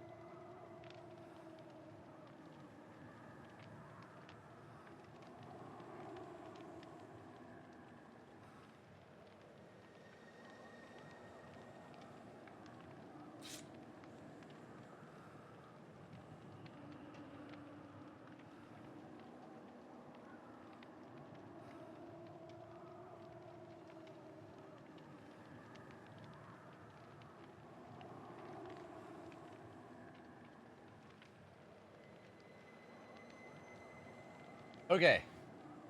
Okay. Why are we spamming F? Why are we spamming F? What's happening? Why? What? Stop that. What? Stop. What are you guys doing? Don't do that. Don't do that. What are you doing? If we all spam F, Tobu will be very confused when he gets back. God fucking fuck you, Lemon. Fuck you. Fuck you. I knew it was going to be something like that. I was wondering who said it. I knew somebody was going to say something like that, and I was like, I wonder who told these guys to spam F. Fucking Lemon. Goddamn fucking Lemon. All right, we're ready to go. Let's do this. Let's do this. All right, so Hipster has been undefeated up until today as well. But again, based on so what's happening here is that I'm pretty sure like if you guys look at the hours, for instance, Hipster's at 2,600 and these guys are at 3,500. So because killers have been dominating so much today, we've had one survivor win all night tonight. So because killers have been dominating so much, Hipster's playing at a very he's playing way higher than he probably should, just because we've been cycling through survivor teams really quickly and not killers. So hours wise, it's going to be on the survivors side pretty heavily for the next few games until unless survivor teams start winning. So really, Hipster on paper here is up against a team that he should struggle with, but we'll see. Hipster plays a pretty good pig. And Mega's played on Pig is played on Midwich. Did I give you guys a prediction? I think I did. Yeah. Okay, I did. Whoo! I want to make sure I didn't forget. Whoo! So we'll see how this goes. This should be interesting. And again, Pig is allowed, I think, all of her add-ons. I don't think she has anything banned, so she's allowed to run anything she wants. There's a lot of different options you can go for in terms of playstyle with add-ons. You can do things like iridescent videotape to just give you a better early game. You can do things like roll set number 2 to be really annoying. There's just so many options. You can do a madness letter for the wall hacks. There's a lot of options that you can do. And yeah, you're allowed to use a purple oak when you play on Midwich because Midwich's hooks are terrible. So we allow purple oaks. All right, looks like you went with videotape. So videotape is in play, which means they all start with their bear traps. And there it is. There it is, the menace. The menacing perk that carried the Nemi earlier. Nowhere to hide. So he's got Eruption, Nowhere to Hide, Plaything, Stibiffle. Interesting. Nothing for the early game, which is actually kind of okay because of the videotapes, I think. Videotapes, and I think that's also Jigsaw Sketch, which I think that's the add-on where if someone's doing a gen with their hat on, I think you just see their aura, right? I think that's how it works. I think that's how it works, right? It's something like that. It's like if they do a gen with a bear trap on, you literally just see their aura or something like that. It's crazy. Is anyone doing a gen? No. I wanted to see. I think it's something like that. It's wild. So I don't think they're going to be trying to do gens. They're probably just going to try to get their bear traps off anyway. I think that's what they're going to prioritize right away. Just get them out of the way so they don't have to worry about them later. He finds a chase with Cheryl right away and gets a hit pretty quickly.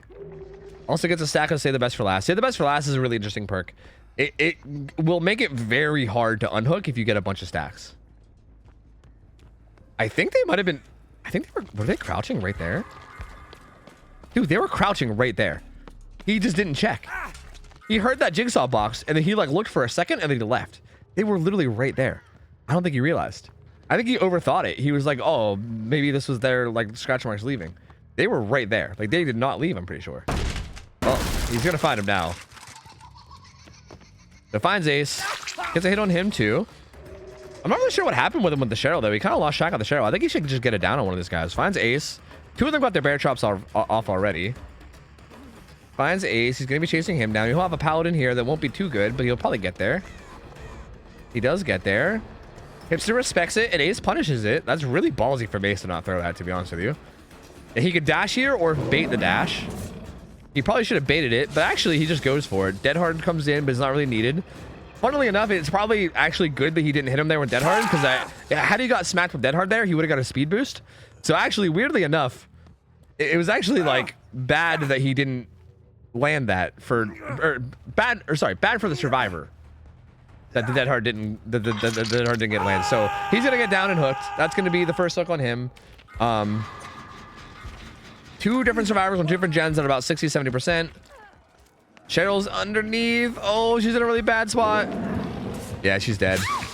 Yeah, that backside of that pallet is just a death area against Pig. You just can't do anything against the dash. Because normally against dash, the main counterplay is just to walk away and leave. But you can't really walk away and leave in that back corner.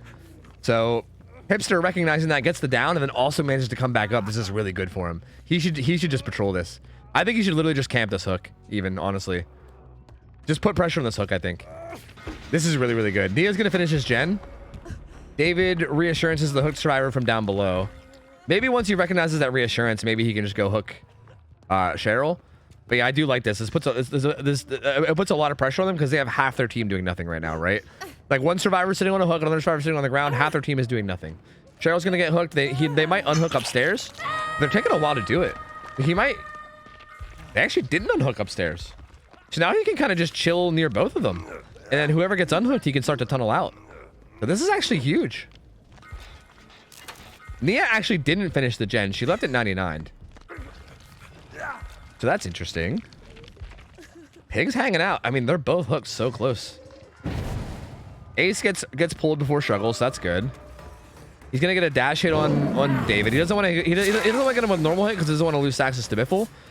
But at the same time, there, I feel like him getting that dash hit kind of gave that Ace a ton of distance. Maybe he just doesn't even want to go after the Ace anymore at all. She got reassurance. Not sure how I feel about that. David has deliverance now as well. Ace gonna be trying to get his bear trap off. Because I thought he might try to tunnel the Ace. As a matter of fact, is this the Ace's trail? I think it is. So he actually is gonna find the Ace. And Ace is gonna go back down, but I'm pretty sure Ace has DS, although DS basically does nothing anymore. Gonna kick this gen with Eruption. Nowhere to hide, not gonna show much. Nia's gonna finish his gen on her own while David makes his way to the hook. DS comes in. Gonna get him a little bit of distance. You know, I mean, to be fair, he has a pallet here. I guess this isn't too bad. Plaything actually came in really huge here too whenever he came back up on him. Good dead hard from Ace there. Oh, that's so frustrating as a killer. But good dead hard from Ace there. Also makes him lose stacks as well because he's now the obsession.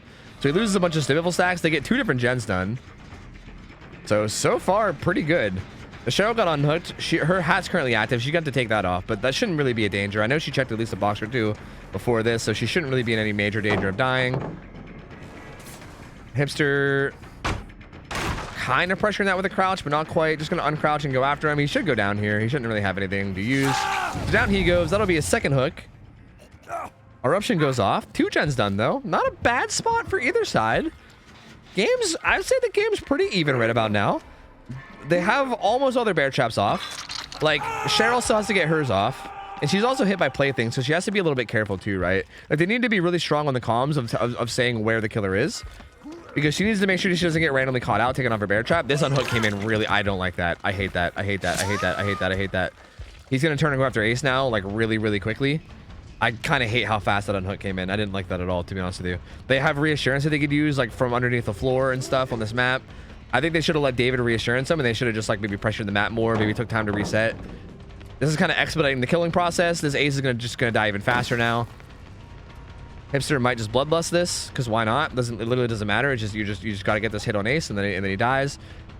Corinne does get the hat off. Hipster, bloodlust too. Gonna utilize this crouch here. Ooh, like, we went for like a moon dash, and then he faked the moon dash. That was interesting. Still didn't get the hit though. Got the dead heart out of Ace. Gets pallet stun there. Ace actually doing a really good job. He has this pallet here he could use too. This Ace doing a very good job here though. Making this take a long time. I mean, the longer it takes for him to get tunneled out here, it has a god pallet there too. Ace coming through though. This man is fucking gaming, dude. This is exactly what they need. I mean, I was gonna say that the early unhook was bad, and I still don't really know if I like the early unhook, but honestly, this Ace is making it work. I still think they could have thought it out, but Ace is like, hey, you know what? I could also just be a fucking god too. You know what I mean? Like, what if instead of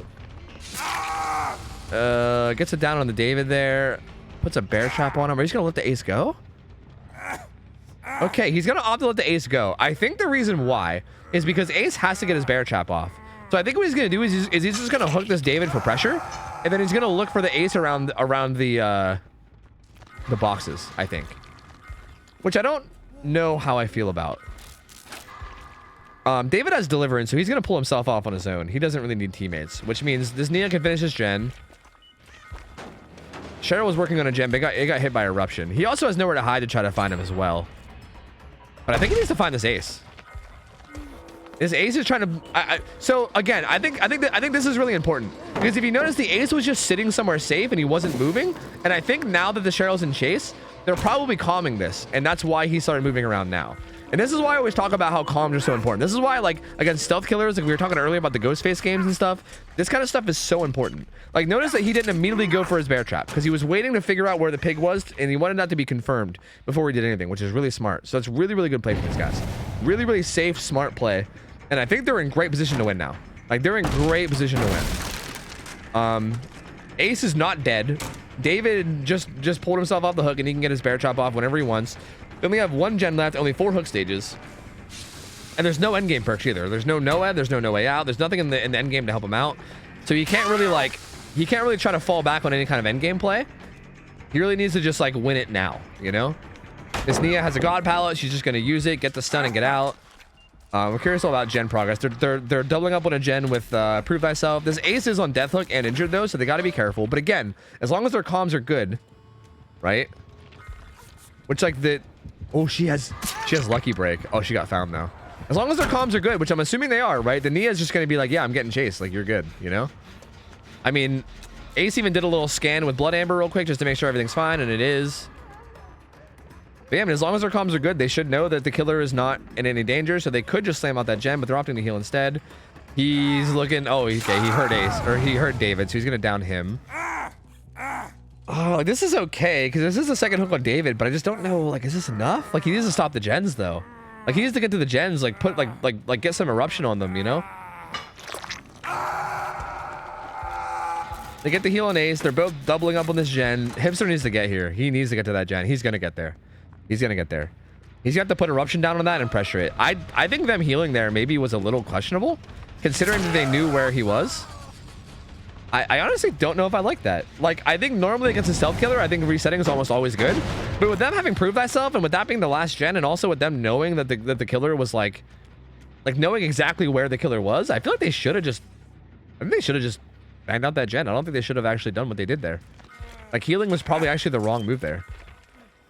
Nia keeping an eye out for the David. David's on death hook now, so he's a little bit worried too. It looks like Nia's kind of babysitting him a little bit. Trying to help him make sure he can get his bear trap off. Corinne pressuring another gen somewhere else around the map. It looks like they've basically just given up on that gen that had a bunch of progress because I think they probably assumed that the pig is patrolling it. Finds Corinne on this gen though. Gets the hit onto her. She's gonna run away. Thought he might stop to kick that gen with eruption, but I guess not. He might just want to get the eruption pop on that other gen as fast as possible. All the pallets over here have been used, I think. There's a window here, and that's really it. Just a window here.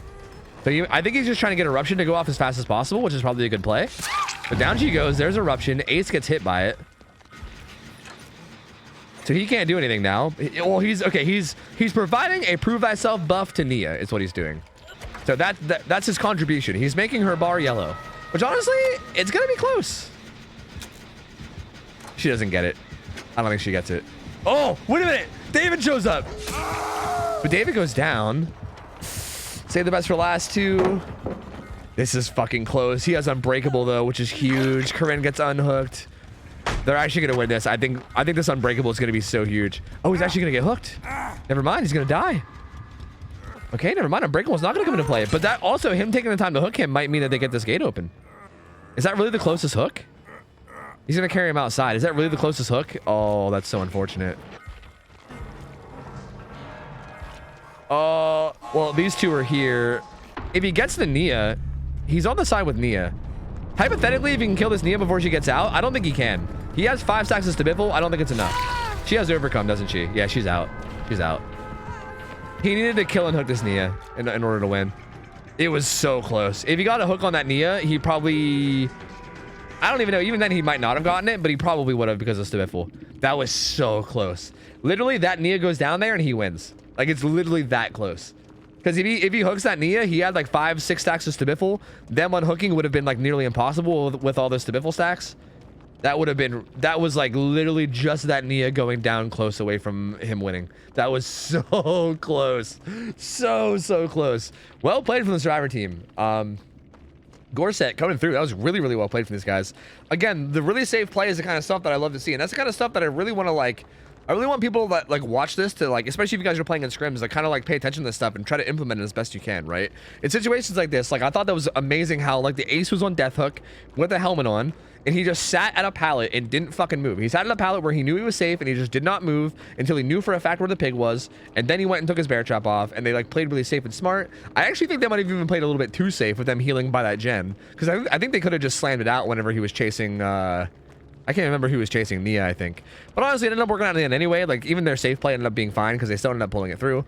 So, honestly, just really, really solid play for them. They played really safe and smart.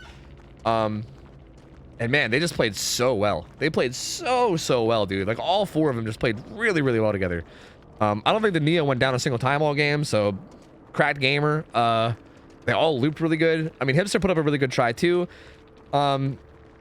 It was kind of interesting. I'm not exactly sure where it went wrong because I'm not 100% sure. Like, in the early game when he had those two hooks next to each other, like, it's a tough situation, right? I think he played it pretty well. I think maybe him letting that ace go and trying to, like, find him later, maybe that was the big slip up.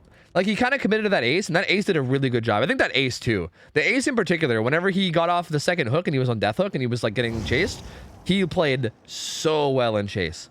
So well.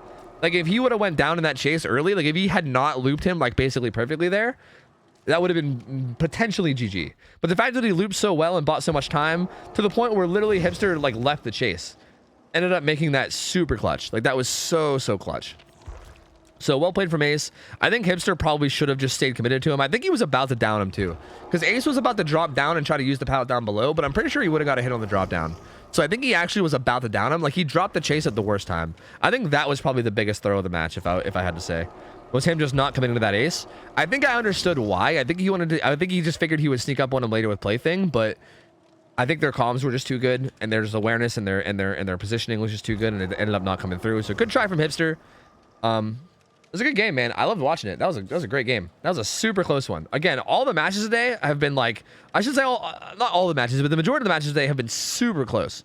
And that was only our second Survivor win of the whole night. And that one was also really fucking close. Like, that was so like neck and neck the whole way.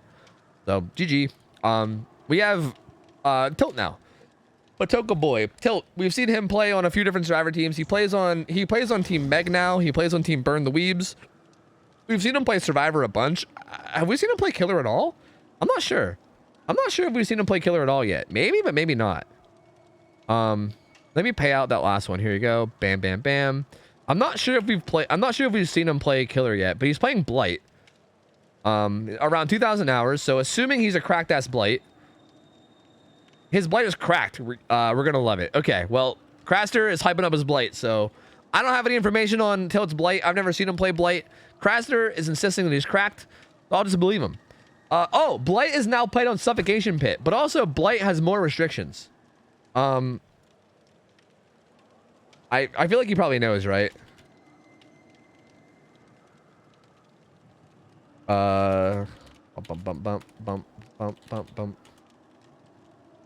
Yeah, because Blight's now playing on, he's now playing on Suffocation Pit, and also there's banned perks on him. You can't run Pain Res, you can't run Eruption, and you can't run Deadlock. Those 3 perks are banned on S tier killers. So you can't run those 3 perks. And you're also on Suffocation Pit. Did we not ban add-ons? Wait, what do we do about add-ons? I forgot to guys, I'm the worst host of Scrim Nights. I don't know what we settled on. Because we were having like debates. Like, I was debating with all the other Scrim mods about what we should ban, and we like I gave my input, they gave their input, and I don't know what they settled on. Yellow plus speed is fine. Okay, so yellow add-ons, but speed's allowed. And so I'm guessing with Nurse, it's like yellow plus recharge. Well, actually, Nurse is getting changed. So shit, I mean, I guess our nurse rules will probably only be in effect for like 3 weeks. But is it the same thing with Nurse, where is it no green except for recharge? Yeah. Yeah, he knows. He knows all about him. He knows the rules, I think. Those rules better than me, dude. Worst fucking host ever. So this should be interesting. Guys, what do you guys think about Suffocation Pit for Blight? I'm confused because I keep getting told different things. I keep getting told, whoa, why is he back on Suffocation Pit? That's one of his easiest maps. But then I'm also told it's one of his hardest maps because of all the chain tiles. So what is it? Which one is it? I don't know. Like, I put him on Storehouse because I thought Storehouse was hard for him. And then people told me to put him on Suffo because Suffo is harder because of the chain tiles. But then people tell me that fucking Suffo's easy. So now, bro, I have no fucking idea. Like, I have no idea, dude. I mean, yeah, that middle is easy to hold as Blight, but I feel like in terms of like chasing, it feels like you might have more options just in terms of like having more stuff to play with. But I don't know. I'm also just gonna rotate maps for killers each month. Keep things fresh. Yeah, I think that's a good idea. I still really want to have like Scrim nights where we force like a pool of like 3 or 4 killers. I still want to do that. And then I want people to like train for those 3 or 4 killers and like learn them in particular. I still want to do that. I still think that's probably gonna be the best way for people to learn. So I still would like to do that at some point too. Because I feel like if like I feel like if people really want to like improve and get better, then I feel like that's probably gonna be the best way to do it.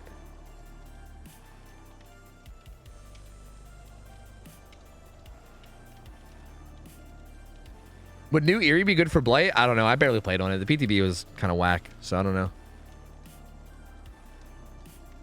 Yeah, the gen spawns on stuff are really easy to hold down. You're not wrong about that. Like, I definitely know that for sure. The same server team plays? Yep. It's King of the Hill style. If you win, you stick around. And if you win 2 games in a row, you win a prize. You basically play 2 games max. If you win, you have a chance to win a second game to get a prize. But no matter what, 2 games max. So even if the survivors win here, then they just win the prize and they're done. We used to go up to 3 games. It used to be King of the Hill style up to 3 games, but then we decided the 3 games was too much. We weren't like rotating in enough players, so yeah.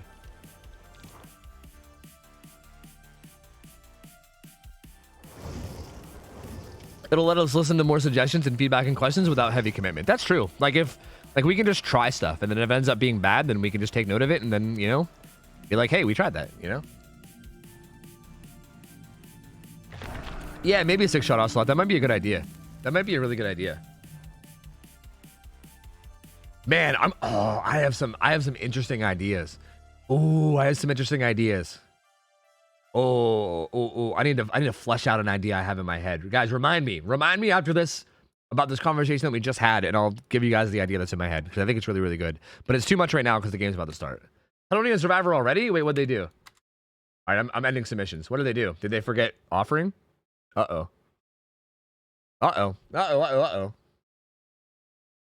Wait, what did they do?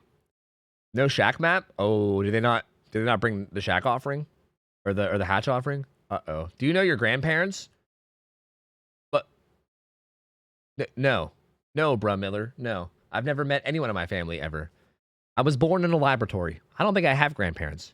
My grandparents are basically just vials of scientific fluid. I don't even know them. Never had them. Yeah, you're right. Didn't bring an offering. Oh, well, that's -2. That sucks. That's a bummer. You hate to see that, dude. That's not how you want to start the fucking match. Unlucky. All right. Tilt. Got double speed. Oh, I'm all ears. That's interesting. I'm all ears. Lethal Pursuer. Opening hit really quickly on Cheryl. So let's get this party started, baby. Lethal Pursuer on Blight. Usually ends up in a hit pretty quickly. And there it is. Cheryl gonna run to this pallet and throw it right away. Tilt gonna see if he can work around this pallet anyway. Gets hit with the weird bump thing that happens to me all the time that makes me super tilted. And his name's Tilt, so it kind of fits. He tried to hug tech that, but it didn't work because it's a rock, and then it just connects with the other side of the rock. So far, Cheryl gets away. Pretty good start for her. She's gonna run down to where all of the gens are not corrupted, though. I think, right? Actually, no. I think the gens here are corrupted. I think it might be just that one. Actually, there is no corrupted gens. She doesn't have corrupt. What the fuck am I talking about? I'm so used to every killer having corrupt. What am I even on about? Sorry, I'm being dumb. So it doesn't matter really where she runs. She's just going wherever she thinks she can survive. Down she goes, though. I mean, honestly, it sounds dumb, but that was a good chase. Like, if that might sound stupid to say, but against Blight, like double speed Blight, that was a good chase. She bought a decent bit of time. I mean, they got a gen done. They're working on a different gen over here. All things considered, that was not a terrible chase against Blight. You'd be surprised how fast people go down way faster than that, you know? The fact that she got the whole way down to the side of the map, far away from her teammates, and also through, like, even just, like, where she died, right? She got the whole way down to the other side of the map and died far away from where her teammates were doing gens. Like, even just that alone is huge. Deadman Switch kicked in on that one gen, so they should know about Deadman Switch existing now. Caller Brian's his last perk. This is an interesting build. I was kind of curious to know what people were going to run with all the banned perks. And this is interesting. This one's very interesting.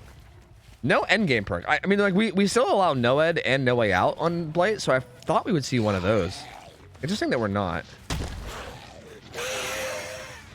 Okay, here's some progress on this gen. He might kick it with Caller Brian. I'm not sure.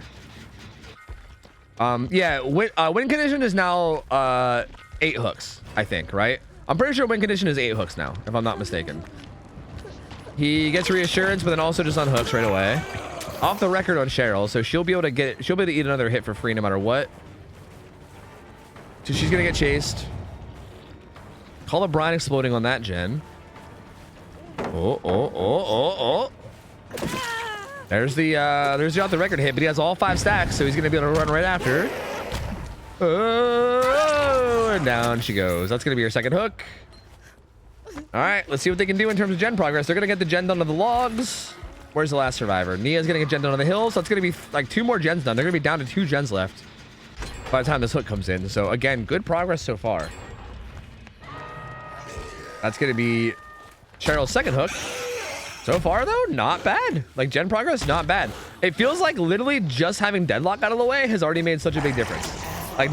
Not even trolling. Like he's played this so well already. Like as long as he's playing Blight bad, it just feels like just having like the lack of deadlock is so different. Because I feel like almost every other Blight game we've seen has had deadlock, and it's like so hard for them to get gens done while the first person dies. This feels like already like night and day difference. He kind of has every gen on the side of them. Not every gen, but he has a bunch of gens on the side. Actually, wow. Yeah, all 4 gens are down here, aren't they? Yeah, they are. Okay, yep. This is where it's tough, though, because of the map. He has all 4 gens down on this side of the map. And, again, no eruption, so that's going to make it a little easier. But, I mean, Call of Brine still exists. Deadman Switch still exists. Corinne's still sitting on hook, possibly dying. Jake's going to sprint burst up. He should get this unhook. He'll die for it. He'll go down for it. Not die, he'll go down. He might have deliverance. Yeah, his deliverance and unbreakable, so he can pick himself up from the ground. So not the end of the world for him to go down there. Corinne should probably run towards Shaq's side. I feel like she probably will. Yep, gonna eat that hit and then run down towards Shaq. Because she wants to go as far away from the gens as she possibly can. Even just making herself like get picked up and hooked down here is buying their team time, right? Like you see how important this is? Like even her choosing to just run down there and die, even just being like, yeah, it's fine, I'm gonna die and there's nothing I can do about it. Her going down there to die is so much better than her dying down here. It gives them so much time to get some progress down here and get some stuff done. Like they're getting a good bit. Ace has a lot over there as well. She is dead though. So it's gonna be rough now. Deadman Switch is gonna kick in on this gen. He's gonna know about what gens have progress. He's also gonna have Call of Brine. So this is where the 3 gen is gonna be really tough. Like I don't, and it's also like a 4 gen. So like I don't know if this one's gonna happen, to be honest. This feels hard. His gen spawns this game were fucking disgusting. Because they even did that gen behind the logs, I think because they were trying to avoid the scenario. Like I think they were trying to get gens done on both sides, and I think they did the gen at the logs hoping that would at least stop like a potential 4 gen. But there was still a 4 gen. There was like kind of like a 5 gen on the side of the map. Because there was literally one behind the logs. Like it's crazy. Gets it down on the Jake. There's some more scratch marks around. He's looking for the person, but I think they got away. He's actually gonna leave him on the ground. Yeah, this gen is almost done. Oh, fucking disgusting, dude. He needed that bad too. He actually needed that really bad because this gen was almost done and he needed this pressure. He needs to Call of Brine this hook. He's gonna hook him beside this hook, and he's also gonna be regressing with Call of Brine. And he's probably just gonna chill by this hook and watch it regress with Call of Brine. And I think all 3 gens are like really tight over here, right? I'm pretty sure they're really tight here. Oh god, this is such a gross 3 gen. Oh, this is disgusting, dude. Gets the hit onto Nia. Okay, maybe you guys were right about Suffolk Pit. Maybe whoever talked about the gens being too good on Suffolk Pit, maybe you were right. Holy fuck, dude. This is such a gross gen setup. What is this? The unhook comes in though, so well played. They're gonna try to get out of here, but it's so hard to. I think Jake was trying to do the thing where he was like sitting down a ramp and trying to make it so that Blake couldn't hit him, but it didn't quite work. Either that or he just wanted to get hooked so he can deliverance, maybe, because he does have deliverance, so he's gonna be okay. He's gonna be okay to deliverance himself. I think the other survivors are just gonna reset away from the gens. Is what's gonna happen. These guys are gonna go away from the gens where they know the killer's not gonna come, and they're gonna reset and heal themselves because they have all the time in the world, right? Like he can unhook himself. So I think what's gonna happen now is they'll probably come down and try to tackle the gens together at full health, and then he'll deliverance himself. And then they'll have all 3 survivors up pressuring gens at the same time. That's pretty much their best bet in terms of like getting something done here. But it's gonna be tough. It's gonna be really tough. Because man, this 3 gen is so tight. It's tight like a tiger.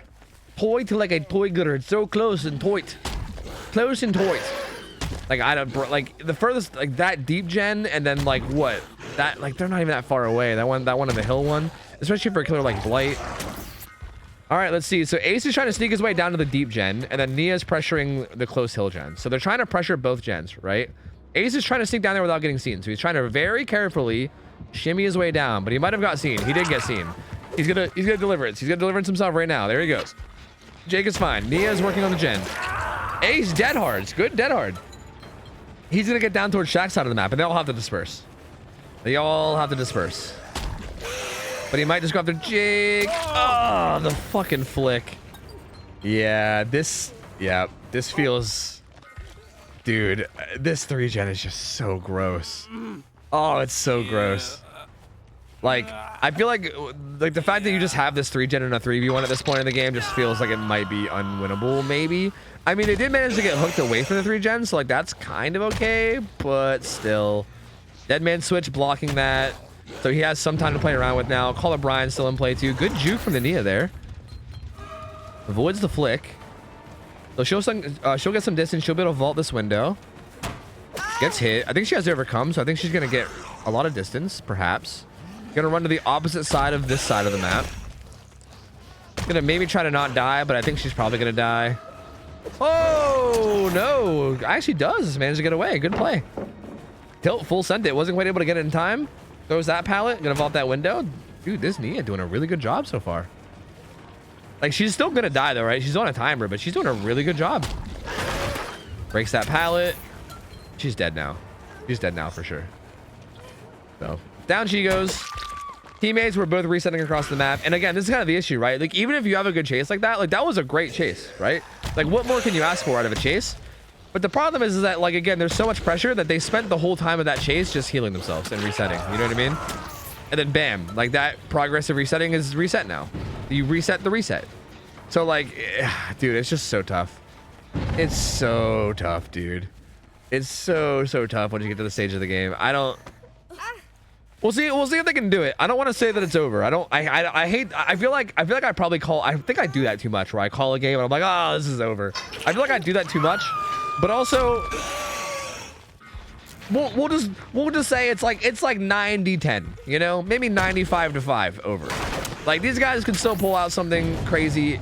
Oh wait, also they have the -2 as well. That's a good point. So actually he's 1 hook away from winning now. I forgot about that as well. The win condition is actually 8 hooks. So yeah, it's definitely over, because there's no way they're going to avoid going down at all the whole way to the end game, right? That'd be insane. Good play from Jake there. Tilt went for a little bit of a crazy play on that pallet. You can't really hug tech this one at all because of all these trees. I think he was trying to come around this right side, because you can kind of do it on that right side a little bit, but it's like a little bit hard.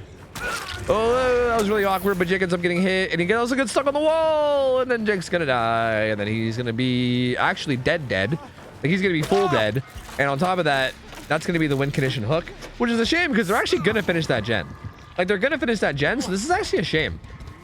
See, here's the thing, though. Even with them finishing that gen, though, I still think he's going to probably run over there and probably down one of them, you know? Because, like, even if it wasn't for the penalty, he's still 1 down away from winning. So, I mean, good on them to get the gen done. Like, they're doing really well, given the situation. Like, I don't think you could ask for a better... Oh, yeah. I think their plan was have Nia loop at Shaq and then try to get Hatch while Ace opens the door and leaves. But yeah, that's gonna be hook number 9. It was already over at hook number 8 anyway, but yeah. Yep. There you go. GG's. Hey, I mean, really good try from these survivors though. I mean, Tilt played this really well. He's a very good Blight, obviously. The gen spawns as well. I gotta say, dude, that RNG on those gen spawns were fucking rough, dude. Like, there was literally like a 5-gen on that side of the map. That was crazy because they got that log gen done and there was still 4 gens down there. That was wild. So really unfortunate gen spawns. I mean, unfortunate for the survivors. Pretty fortunate for Tilt, I'd say. Tilt also just played well in general, just in terms of just his like Blight mechanics. I mean, he did really well. Had a couple messed up dashes, but you know, only if I'm nitpicking. You know what I mean? He played it fucking phenomenally. Very cracked Blight. Very well played. Good try from the survivors. Man, I mean, that was tough. That was very tough. That one's making me reconsider Suffolk Pit. would anyone be like hypothetically Lemon and anybody else? If the rest of the Blights game, if like the rest of the Blight games of the night goes a similar way, mid-month map change is something that I'm not opposed to, is all I'm saying. You know, not midnight. Like we're not gonna do it in the middle of the night tonight, but like we have like a lot of Blight games happening tonight still, I think. So like depending on how it goes, you know, that's kind of nuts. I don't know. What was your idea for scrims you were talking about before the game? Oh. Something that might be fun to do. If we can find people that are down. This is kind of like an ambitious idea, so I'm not sure if it'll actually work. But something that we could maybe do if we can find people is like, for instance, you know how like, okay, like I know that like Cinecookie like kind of like took a team under her wing in terms of like teaching them stuff. Like Team Meg is a team that she's like teaching and like talking to and like trying to help them learn stuff. I think I remember Lemon mentioning somebody else. I don't want to, actually I remember who it was, but I don't want to say their name because I don't want to put them on the spot in case they like change their mind or something. Lemon did mention somebody else that wanted to do that also had comp experience. If there's people that have comp experience that would like to like kind of introduce new people to the idea, it might be neat to like, how about instead of doing like a second scrim night for a week, we can maybe host like a very minor mini tournament where the teams with like super low prize pool, right? Like nothing crazy, but like give them like something. And then also make it so that like some kind of like a draft system or something, right? Where like you need to have like 1 or 2 comp players with experience with 2 people that are like trying to learn, and then kind of like have like the goal be like teaching them, you know? Like kind of like a teaching babies tournament. Yeah, sure. Yeah, baby tourney. Sure. Teaching babies tourney. Sure. Why not?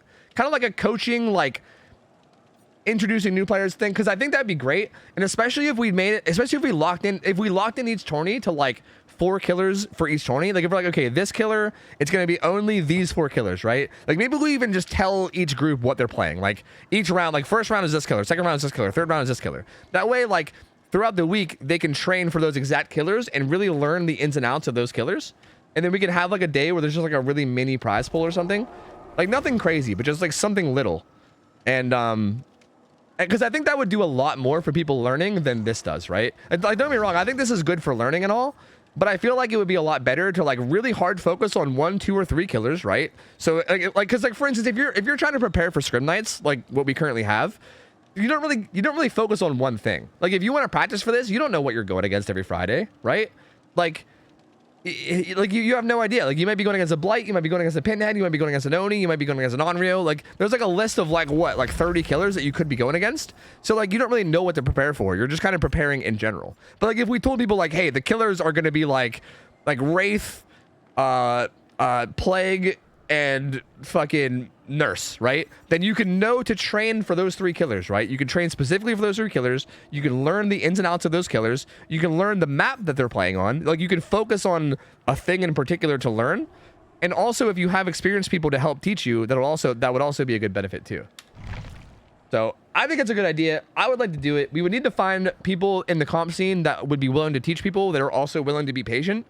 Because I think that's a big thing too. Like we need to find players with experience that are down to do it and are also down to like do it in a way where again they're very like patient with people. Because obviously like I know a lot of comp players might get like frustrated to like, you know, like a lot of experienced comp players might get frustrated having like bad teammates. So we might like, you know, have to make sure we get the right people for it or whatever. Like I wouldn't want there to be any like people getting all weird and shitty about it. But assuming we find the right people, that could be really sick. That'd be really, really cool. Anyway, I gotta play some ads. I want to get that thought out there real quick, so feel free to like, I mean, if you guys think it's a good idea, maybe we'll try to find people for it. But I need to play some ads. This is Soro Clan coming in. Soro Clan, you guys know these guys. Dr. Sex, FNK, this is the guy that joined last week and talked about how high he was, but then also juiced the fuck out of the killer. These guys are really good. So I'm excited for this one. I'm gonna play some ads, guys. I'm gonna hold the lobby hostage, and when I get back, you guys are gonna hopefully. Oh, I'll put up a prediction too. Or wait, did I already? Wait, did I pay out this prediction? How old is this prediction? Did I play? Did I not pay? Guys, did I pay out? Or is this a... I didn't pay out. You did not pay. Okay. I'll pay out, and then I'll give you guys a new prediction, and then... yeah, I'm gonna play some ads. So yeah, Gambit up. Hopefully when the ads are done, we should be ready to go. And yeah. Bam, bam, bam. There we go. Perfecto. Perfect.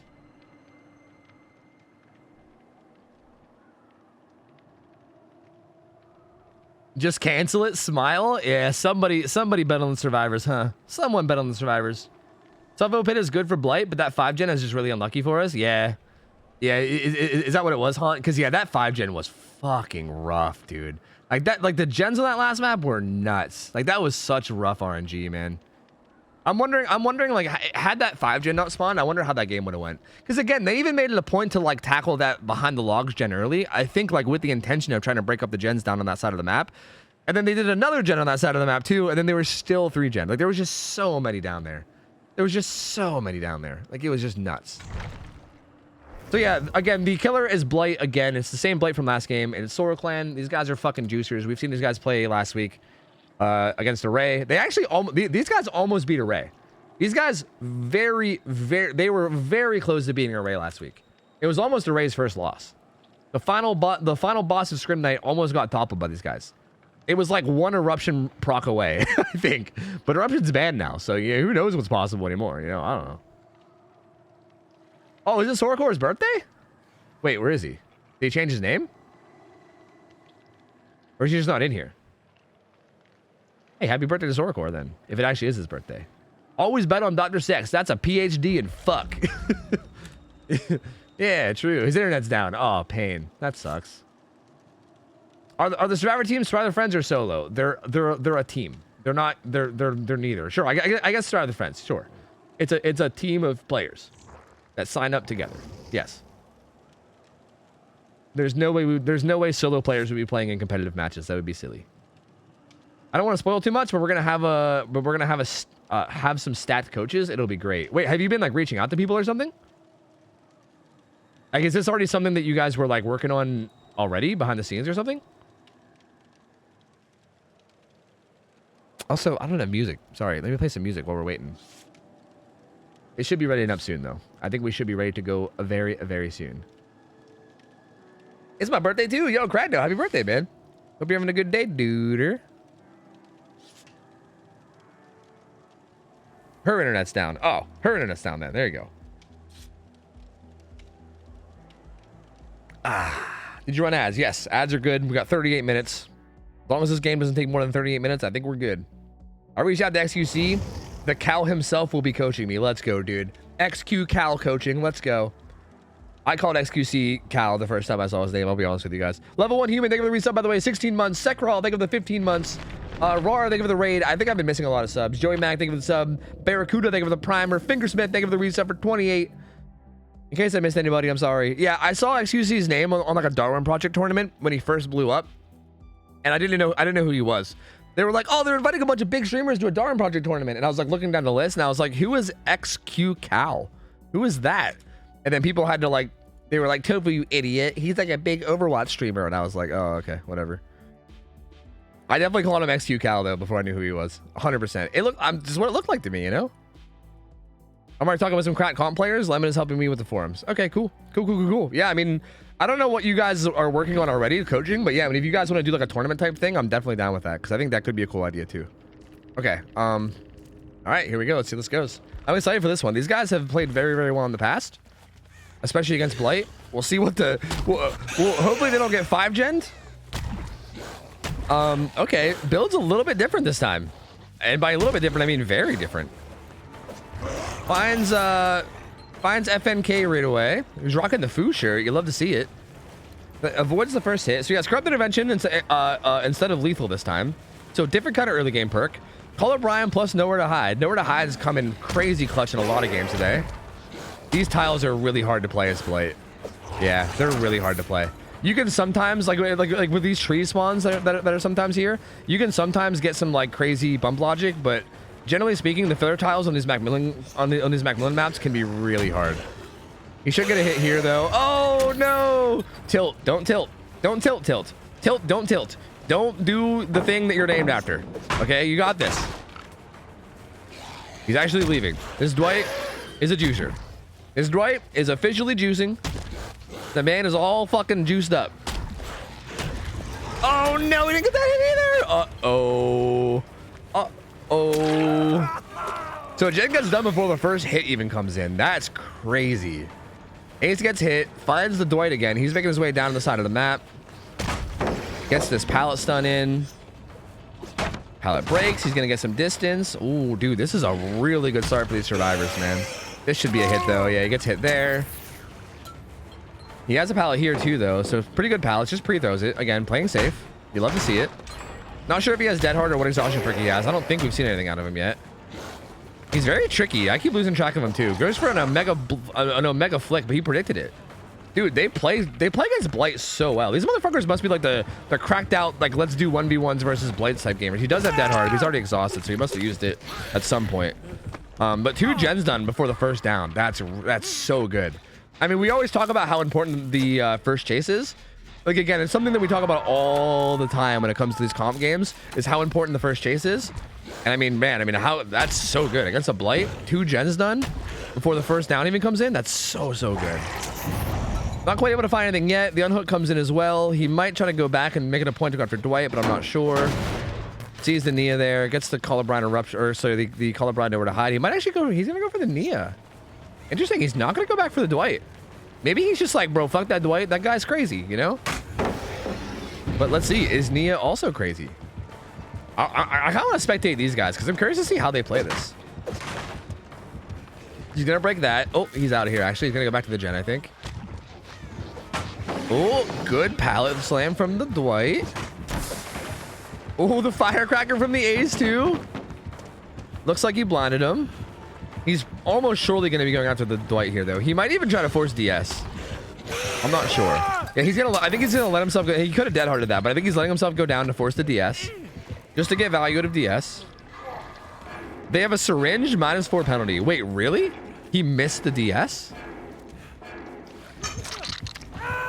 Oh, they have a -4 Oh no! Oh no! That's not good. Also, he missed his decisive strike.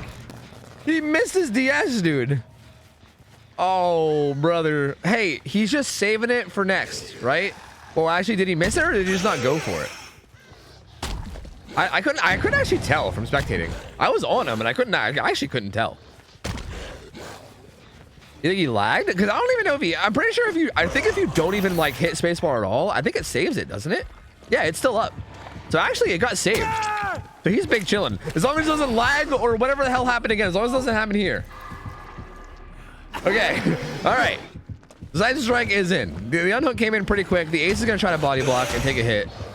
Doing a really good job of it. Yeah, he can't get past. They're doubling up on a gen across the map, so that's going to be another gen done. These guys are in pretty firm control. Even with the -4 penalty, they're in pretty firm control right now. Down goes Ace. Okay, he's going to keep going after the Dwight here to try to get this kill. But man, there's only 1 gen left. That's all of his rushes. He just goes for it, thinking he might be over here, but he's not. This Dwight is doing work, dude. He is doing work right now. Gonna make his way around the water tower. He has a filler pallet over here he can use. It's not the best filler pallet against Blight. This one's relatively playable for Blight, but hey, manages to play it. Gets the pallet throw. He used three charges in the process, so he's gonna have to wait for those 3 charges to come back.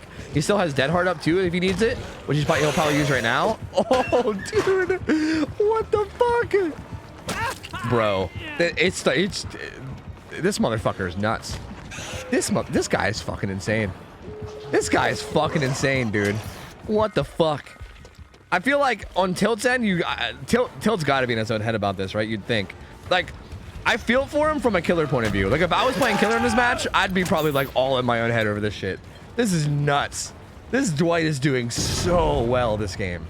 My God, man. He's playing so good. Throws that pallet too.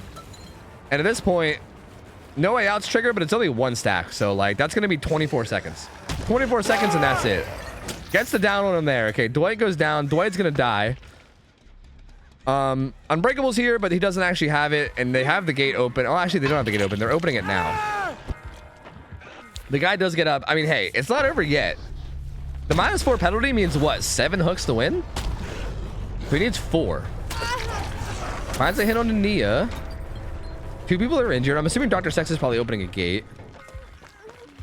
See, but the problem is that, yeah, if the if the Nia makes it to the gate with the Jill and they both just walk out together, it's over. Like even if Ace goes down. Was Ace the one with, did Ace have Deliverance too? Yeah, Ace had Deliverance. Whoa, what kind of monstrosity was that? Ace also has Deliverance, so if they wanted to even play safe too, they could even let Ace Deliverance, which they might, right? I think they are. So yeah, they're gonna not leave yet because they want to let Ace use his Deliverance. Because if they leave right now, he won't be able to Kobe. But he can Deliverance and Sprint Burst. But yeah, I mean, I think even with the -4 penalty, I think if they both get out, I think it's just a win. But I think they're gonna set up the body block for Ace. Because yeah, they can probably get Ace out.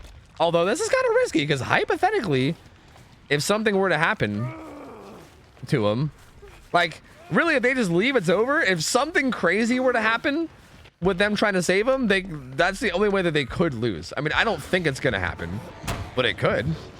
Hypothetically, he Deliverance, he gets hit right away. There's a lot of bumping going on in there. A whole lot of bumping happening in there. Nia's here. She's gonna eat a hit here, but he used all 5 tokens. Actually, she's not gonna eat a hit. Now she'll get a hit. Oh, the Jill's there too. Oh, not quite able to save him. Not quite able to save him. I think they're just gonna cut their losses and go now. Yeah, they're out. They're out of this bitch. They are out of this bitch. So yeah, that's fair. I mean, I think they were just seeing if they can get him out. To be fair, that might be good practice, right? Like there might be situations where that's a thing that they have to do. So for the sake of practice, I actually like that, you know? Like it's not that dangerous of a play, especially if you know that Noah isn't in play, which I think they found out whenever he got unhooked. So as long as you know that Noah isn't in play, that's not that dangerous of a play. So maybe it's just for the sake of practice. And man, well played. Really, really well played from these guys. Like that was so good. Again, it's not like Tilt's a bad blade either. We saw Tilt go ham-bony last game. That Dwight played those chases fucking phenomenally. That was wild, man. That was totally wild. But GG's, very, very well played with these guys. They even got a -4 penalty from the syringe and they still managed to win. So touche to them. Good try from Tilt. He went 1-1, so he won't be able to get the prize, but he does get both of his games in. And I think Soro Clan's gonna stick around and want to find him another killer. Is it another Blight back to back? I can't remember. I know we have a bunch of Blights to end the day, but I don't remember how many were in a row. No, the next killer, okay, well the next killer, assuming they're here, actually might end up being a Demogorgon, which is interesting. But GG's, man. So dude, fucking Soro Clan, these gamers are cracked. These gamers are cracked, man. These gamers are very good. Gamers are very, very good, man. Very good. That is wild. GG's. All right, so new killer. We'll rotate everybody in. All right. High level gaming for everyone. True. That was a really entertaining match, dude. These bike games have been really good, honestly. They are very, very good.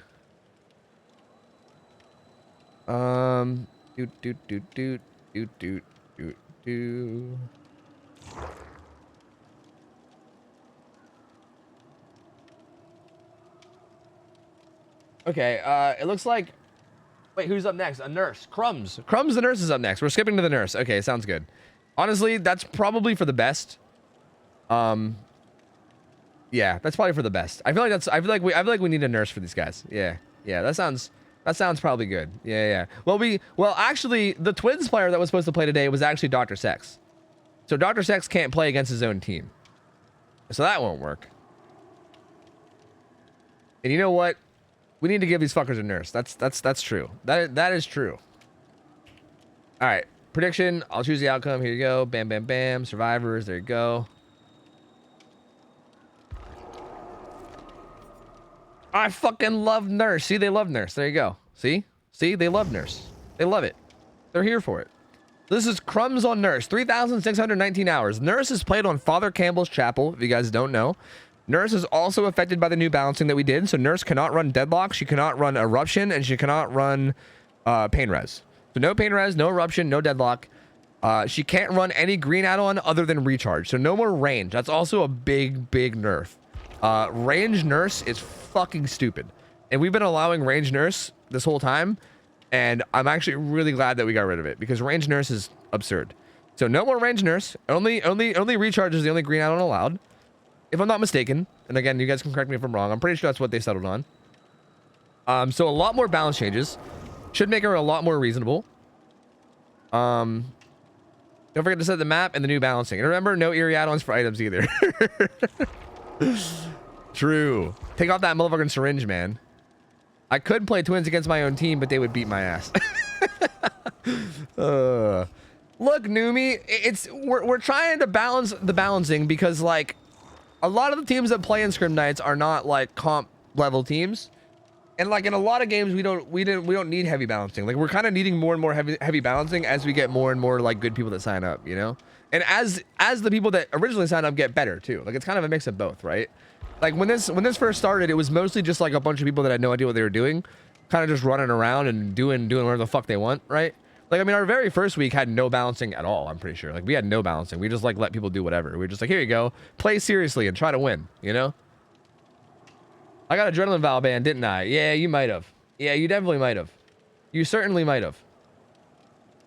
I mean, in general, I feel like all those, like, add-ons are just fucking wild on those killers that are already just, like, insane. And I feel like Blight and Nurse have both just had, like... It feels like when there's a really, really, really good Blight or Nurse player, it feels like they've just dominated so easily in like every single game. It just feels like something needed to happen. Like it was not working. Shit was not working, dude. I miss those Wild West days of 4 reassurances. I know the 4 reassurance games were fucking crazy. Can you wish Soracor happy birthday? I already did, but Soracor, happy birthday. Happy birthday, Soracor. I'm not going to sing, but I'll say happy birthday. All right, do we need to play ads? We can maybe play ads. I don't know. Yo, sorry the internet went out or whatever's going on that you can't play, but happy birthday. Hope you're having a good birthday.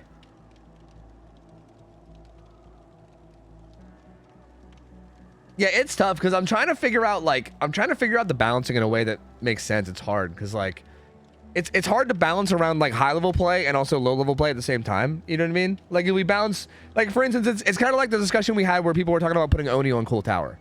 Like maybe that makes sense if we had nothing but like comp players playing against each other. But like again, like we saw how Oni played earlier on Rancid. So like I don't want to do that, right? Even if like comp players suffer from it, so be it. I think this is honestly, I think Scrim Night to me is more about the non-comp players anyway, if that makes sense. Like I really appreciate the comp players coming and playing because I also think it's a really good example of what to do right. Like I think even like me watching these teams, like I even learn things by watching, right? So I'm imagining like the Survivor teams that are playing can probably watch these like really, really good players and like see what they're doing right and learn from it. So I really appreciate them playing, but at the same time, like I don't want to balance only for like really high level, then fuck over all the low level people. Because I think the low level people is the people that I really want to like more focus on in terms of like helping them grow. Like I want the people that are interested to get in this kind of play to be able to grow and like have a chance to get into it, you know?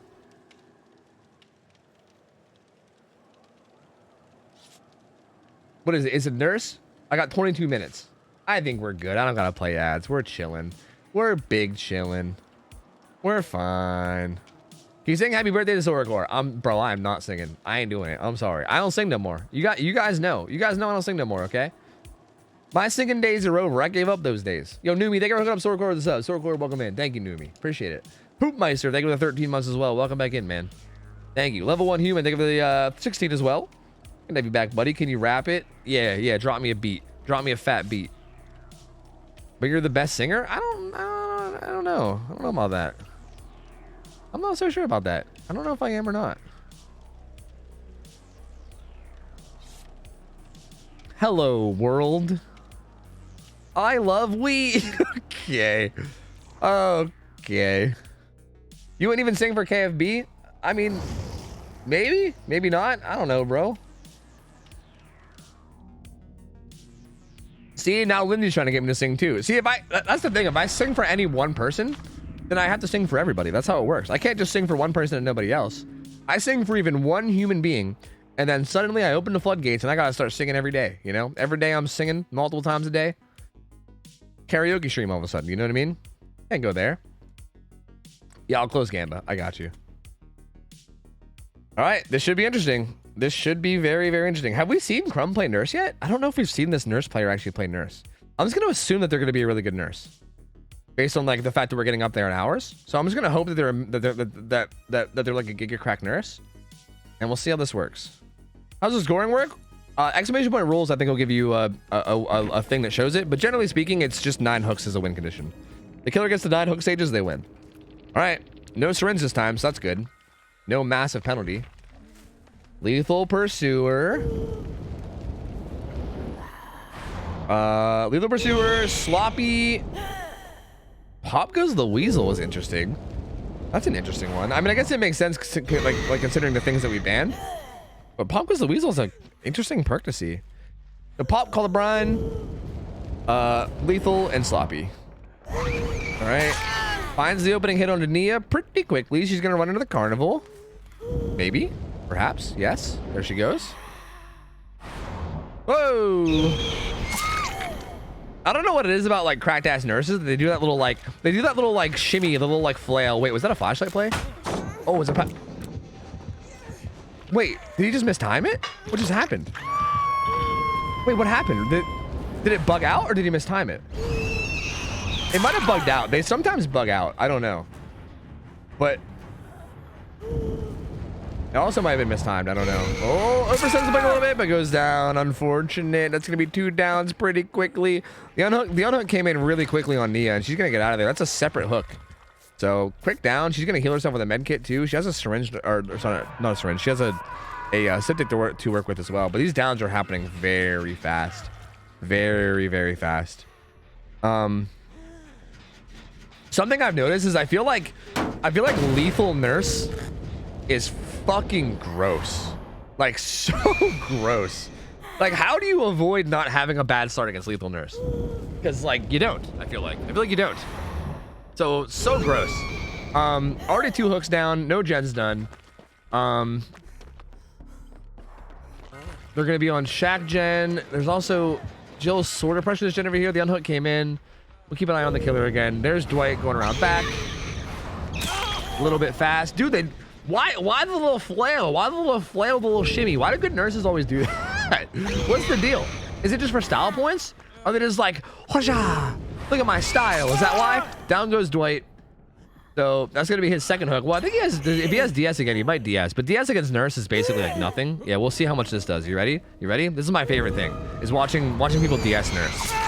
It's like my favorite thing ever. I mean, it does buy you like maybe like 8 seconds, but it's every time it just makes me laugh. I don't know. Like, it's so funny how that perk just essentially just does nothing, you know?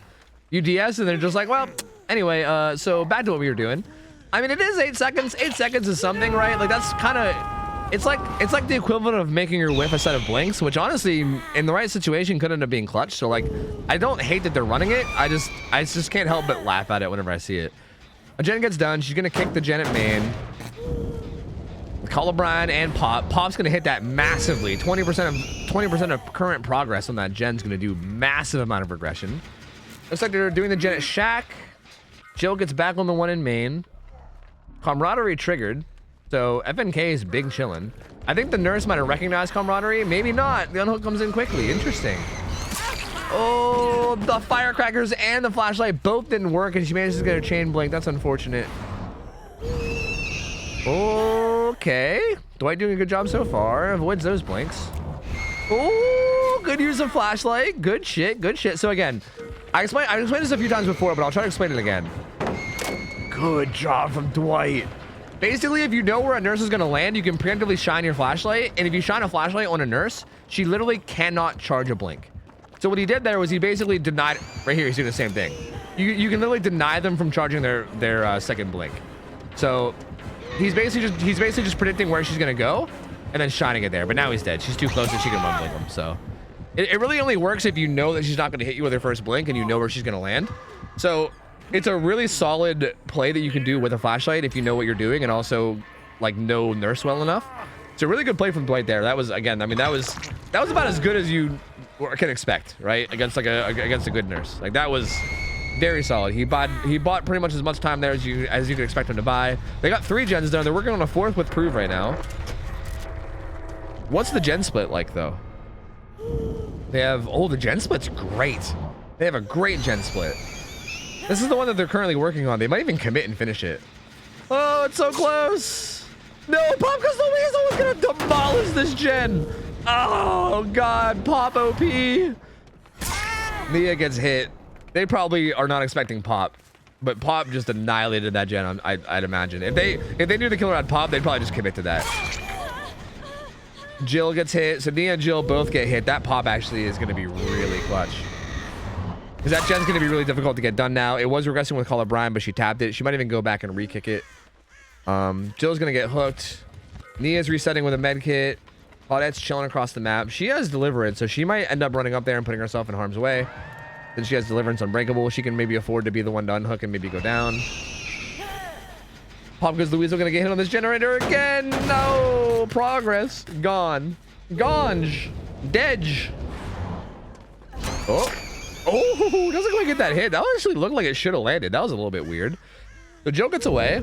Sees the Claudette over here on this gen. Actually, sorry, not Claudette. Nia. Nia's going to run deep into Shaq's side where there's no generators. So this is really good. Just drawing the nurse away, right? This makes it so that even if you go down, you're drawing the nurse so far away that it doesn't matter. Good job, though. Not enough distance, so nurse really far away from her gens now. Has to be careful here how long she takes to commit to this. Nia being a good job, just playing these walls and being unpredictable and breaking line of sight. You got to go back. She got to leave her. She's going to go back. Who's there? Nobody there. Ain't nobody there. She kicks it again. I think this is the gen that she was working on, right? Yep, this is the gen that the Claudette was working on. I think Nia's going to keep pressuring that gen that got hit with pop. And I think they're just going to keep trying to pressure their gens, and every time they get chased, they're going to bolt into the area where there's no gens. Yep, Nia's back on that gen. Ooh, the nurse is kind of split now. She's not really sure what to do. Ooh, uh-oh. They're attacking these gens really well. And they also have injured Jill is doing a gen, which is kind of risky, though. Which actually, I think she's doing the gen that's out of the 3 gen, right? What gen is she doing? Is there one like way off to the side somewhere? She kicks this with Call of Brian. Yeah, I think injured Jill is doing the gen that's like way out in like a safer area. This like Carnival 3 gen is what she's trying to hold. So yeah, the Jill is doing the gen that's like down there at that tile. Yeah, that one way down there. Yeah, these guys are, again, this is, dude, this is why range nerfs is so huge. I think if she had range add-ons here, this is a whole different game. This is a whole different game with range add-ons. There's no way they can do this with range add-ons. But they're playing this so smart. It's going to be a slow crawl, right? I mean, Jill's going to get this done. Oh, it's not going to be a slow crawl. She's going to get it. There it is. And Jill's going to have that gen done down there really, like shortly. This is also the Deliverance Survivor. I think these guys are going to get this. I think they're going to get this. There's the final gen. No endgame perks at all. 5 hooks. Needs 4 to win. So needs to can't even just like kill one survivor. Needs at least 2 like hooks and then like multiple hook stages. Doesn't quite get that. These survivors are doing a really good job of not getting hit by these blinks now too. Man, I think they're gonna get this. Yep. Nia's opening this gate. Jill's opening this gate. And again, this Claudette has Deliverance too. So even if she goes down, Deliverance Unbreakable, she's like unkillable. She's literally unkillable right now. I think the most you get out of her is 1 hook state and that's it. That gate's open. Nia's out. Jill is still pressuring this gate. Claudette takes the flashlight so she can fuck with the nurse if she tries to go after Jill. And watch, she's gonna hold it on her. Yep. So just denying blinks. She literally can't blink. You see it? You see? She just can't blink. She can't blink. And now she can. It's if you know what you're doing with flashlights, you can really just harass the shit out of the nurse and make it so she can't blink. Like kind of hold her off of your teammates. Finds a hit on Nia. I imagine she's gonna hold the flashlight on her here again so she can't blink. Make sure that Jill gets out okay. And again, one of them might go down here, but even if they do, they still win anyway. And especially if it's, well, Deliverance isn't going to be able to happen because, yeah, they're both going to get out. But that's okay anyway. That's going to be GG, man. That's fucking, goddamn. Goddamn the Survivor team. Goddamn Sora Clan's good. And he's going to get hooked. He's not going to be able to Deliverance because, again, it's, you know, they already left. So there's going to be no Kobe. But that's going to end the game at 8 hook stages. Literally 1 hook stage away. Honestly close. Really, really close. 1 hook stage away from winning. I mean, it was a super close game, but these survivors are on that shit, man. They are on that shit. My lord. So good. Like, the way that they, like, again, like, the way that they play Chase, like, this nurse is really good in Chase. Like, this nurse had good blinks. Like, that Dwight did a really good job of, like, buying time before he died and just being, like, obnoxious and making her take, like, just a few extra set of blinks and buying a little bit more time. And then they utilized that time so well by getting good gens done. They even made sure that there wasn't a good 3 gen in the end. So even while that was all happening, they made sure to get the correct gens done, which is also hard. Like, that's another, like, there's so much to, it's so much. It's so difficult to do that a lot of people don't realize like how hard it is, right? Like on top of having a teammate that's getting tunneled out and trying to buy time for them, you also have to like make sure that you're not setting yourself up with a bad 3-gen in the end game, which they also did. And then they also tackled that 3-gen like perfectly, getting a huge amount of distance anytime the nurse trying to get anywhere near them. It just so well played. I mean, really, really well played from these guys overall. Fucking cracked ass solid team. Good try from Crumbs. And again, you can tell that Crumbs is a really good nurse. Like they played it really well themselves too. Just not quite enough, right? Like I feel like a couple of the chases just needed to end a little bit faster. And yeah, man, crazy game. Crazy game. GG. Well played. Well played from both sides. Super good game, man. Fucking hell. That was so good. So good. Hey, Solar Clan guys, you guys win subs. If you guys want subs, DM me on Discord. DM me on Discord and let me know what you want. You win a sub to any channel on Twitch. Just let me know what your name is on Twitch and let me know the name of the channel that you want to sub to, and I got you. Well played, dude. Well played. You guys are fucking cracked. My lord. My lord. That was really, really good. Self-a-bit is good for Blight. It's just super unlucky we got a 5-gen. Yeah. I saw you say that earlier, Han. I think there was ads playing whenever I responded, but yeah. I think it might be right. Yeah, your guys' gen spawns were so bad. Like, I couldn't believe how bad it was. Like, you even got the gen done behind the logs, and then there was still 4 more. It was just crazy. So, yeah, I'm not convinced anything about Self-a-pit yet. We'll have to keep watching it. I think we have more Blight games coming up, actually. So, I think we'll get more opportunities to watch it. If I'm not mistaken, we still have one more comp team. Right? We still have one more team to go, and I think it's another comp team, I believe. So, yeah, we do. Nice. So, yeah. Now, oh, hey, we actually have Dr. Sex on Twins. Okay. Hey, us banning Circle of Healing should help a little bit, but I think even with the Circle of Healing ban, I think Twins is going to be rough without restrictions, I think, is what I'll say. I think without restrictions, this might end up being a rough one. We'll see. So, Dr. Sex, PhD and fuck, gonna come in here and try to play Twins.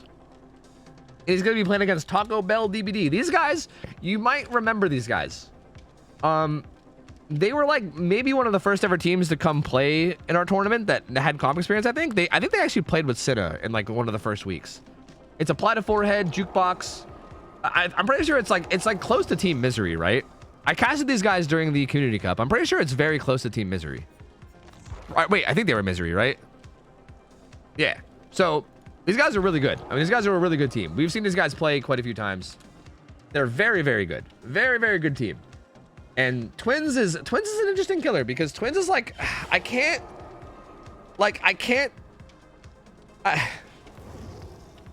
tell because I haven't seen enough of it yet, but I'm pretty sure Twins like should need some pretty heavy like restrictions at like a high level to do well. Like we have like a kind of minimum amount of restrictions, especially on survivors. So I think if you were to like to ask these guys the expected result, they would probably expect the Twins to probably not perform well. But you never know. Anything can happen. I mean, Twins is a very snowbally killer, so like one mistake can make things turn around, and you know, you never fucking know. But I think, if I'm not mistaken, I think Twins should be slightly disadvantaged here.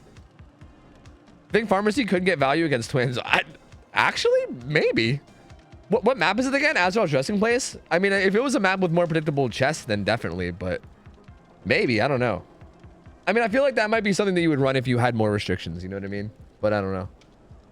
Here, I'll give you guys a new prediction. We're gonna wait for these guys to get in. I got to play some ads.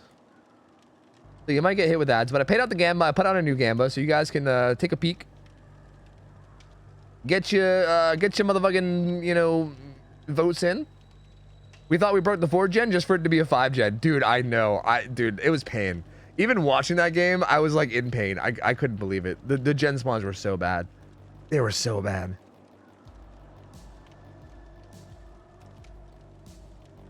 All right, I'm gonna run some ads, and we'll see. I'm hoping to see Power Struggle. That's actually true. You can run Power Struggle. That's an interesting idea, to be honest with you. I don't know, because I think all that stuff is probably banned in comp, right? So like, I don't know, but it could actually end up being good somehow. You know, like let yourself go down under a pallet with Power Struggle, flip flop. Easy, dude. Tactics, baby.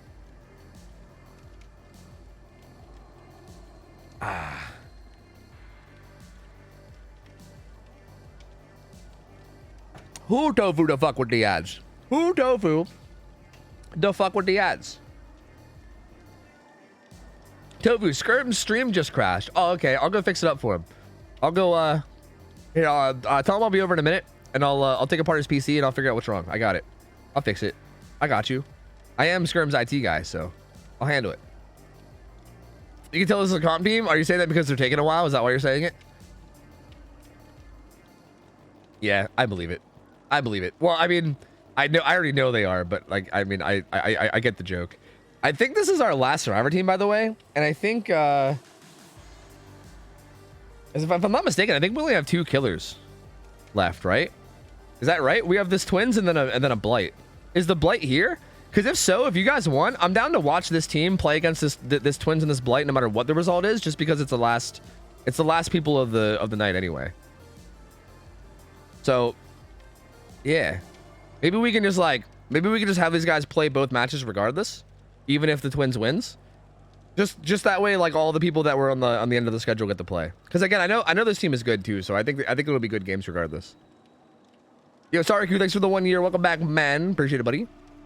Oh, thank you. Oh, thank you. I appreciate it, man.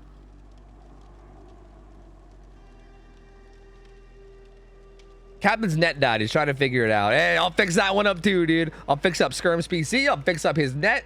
Okay, yo, IT Tofu's here to save the day, baby. I'm in there. I'm in there.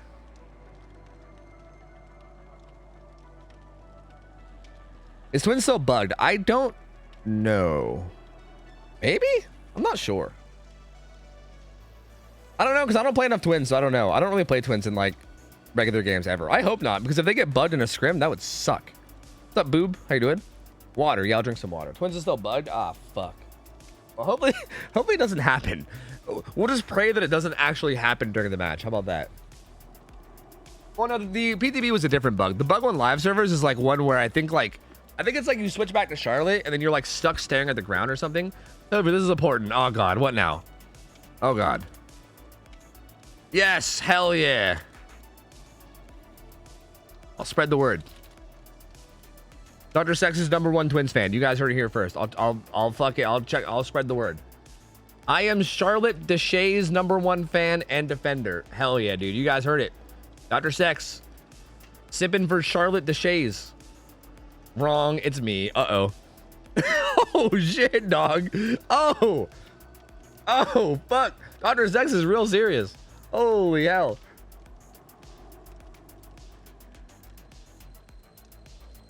More net issues. Will be a minute. Okay, that's fine. We're honestly really hard. We're really far ahead of schedule anyway, so it's kind of chill. It's cool. It's cool. It's cool. Do what you got to do. It's all good.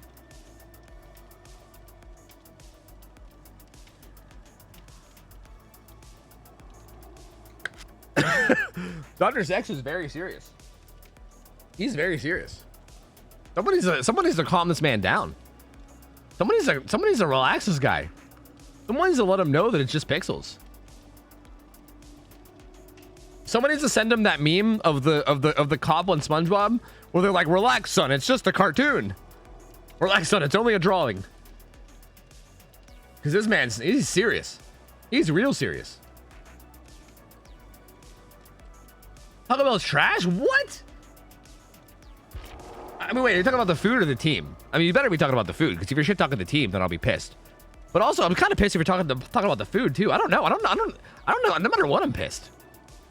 Because like Taco Bell's good. What, bro? Fucking like fucking crunchy or sorry, I forgot the name of it. What is it? Some cheesy gordita crunch. That's what it is. I was trying to think of the thing I get from Taco Bell. I literally couldn't even think of what it was called. Cheesy gordita crunch is good as shit, dude.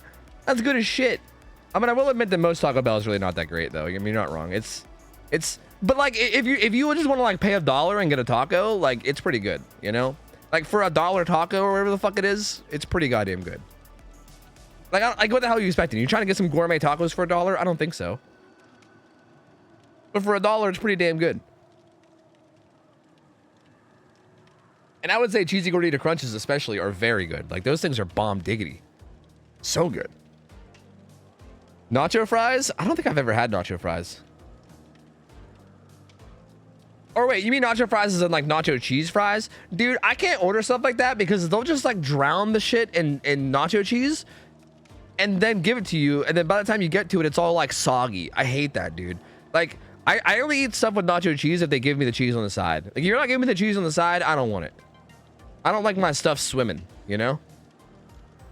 He said, it's cool, I'm calm. Kisses you on the lips. Oh, God. Oh, God. Yo, Outcast Andrew, thank you for the raid. Appreciate it, man. Hope you had a good stream. Thank you, dude. Thank you, thank you, thank you. Very kind of you, buddy. What's wrong with soggy, greasy cheese fries? Dude, I don't mind if they're greasy, but like if they're soggy, it's gross. Like you need to have some like form and texture to your fries. You can't like, they can't be like literally like wet noodles. Like that's fucking no. No, dude, no. That's nasty.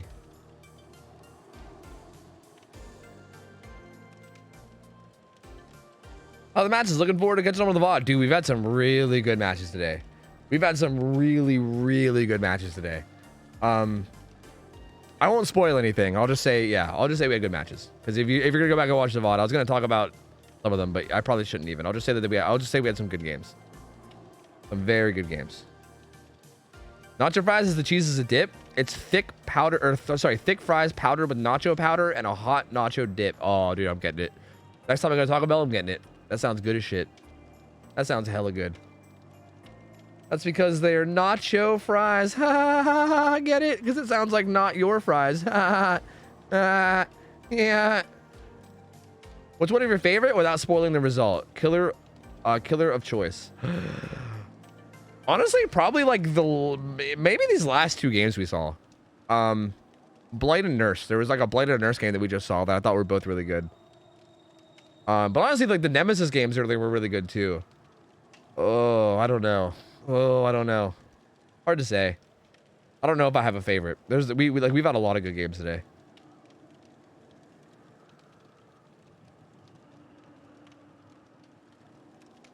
Give any more thoughts to the shoddy paradox?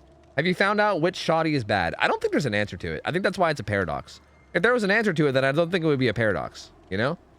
I think that's what makes it a paradox. We'll never know which shoddy was bad. You know? It's just not something we're ever gonna find out. The Night by far? Oh, dude, the Night games were crazy. I want to see more Night. I want to see Night with like high-level players. Because again, I'm pretty sure I know what needs to happen against Night. But the Night games were very interesting. They were very interesting. Yeah, Girl with Riz was not fucking around, for sure. That was crazy. They were crazy matches. I said it was Night this month too. Yeah, you should watch the beginning of the VOD then. Because it was interesting, is what I'll say.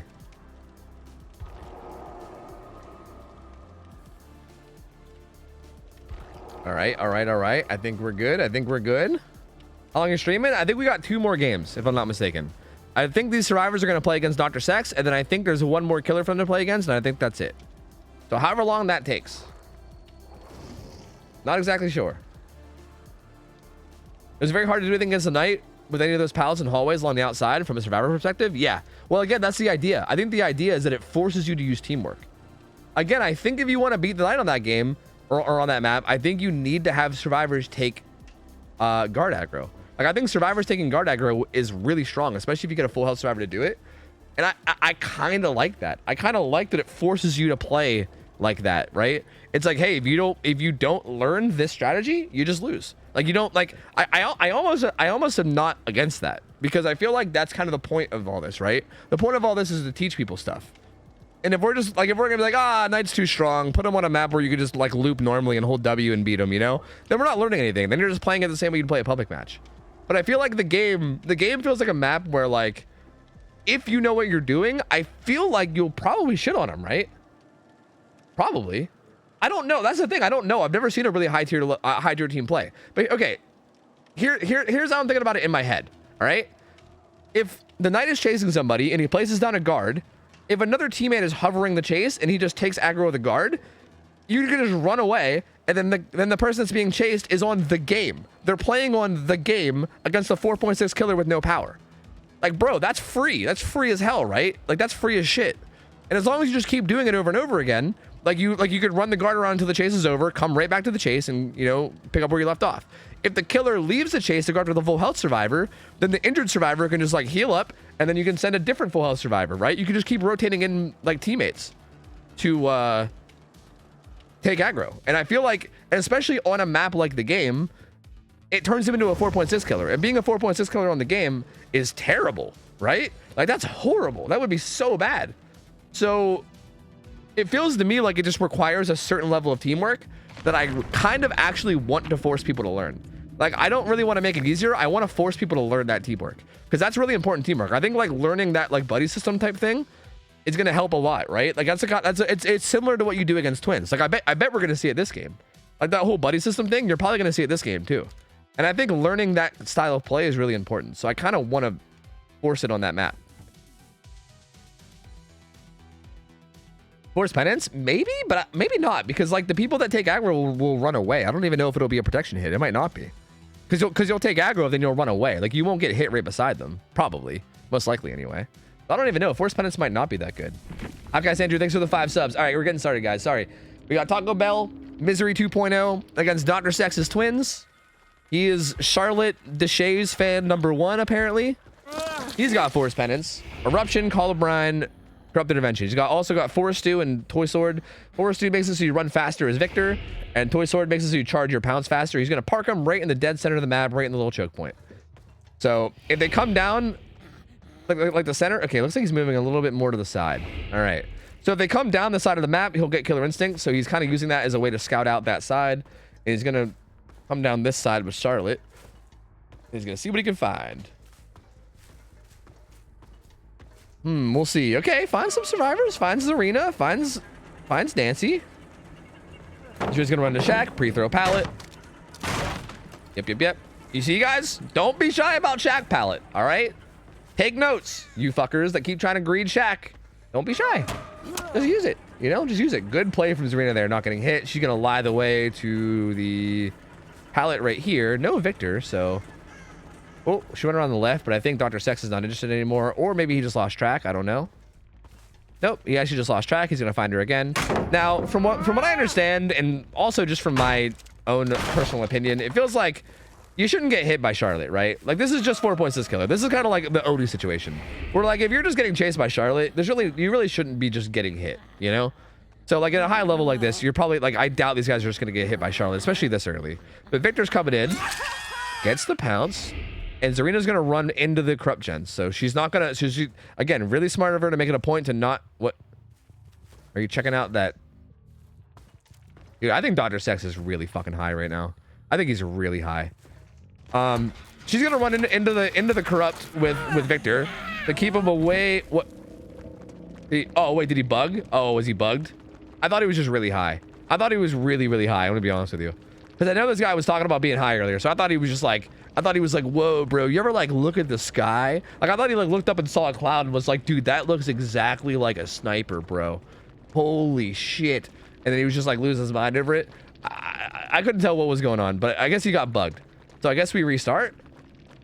I don't know. That was a really good start from the survivors though. Like, do we just restart it? I guess. I don't know. I mean, we could. I guess as long as these guys are down, I'm down to just do a quick restart. That sucks, though. That was the first, literally the first time that it went back to Charlotte.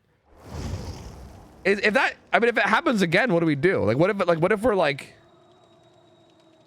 I think just a restart, everyone can change perks? Sure, yeah. I think that's, I mean, it's no one's fault. Yeah, that's fine.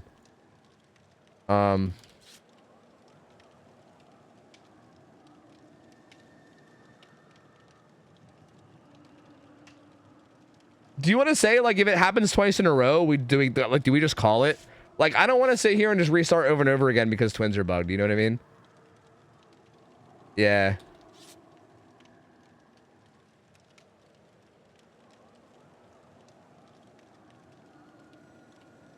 Because, yeah, we can't just keep, like, restarting and getting bugged. You know what I mean? But, yeah, we can give it another try and see how it goes. The bug makes Charlotte look up. I think it's the opposite. I think it makes you stare down. Or I think like your movement speed is stuck slow. I can't remember exactly what it is. It's like your camera gets all weird and I think you like move like super slow or something. If it happens again, I'll call it, to be honest. Okay. Has there been a Bubba for scrims? Not recently. Like, not today. I mean, we have had a couple Bubbas, though. We have had a few Bubbas. Do you like Steely Dan? I feel like there's maybe like a couple things from Steely Dan I like, but not like a lot. Like, I can't even name anything off the top of my head. Like, I know some stuff from Steely Dan, but I can't even name anything off the top of my head. Jimmy Tech, thanks for the 4 months. Welcome back, man. Appreciate it, bud. Hades Reacts, thanks for the raid as well. Appreciate you, Duder. Hope you had a good stream. Thank you, man. I'll thank you, thank you. Any dredges? Yep, actually a lot of dredges. A very surprisingly large amount of dredges. So yeah, makes you look up. Okay, so if we're spectating the killer and he never looks up and he's like stuck looking up, then we know he's bugged. Is that what it is? Because yeah. I mean, local Dredge main played Dredge a bunch. Actually, the first ever killer ever played in the Scrim Nights was Dredge. Our very first 3 matches was Tin Can playing Dredge, and went 3-0. That was our first ever game of Scrim Nights ever. Was Dredge. So first 3 games were Dredge, actually. We've seen a lot of Dredge. All right, here we go. Round 2. Team Taco Bell, aka Misery, kind of, against Dr. Sex, PhD, and fuck. Gonna be similar. He's on Azeroth's resting place's map. Again, if you guys don't know, it's shaped like a gigantic eye. And there's usually like 3 gens on each like vertical side of the eye, sometimes a 4 gen, and then there's usually like 1 gen in the middle. So yeah, there's kind of a 4 gen down here. It looks like that side has 3 and the side has 4. There's not even a gen mid. There's just a 4 gen down here. So he actually has a pretty strong gen setup with his 4 gens down here. Hopefully he doesn't bug out. So yeah, every time it switches back to Charlotte, you have a chance of bugging out. So hopefully it doesn't happen. It looks like this is the same. Wait, did he have this build? This was his build, right? I remember he had Force Penance. I actually can't remember what his exact build was. These guys are just kind of hiding over on the corrupt side, though. He does find the Nancy. I think the plan for these guys, if I'm not mistaken, is just hiding on the corrupt side until someone gets chased, and then go over there to try to tackle gens. Like, I think there's kind of no point in going and like going over there early. Like, I think it's like wait till someone gets chased, keep him on this side, and then go over, right? Like, going over yourself before the killer comes and puts pressure on you seems kind of pointless. So also a smart plan, something to keep an eye on, right? If you're a survivor team that's learning, you know, good stuff. Make them pressure you in corrupt before you go do gens. Nancy gets the stun, and I'm assuming these guys are now going to go tackle gens. Yep. Looks like Ada and I think that was, I couldn't tell. Maybe Zarina were on that gen. Nancy's still getting chased over here. Victor's still kind of down on that side of the map. Looks like the Twins player is going to bail now to go back to the gens. Hoted's also on the gen by main in the hill. Victor gets kicked, actually. Okay, very smart. I mean, again, very smart, safe play. Just immediately running back towards the corrupt gens because you know that the killer's not coming to chase you there. So really good positioning, really good communication, and really good positioning, right? Like they communicated the Twins were coming back. They immediately ran back down towards Shaq's side of the gen where the gens are blocked, that they know that the Twins don't want to go. And these guys are back at pressuring this gen with Prove Thyself, which is also very, very good. Again, big head starts again. This is, again, I really want this to be something that, like, people look at and, like, pay close attention to, because this is so important, right? Like, you see how massive of a head start they get? Like, if you know the killer's anywhere near you and possibly coming your way, just get a huge head start, dude. No point. Literally no point in like, playing dangerously at all. Just play safe. Just get the hell out of there. Oh, Claudette is found back here, though. Okay. This is actually going to be spicy, because she is kind of deep in... She's kind of deep in this 4-gen. So what's gonna happen here? She is just hit with like she can keep Victor though for a solid, I don't know, 20-30 more seconds, maybe. I don't know how long it stays total, but she can keep Victor on her head for a while and just kind of play. Jeez, that was a little bit of a risky vault. Does she have, what'd she have? Dead Hard? What'd she have? Nothing. Twin Burst. Uh-oh. I thought she might double vault there. That was a bit of a risky vault. I didn't like that vault at all. This vault, like this, there's so much distance here that you can probably just hug the window and literally just medium vault if the killer comes in. Like, I think going for that, I think like that preemptive fast vault was a little aggressive, to be honest with you. That was a pretty big misplay, actually. And yeah, she has Deliverance too, so that's really Deliverance and Reassurance. Definitely not the survivor you want to be on hook first. Definitely not good. So good start for Dr. Sex. They do get a gen done down there across the map, and this is a literal 4-gen. Like, this is such a tough area. This is gonna be tough for these guys now. This is gonna be tough. That's a big start for this Twins player. Like, that's like You almost can't ask for a better start. You almost can't ask for a worse start from the survivor. Well, there's definitely worse starts, but definitely not the start these guys wanted. That's for sure. Victor detects something. It's an Ada. Jumps on Ada's back. Oh, Zarina's here with the unhook though. Oh, are you bugged again? No. Is it bugged again? No, dude, it was such a good start too. Oh, that was gonna be such a good one. Fuck. Behavior, you sons of bitches. Fix your motherfucking twins, man. I know there's only like 10 people that play them, but come on, dude. Those 10 people care a lot, dude. Come on, please. The twins, brother, the twins. Think about the 10 people. Think about them. Oh, I'm gonna do it eventually. This sucks. That sucks, man. What a bummer. That was gonna shape up to be a good one too. I was really curious to see what the survivors were gonna do to get out of that, because that was a tough situation, right? Like, they had Ada injured. They were probably gonna have to 1-for-1 there with the Zarina. If not 1-for-1, it was gonna be like a very tough spot to get out of. Like, that was gonna seem like it was about to get really intense. Man, oh man, oh man. So are we just I don't know. I guess we'll give okay, so we'll give Dr. Sex the option if they want to switch killers, sure. If they want to just like give up and we can move on to the next killer, that's fine too. Because I think we have a blight that's waiting in the wings. I think they're giving up because I didn't go back to the lobby, so I think they're giving up. So yeah, I think we're just gonna bring in the twins, or sorry, not the twins player, the blight player, I believe. Is that what we're gonna do? Man, what a bummer. What a bummer. I honestly don't know why twins wasn't kill switched. Yeah, I don't know either. It might be because the bug on twins affects the twins player rather than like the survivors. So maybe they're like, hey, if you want to take the risk to play them knowing that they're bugged, maybe you will. I mean, I don't know, but still, like, maybe like put a warning on them or something. Cancel Gamba? Yeah, I'll refund the Gamba. Yeah. It'll just refund all the points. So there you go. Yeah, I think that was gonna be a good one too. I think that was gonna be a good one. Kind of a shame. Kind of a shame. I had twins to the temp ban list. Ugh, man, we haven't seen a twins game in a long time too, so I was excited for it. Pain, sadness all around. But what are you gonna do? What are you gonna do, man? What are you gonna do? Is the blight player around? Do we have the blight player? Oh yeah, I see. He said, "Can you give me a couple minutes setting up now?" So yeah, we do have the blight player. So I think this is gonna be our last game of our last game of the night. Put it this way: if the survivors win, I'll just give them the prize because, like, you know, we'll just consider that one a win, I suppose, right? If the survivors beat the blight, we'll just count it as a win. Yeah.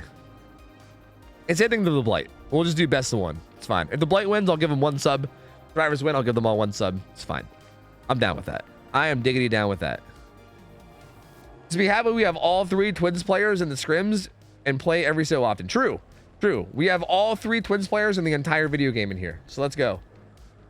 We have them all together in one place.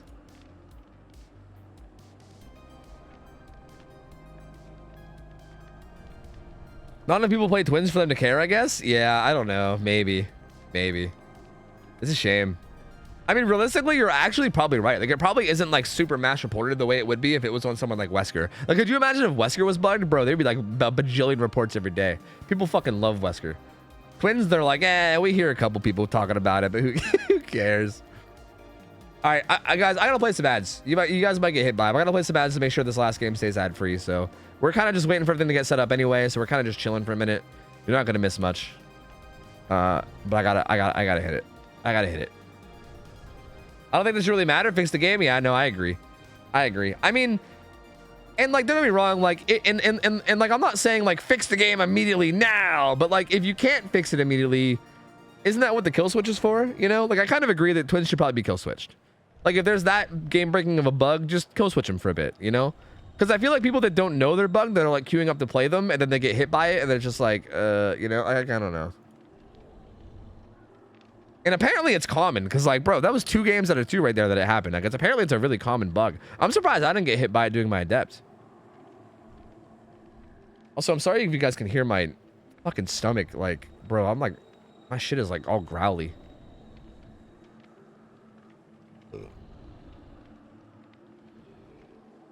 They kill switch nurse for a while? Yeah, they kill switch nurse for a while. I remember that one. Yeah, gross. I know. That's how I feel about it. I know. Oh, Taco Bell talk. I know. What's the bug? Just got here. Something about like when you go back to Charlotte, I think it like makes your camera like point directly up or directly down, and then also your movement speed gets like decreased or something. Like it like puts you in like this weird bugged state where you like your camera, you like lose control of your camera, and like I think your movement speed gets lowered. I don't know. You just you basically just get fucked over essentially. Long story short, you get dicked over. Those are weird ads. Yeah, what kind of ads you getting now? Are the Megan ads gone now that Megan's actually out in theaters? No more Megan ads. So we'd have a new Gamma maybe. Yeah. You know what? Sure. Here, I'll give you like a 10-minute Gamma since it's taken a minute. I mean, you guys know the Survivor team, right? It's the same Survivor team. You guys know what the Survivor team is going to be. The killer is somebody that I don't think we know. I think we were almost going to see them the other day. Or no, did they play? Wait, did this person play or did they not play? I don't know. I cannot remember. I think we might have seen them play, actually. Yeah, no, they went 2-0, I think. I think they went 2-0. Because I think I remember trying to say their name and not saying how to say it. And I was like, TRXQ or whatever, however say. I couldn't figure out how to say their name. I think we've seen them play. I think they were really, really good, if I'm not mistaken. They're playing Blight. Wait, did they play Nurse last time, though? I think they might have played Nurse last time. I'm pretty sure we saw them play Nurse. Right? I think. V-Trix, is that what it is? I think they played Nurse last time, if I'm not wrong. So now they're playing Blight. So just from S tier to S tier. But yeah, they're very, very good.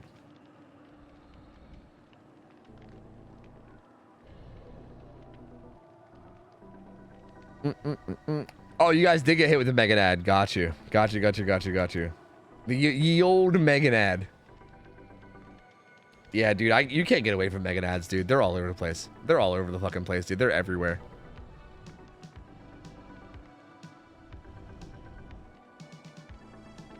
Ads on this channel always make my screen freeze at the end of them. 99% of the time I have to refresh the page. Really?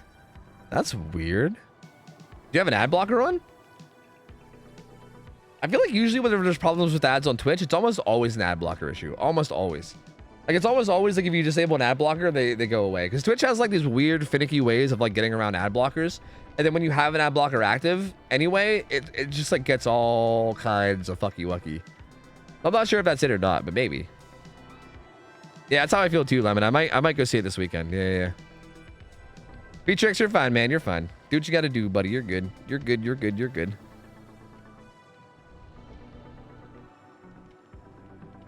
The new Evil Dead looks good. No, I don't know. I haven't seen the trailer. I'm not watching the trailer. I've been saying this the past couple days. I don't do trailers. I don't do movie trailers, man. Movie trailers suck because either A, they reveal way too much about the movie to the point where it feels like you've already watched the whole thing, or B, they just don't show you anything at all and it's just fucking pointless. And it doesn't even tell me whether I'm going to like the movie or not. Like, I feel like I've never seen a trailer where like I felt better about the movie afterwards. Like, I feel like it's better to just be like, hey, if this movie looks and sounds interesting, I'll go watch it. If it doesn't, then I won't, you know? Like, I think rather than a trailer, I would rather have a loose idea what a movie's about, you know? If I have a loose idea what a movie's about, then I can probably decide whether I want to watch it or not. Like, Evil Dead, I already know what Evil Dead's about, you know? I'm going to watch Evil Dead. It doesn't matter how good or bad the trailer is. I'm going to watch Evil Dead no matter what, right? So I don't really need the trailer, you know? I'm in there regardless. So yeah, I don't know. I know there was a trailer for it. I know people were talking about it. I can't really give an opinion. I'm sorry. I might be kind of boring for this, but I just don't do trailers. I don't know. I would rather go into every movie blind and just, you know, experience it blind and just have fun with it. Trailers just ruin all my fun, and I just don't do it. But I know a bunch of people were angry because I guess, like, you know, Ash isn't in it or something, which I already knew was a thing. I think that was already a thing. I think that was a thing that everyone knew already beforehand, right? That like Ash isn't going to be like the main character. Like, I don't know. I think like Ash is like donezo in the Evil Dead series or something. I mean, he wasn't even in the last one either, wasn't he? There was one that was made like a few years ago that he wasn't in. And I think that's all I saw. I just saw a bunch of people on Twitter being like, "Oh my god, no Ash." Which, like, I get it. Ash is like the main, you know, the main thing, but also like, yeah, he's getting up there in age. True, yeah. I mean, he did Ash versus Evil Dead, which was like a whole show. And is he directing it? I thought he might have been directing it or something too, right? I think he still has like, I think Bruce Campbell still has like something to do with the movie, if I'm not mistaken. He's producing it, yeah. Like he has something to do with it. I can't remember what. Not directing it. I think he's producing it, yeah.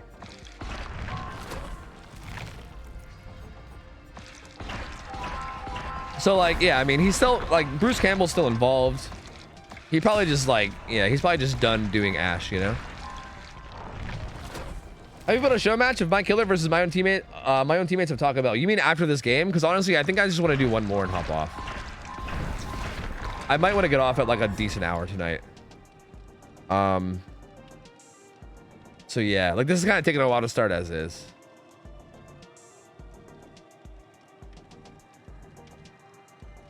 We don't have to do it tonight? Okay, yeah, I mean, some other night? Absolutely, I'm down. I'm totally down, dude. Yeah, I think I'm kind of dead set on having the one more match and then being done tonight, though. But some other night, I am absolutely down, totally. Sign me up, I'm all for it.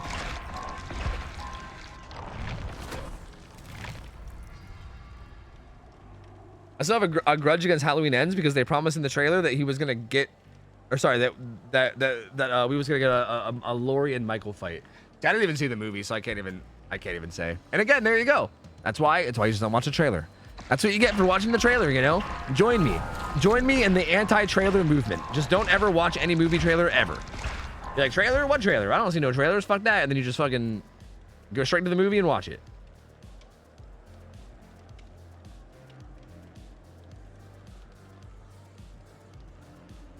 How do you spectate like you do? It's cool as hell.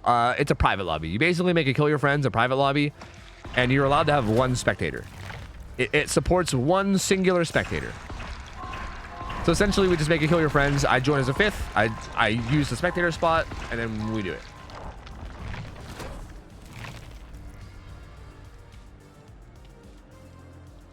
How will you know who's shitting in the tall grass, though? True, that's a good point. What do you do during pre-show trailers in theaters? Well, I mean, I'm forced to watch those. So, like, you know, you gotta do what you gotta do there. That just sucks. I mean, that just sucks. That just kind of like life is pain. What are you gonna do? You know, you kind of just get hit by it. To be fair, though, there have been some trailers recently that I've seen that actually do a pretty okay job of not spoiling the movie. Like, I saw the movie The Menu recently, and I don't know if you guys saw that movie.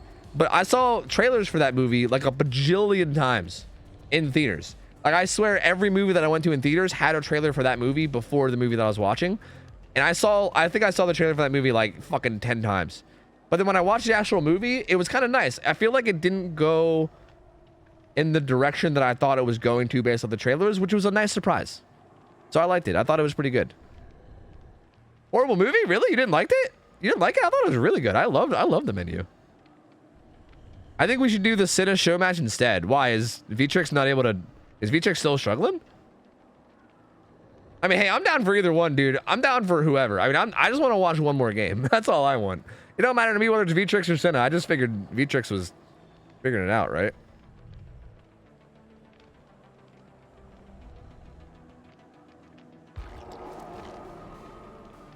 Everybody said you use the... When you don't watch movies, what changed? Well...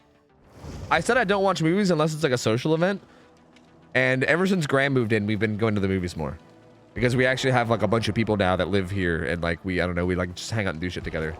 We also have an IRL friend that we hang out with sometimes too. So like, I don't know. Like now I have friends in real life that I hang out with. So we go to movies and we make it like a group event and stuff, you know? So yeah, I mean, I don't ever watch movies solo. I still stick to that. I don't think I've ever watched a movie completely alone. But, yeah.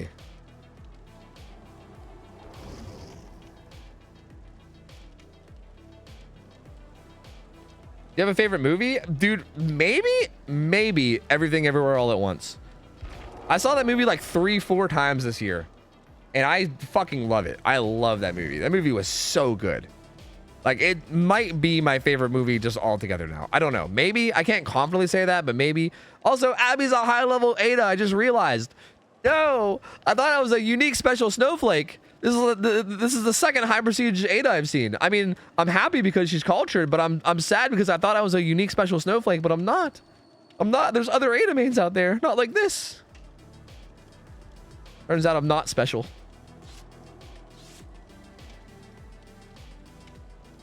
I don't know, Alex Razor. I don't comment on fucking leak shit, dude. Like, if DBD ever announces something about Cannibal, then I'll comment on it. I don't care to comment on leak shit, dude. I don't pay attention to leaks. I would prefer to exist, or sorry, I would prefer to pretend that DVD leagues doesn't exist because I kind of hate them. I hate what they do, I should say. I don't hate them as people.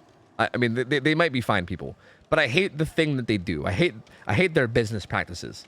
I hate the idea of leaks. I hate like everything getting revealed by not behavior and just finding out through a fucking dumb Twitter post. I just hate it. It like ruins everything for me. I just don't like it at all. So whether they're right or whether they're right or wrong, I don't know and I don't care, and I'm just gonna wait for behavior to say something before I make any comments on anything, because fuck leaks.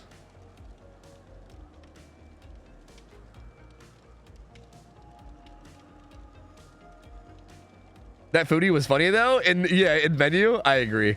I don't want to spoil anything, but yeah, I mean, like there's a few different scenes he's in where it just like killed me. Like I don't know, I died laughing. It was so good.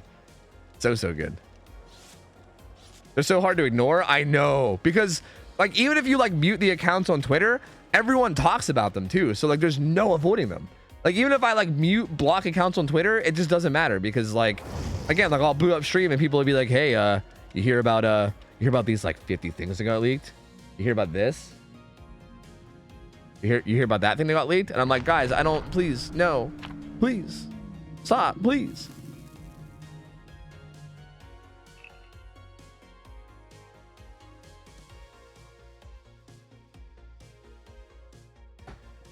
Like behavior should fix their leak issue then. Well, I don't think they can. I think a lot of the leaks come from okay, a lot of the leaks come from that one time that they accidentally put a build out on live that was like a dev build. It was like when they accidentally like leaked Ghostface. It was like an employee fuck up where they put like a dev build out on Steam and everybody had access to it. Ever since they did that, it like put a massive like security thing that I don't think is easily fixed. I think that's a major part of it, if I'm not mistaken. Anyway, sorry, let's just get into the game. This is Vtrix. We've seen him play Nurse before. He was quite good. Now he's playing Blight. Suffocation Pit, double speed. Playing against Taco Bell, which is very close to Team Misery, who is a very good team. And we'll see what happens. Suffocation Pit, the gens down on the main building side are currently blocked. He's got Overcharge, Call of Brian, Pop Goes the Weasel, and Corrupted Intervention. So this is kind of like the typical, like, you know, Corrupted Intervention plus 3 gen kick perks that you'd expect to see when all perks are allowed, except instead of like Eruption, he put on Pop and like Overcharge, which are like kind of like right there with it, I guess. Does see some scratch marks here. Can't quite find where they are though. Oh, okay. What's the bump logic? I don't know. He's out. That's a tough chase. Those filler tiles, like I said before, are really hard to play as Blight. If you don't have like good objects around the outsides of them to use bump logic, it's really tough. It doesn't seem like he had a very good setup there, so he's coming back to the middle. Gonna keep an eye on the gens. Sees a Claudette, I think is who it was. Now we see some other scratch marks. Oh. It's an opening hit on Ada. Good job. She's probably gonna run into the corrupt gens, I would assume. Although there's what a fall. God, it's like another 5 gen. Dude, what is this map? Good fake out there. I think Ada's. Yep, Ada's gonna go down there. He even like kind of did a little dead hard bait slam there as well.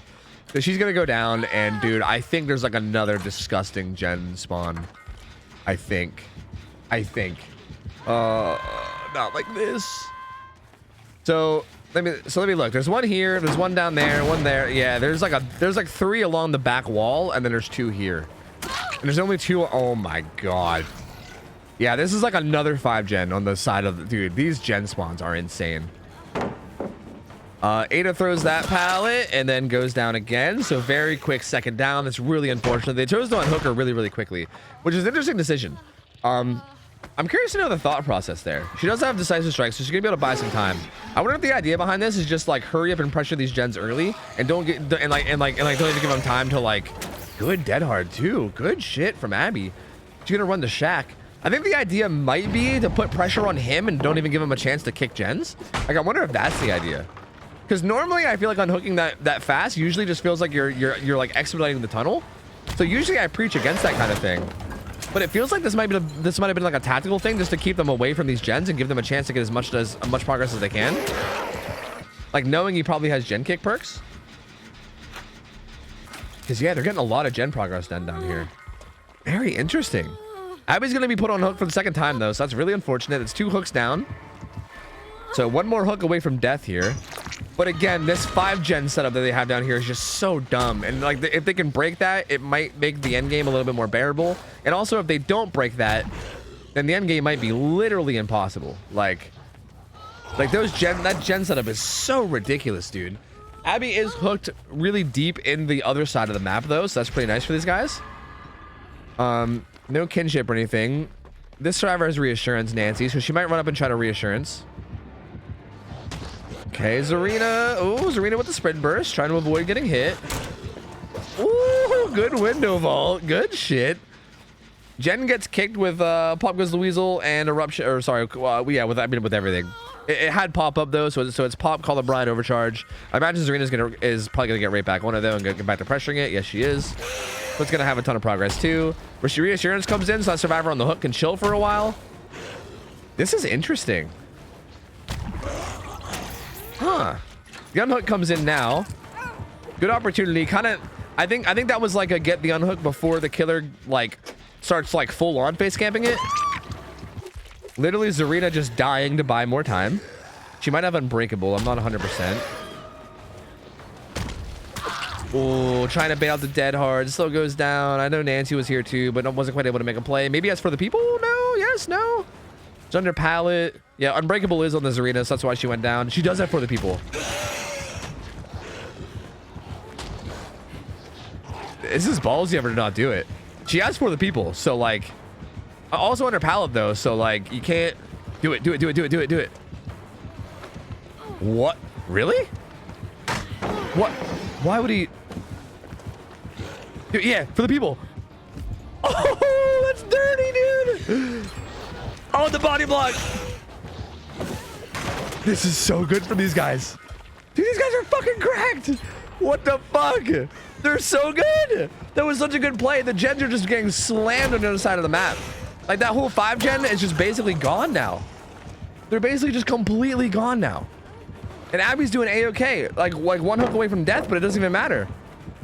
One of the worst pallets in the game, gets some value out of it. She's gonna go down, but dude, it doesn't even matter. Just bought so much time. Like all the gens are practically done. They're proved myself in this last gen down here. And I think there's gens, there has to be gens on Shaq's side, right? There has to be. Like they spent the whole game down here. So there has to be gens on this side of the map too. Claudette gets hit over here. This gen's probably gonna get hit with all these perks. Serena's down on that side too. Nancy is down on the Shaq side though. She's pressuring the gen at Hill. She might reset with her med kit. They gotta be careful though, because they are all injured. And Blight is a dangerous killer, so they gotta be a little careful. They're probably gonna try to reset. There's an injured survivor here. This tile sucks against Blight. You can do, yeah. I feel like whatever the fuck you call that shit, virtual tech, whatever the fuck it is. The thing where you do like an instant hug tech is like really easy to do here.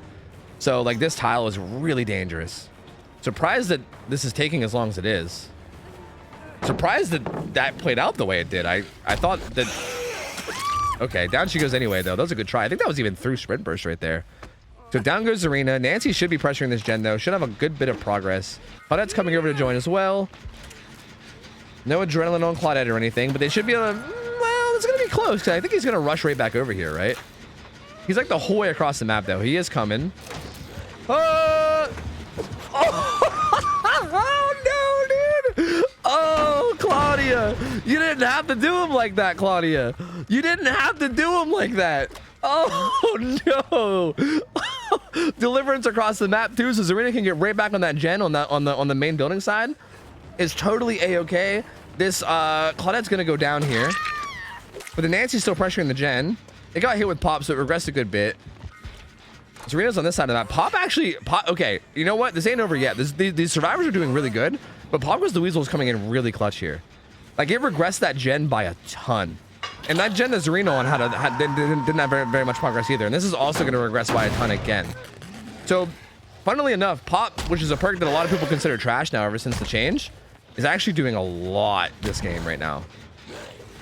So this is going to be really important. This Zarina needs to make sure to like get away here, not die, buy time for these guys down here. The Unhook's going to come in. They're probably going to hop on this gen with Prove. And like this puts some pressure on the killer, right? Because what's he do now? This Zarina needs to not get found. She did a good job of not getting found. She's probably gonna communicate. Yeah, so she communicated that the blight's coming back. So injured Nia is just gonna get the, or sorry, not injured Nia. Injured Claudette's just gonna get the hell out of there. See, like this is really good because they're putting pressure on the blight now, right? Like they're pressuring this gen, and Zarina's pressuring this gen, and as long as they don't get found and like killed, essentially he's like split between which one he goes for. Although Claudette does get found trying to transition. She has off the record though, so she'll eat that hit. Gens are being done, he can tell with all the brine. Ooh, good pallet though. He's gonna have to kick it. What's the progress looking like? Zarina's got a lot on hers. Goes for a mind game, doesn't get it. Oh, not the bump he was looking for. He's gonna come pressure this gen. Zarina could be in trouble. Not quite. But even Zarina going down here, I mean, the gen across the map might be done, so she's gonna go down under this pallet. Actually, it still has a long way to go.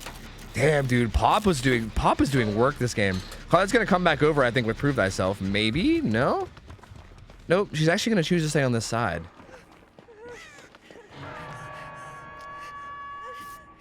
Interesting. This gen still has a ton of progress though. So like if he has to use Pop on this gen, that means Pop's not getting used on that gen down there. Nancy's still full health here at Shack. The unhook comes in. He's gonna go right, oh, what the fucking laggy hell was that? He's gonna go right back. I mean, that gen the gen that Nancy has down there is gonna need a lot of time though, because it got hit with Pop again. So it's gonna be probably like 60 or something. So it's gonna need some time to get done. They do have a little pallet here they can use, so they're good job from Zarina using that. Gonna vault in there, maybe vault out. The patience, down she goes though. Nancy's on this gen again, this time with Prove Thyself with Claudette. Is this, what hook is this? This is the second, sorry, no, so, oh, she's dead. Jukebox is dead. Oh.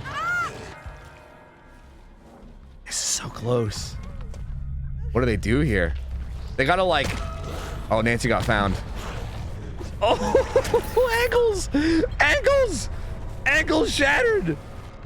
No late game perks though. Full health survivor is the one that got found. If the injured survivor can maybe pressure a gate, but it's risky because the blight can literally get from point A to point B like instantly no matter what, right? And he's actually not chasing anybody, so no, she shouldn't be doing a gate. They're probably gonna try to find each other and maybe heal up and maybe pressure gates together.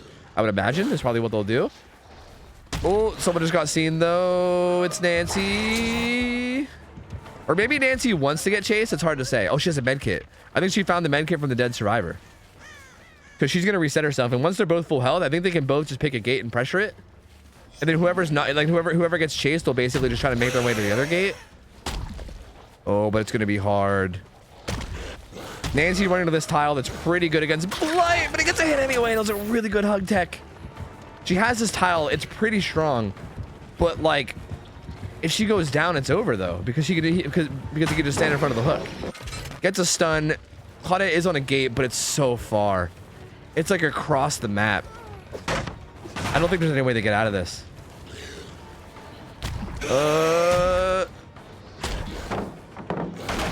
Oh, wait, or is it this gate right here? Wait, was that the gate that's being worked on right there? No. For some reason, I thought I saw a red light. I mean, these tiles are pretty good against Blight. And she could maybe buy time for Claudette to come over? Maybe? Oh, it's gonna be so close though. There's some trees here for him to work with. Oh, it doesn't quite get the vault in time. I don't think there's any way for them to do it now. I don't think there's any way for them to do it. Because I think he could just hook. He could just hook and then basically stand in front of the hook and then I think it's over. Oh my god, this was, well, maybe a body block for this hook? But I doubt it. No, no way. Claudette's sneaking over to the other gate. But yeah, I imagine the killer's just gonna stand here and I don't think there's anything they can do. I'm pretty sure that there's like nothing they can do because best case scenario, you 1-for-1. So best case scenario, I think what you get's a 1-for-1, but I think, yeah, even a 1-for-1's a loss. So there's really no way to get out of this alive at this point.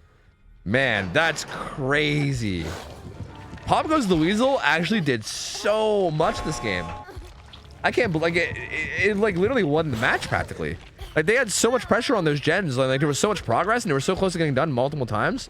But then the pops came in and just regressed it by so much. Dude, these survivors are fucking cracked though. Holy hell, dude. Gonna try, because why not?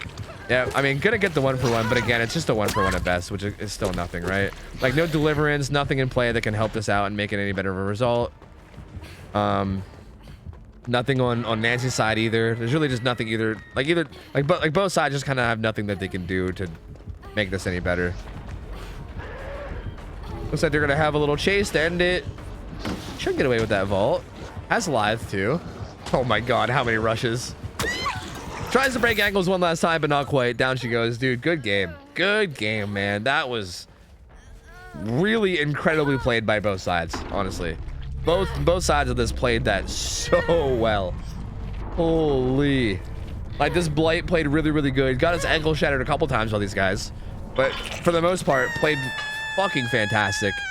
The way they played around that Ada initially was fucking amazing, dude.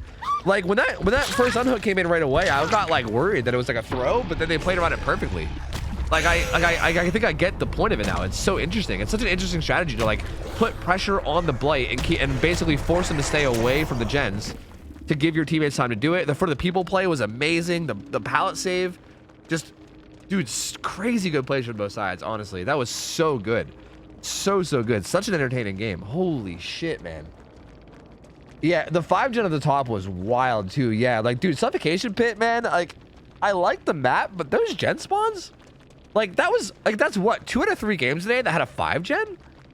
Like, is that common? I don't know. I don't, like, again, I don't play Suffo Pit outside of like pub games very often, so I don't pay that much attention in pub games. Are 5-gens common on that map? Because that's crazy. That's kind of insane. It's been 2 out of 3 games today. Man, that's wild. Wild game. Really fun to watch though. That was really entertaining. Both sides of that were completely cracked. I loved watching that. Super good team of survivors. Vitrix also crazy good Blight.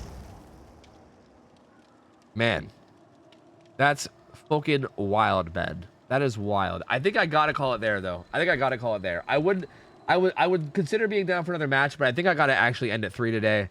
So I think I'm gonna get out of Mia. But this is a super good game. I really liked watching this. This is great. I hope to see these guys back. This is a crazy good team of survivors. I'd love to see them come back and play some more games. Because, man, that was like, I feel like I learned a lot from that game. Like, on the real, like, I know that like Blight's been a killer that I've been like, as a caster even sometimes I'm like not sure what even to like sometimes I'll watch a Blight game and I'm like, dude, I don't even know what you can do better. But that what they did there was something I would never even like expect to think to do. So like, that was sick. That was so sick. I loved watching that. And again, like, watching cracked Blights play is always fun too. So like, again, like, from Vitrix, fucking amazing to see him play as well. Like, just super good games all around. I mean, just great. I love this. This is so good. So good. So yeah, that's gonna be the end of the stream though. I think that's gonna be it for Scrim Nights. I think I'm gonna have to end there. Thank you guys so much for watching. Thank you guys for being here. Thank you guys all for participating. Everybody that's like staying up late to come and play. I appreciate you guys. Man, what a good night of games, dude. What a good night of games. Tonight was fucking great. God damn. I might be in touch with you guys, Lemon and Cinna and everybody, about the possibility of doing like an additional night where maybe we have like some kind of like a mentor tourney type thing. Because I think that sounds like a really cool idea in terms of helping people learn. But overall, this was a super good night of scrims, man. I loved these games. We had some really good games tonight. Like, these were sick games. In a bit or tomorrow? It might be either one. I'm not sure. I can't promise it'll be in a bit. Just, I mean, it might be one of those things where we talk like over, you know, like a long period of time and like leave each other messages in the admin channel or whatever. Oh yeah, payout. Yeah, payout. Yeah, here. I got you. There you go. And yeah, shit, man. I'm gonna find somebody to raid. Thank you guys so much for being here. Again, major shout out to the people behind the scenes running things. Lemon and I think Lindy was running things today, if I'm not mistaken. I'm pretty sure that's who I saw was running like the overlays and everything. So big shout out to everybody behind the scenes that run things. Lemon and Lindy did, I think, the bulk of the work today. Cinna and Supernova Fox have been helping a lot too. Awesome crew of people we have. They literally do this stuff completely for free. They like run all this stuff. They do all the hard work, all the back end stuff. They do it completely volunteer for free. So appreciate those guys, okay? Show them love and appreciate them, because if it wasn't for them volunteering their time and doing all this work for free, we wouldn't even have this. So huge shout out to those guys. I appreciate the hell out of them for doing all this, because I love doing this myself. And And I hope you guys have been liking it too. We'll be back on Sunday with more games. Scrim Nights will be every Friday again, so we'll have another one next Friday. If you guys want to sign up, if you guys liked what you saw and you want to give if you want to give yourself a shot at it, exclamation form will give you the signups. We also are temporarily doing something where you can sign up as a solo queue survivor, and we'll kind of just match you with a team. And you can just kind of we're just like, here's your team, play with them. So if you're like someone that wants to play Survivor, but you don't have a team and you'd like to just be thrown into a team, you can sign up for that as well. So yeah, sign up, play if you want. We'll help teach you. We'll try our best to help teach you anyway. But thank you guys so much for just being here and hanging out. I appreciate you guys, man. I'm gonna raid GT Vel. I'm gonna throw you guys over to GT Vel. He's a Billy main. He plays a lot of Billy. He's quite good at Billy. He also plays really good music. He kind of just vibes and like blasts good music while playing Billy, and it's a pretty good time, you know? It's a pretty good time. I feel like, how can you not vibe with that? You gotta vibe with that. Good dude. Go hang out with him. Go hit him with a get rated nerd debated. And yeah, that's gonna be it for me. Thank you guys so much for hanging out. Thank you guys for vibing. Hope you guys had a good time tonight. I'll be back on Sunday night. Make sure to follow if you guys aren't already and all that jazz. I love you guys. Hope you guys have an awesome weekend. I'll see you guys on Sunday. I'm out of here. I'll see ya. I'll take care. See ya. See you later. See ya.